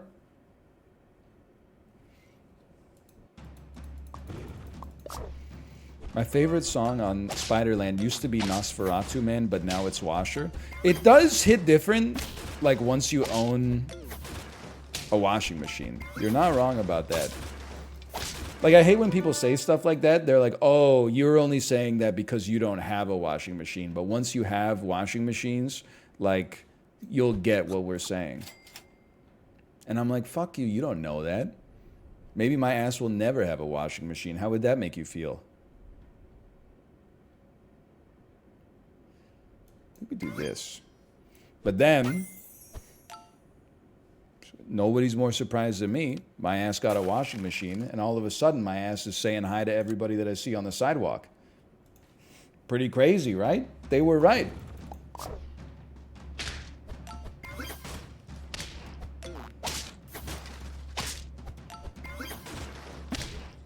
We lose these. Really? We lose? That doesn't seem right. Can we run this back?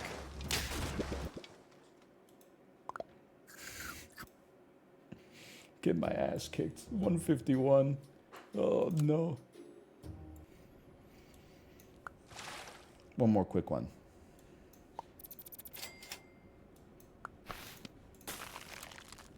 How about, be like an offensive celebrity? I don't know if they make those. What'd you do with your gamers? Hang on, I got twisted up. What'd you do with your laundry before? It was a metaphor for, people say, well, the person said their favorite song became Washer, parentheses, I bought a washing machine. Then I took that and I kind of spitballed on it. I kind of spiraled a little bit and I made it like, yeah, the song hits different after you get a washing machine. I know people are always telling you, you know, life changes when you get a washing machine and you don't believe it. See, it's a metaphor for having kids. I did a little callback there. A lot of people didn't notice it. A lot of people gave me -2s without realizing that we were actually being quite literary, I would say, with our references. But now everybody's like, 6 months from now, there's going to be a post on the subreddit. NL just bought his first washing machine. How is this even possible? Are washing machines common in Canada, or is this like super weird? I don't know what to tell you, brother, okay?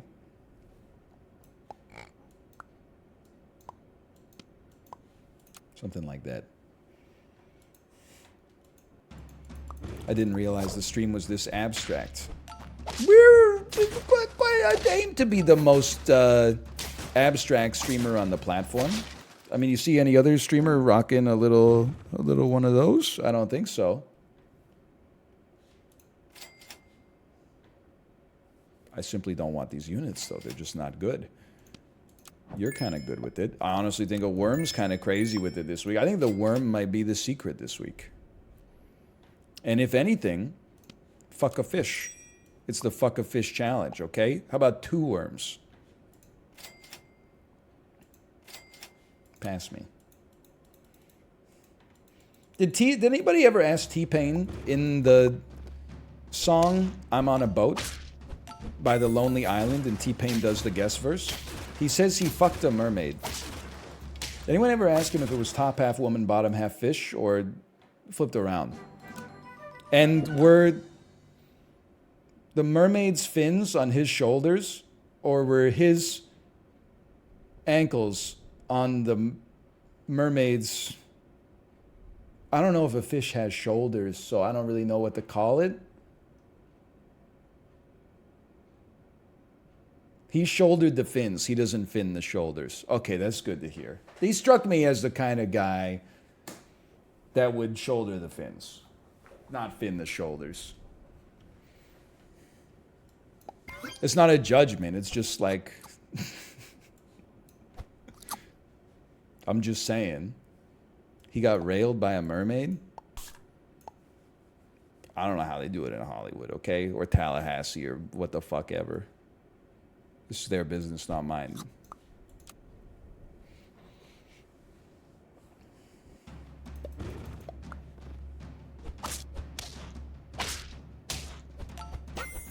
I don't know what I'm talking about. It feels good to be back, though. I'm telling you, I think, like... I can't take this many more long weekends. Like, I can take a 3-day weekend, but sometimes the weekends are getting too long, man.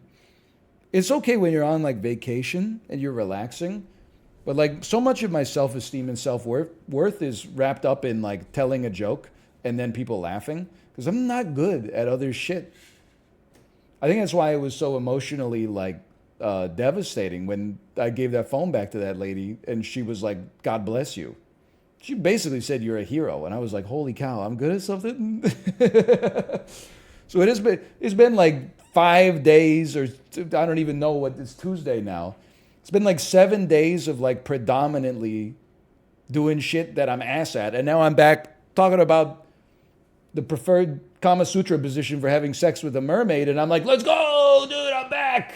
I'm back!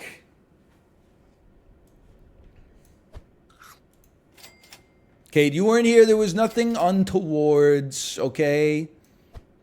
Listen, there's no way to explain the context for this, okay?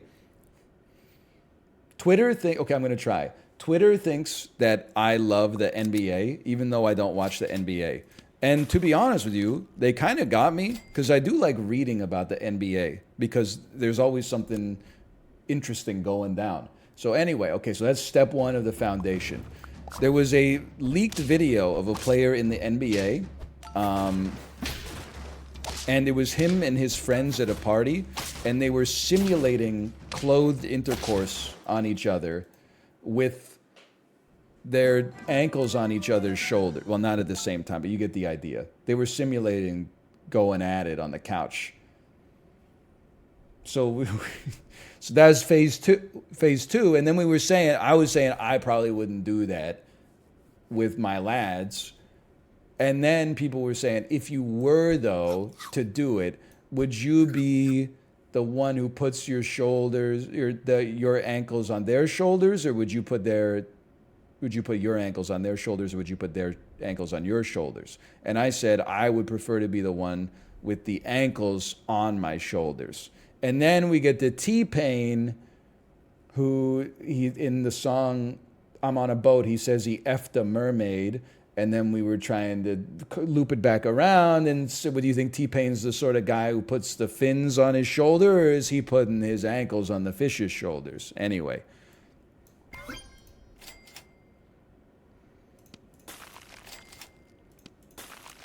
I think she left. She took the kids! Poor voice. Oh no. My heart. Wow.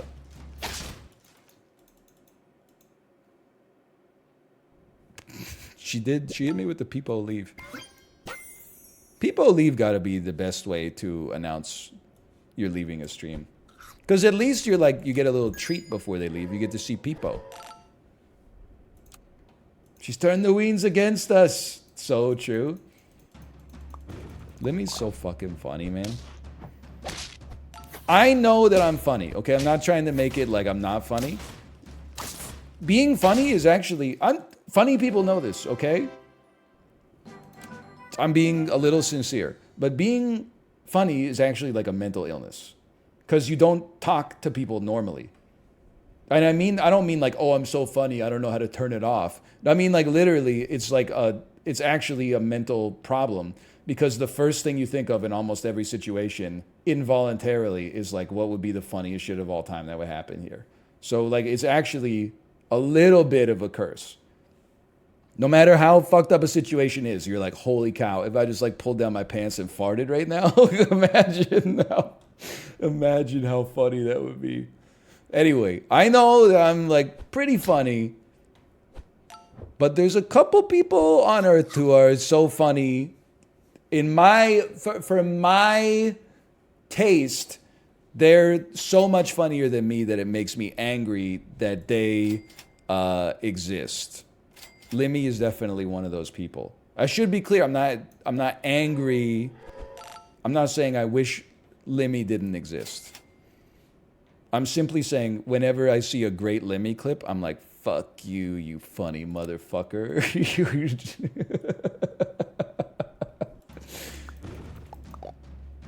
Why didn't I think of that? And it's not like, because the Limmy stuff is not like, hey, what do you call a sandwich with wings, you know? And then the answer is like a fucking blimpie or something like that. See, what did I tell? Oh, I'm washed. It's always, you ever see the bit from the Limmy show where he hallucinates and then when he comes to, there's the dude in the pub that's talking to him? It's like there's a level of like cerebricity in that is like, and listen, I'm spiraling a little bit here. Chib? Yeah, Chib's pretty funny. I'm glad he exists. He's nowhere near me. I don't want to level you yet. You haven't earned it.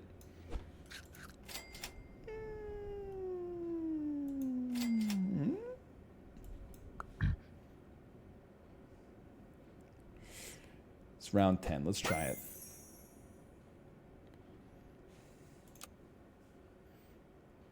If you're glad he exists, doesn't that mean you don't think he's that funny? I said what I said. No, Chib is obviously very funny. I've said this before, but like Chib, it irritates me how funny Chib is. I don't know if he's here. I don't know if he's listening. I don't know if we're best friends.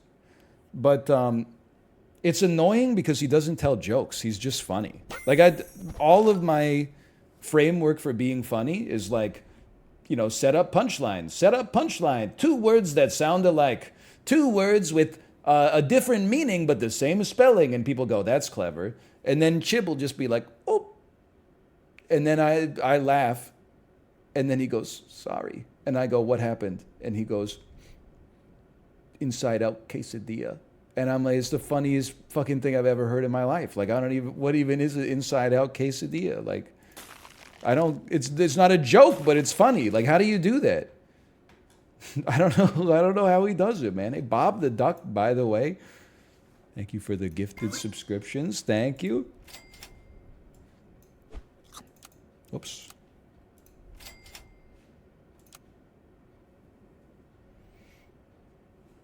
Take the catfish. Oh!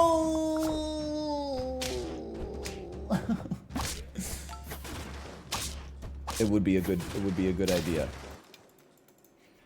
Meanwhile, Chib will be like, open quotation mark, knowing people is the first thing anyone ever did. Holy fuck. Why does Zoomer Random Humor get a pass from you? It's not a pass, it's just, you know, funny sometimes. You have very strong opinions about what's not funny, and like I get it, but like if boomer humor is not funny and then Gen Z humor is just like is so random, all that leaves is fucking like millennial humor, which is like Ron Burgundy saying like you are a dirty pirate, blah blah. It's all it leaves is Anchorman quotes.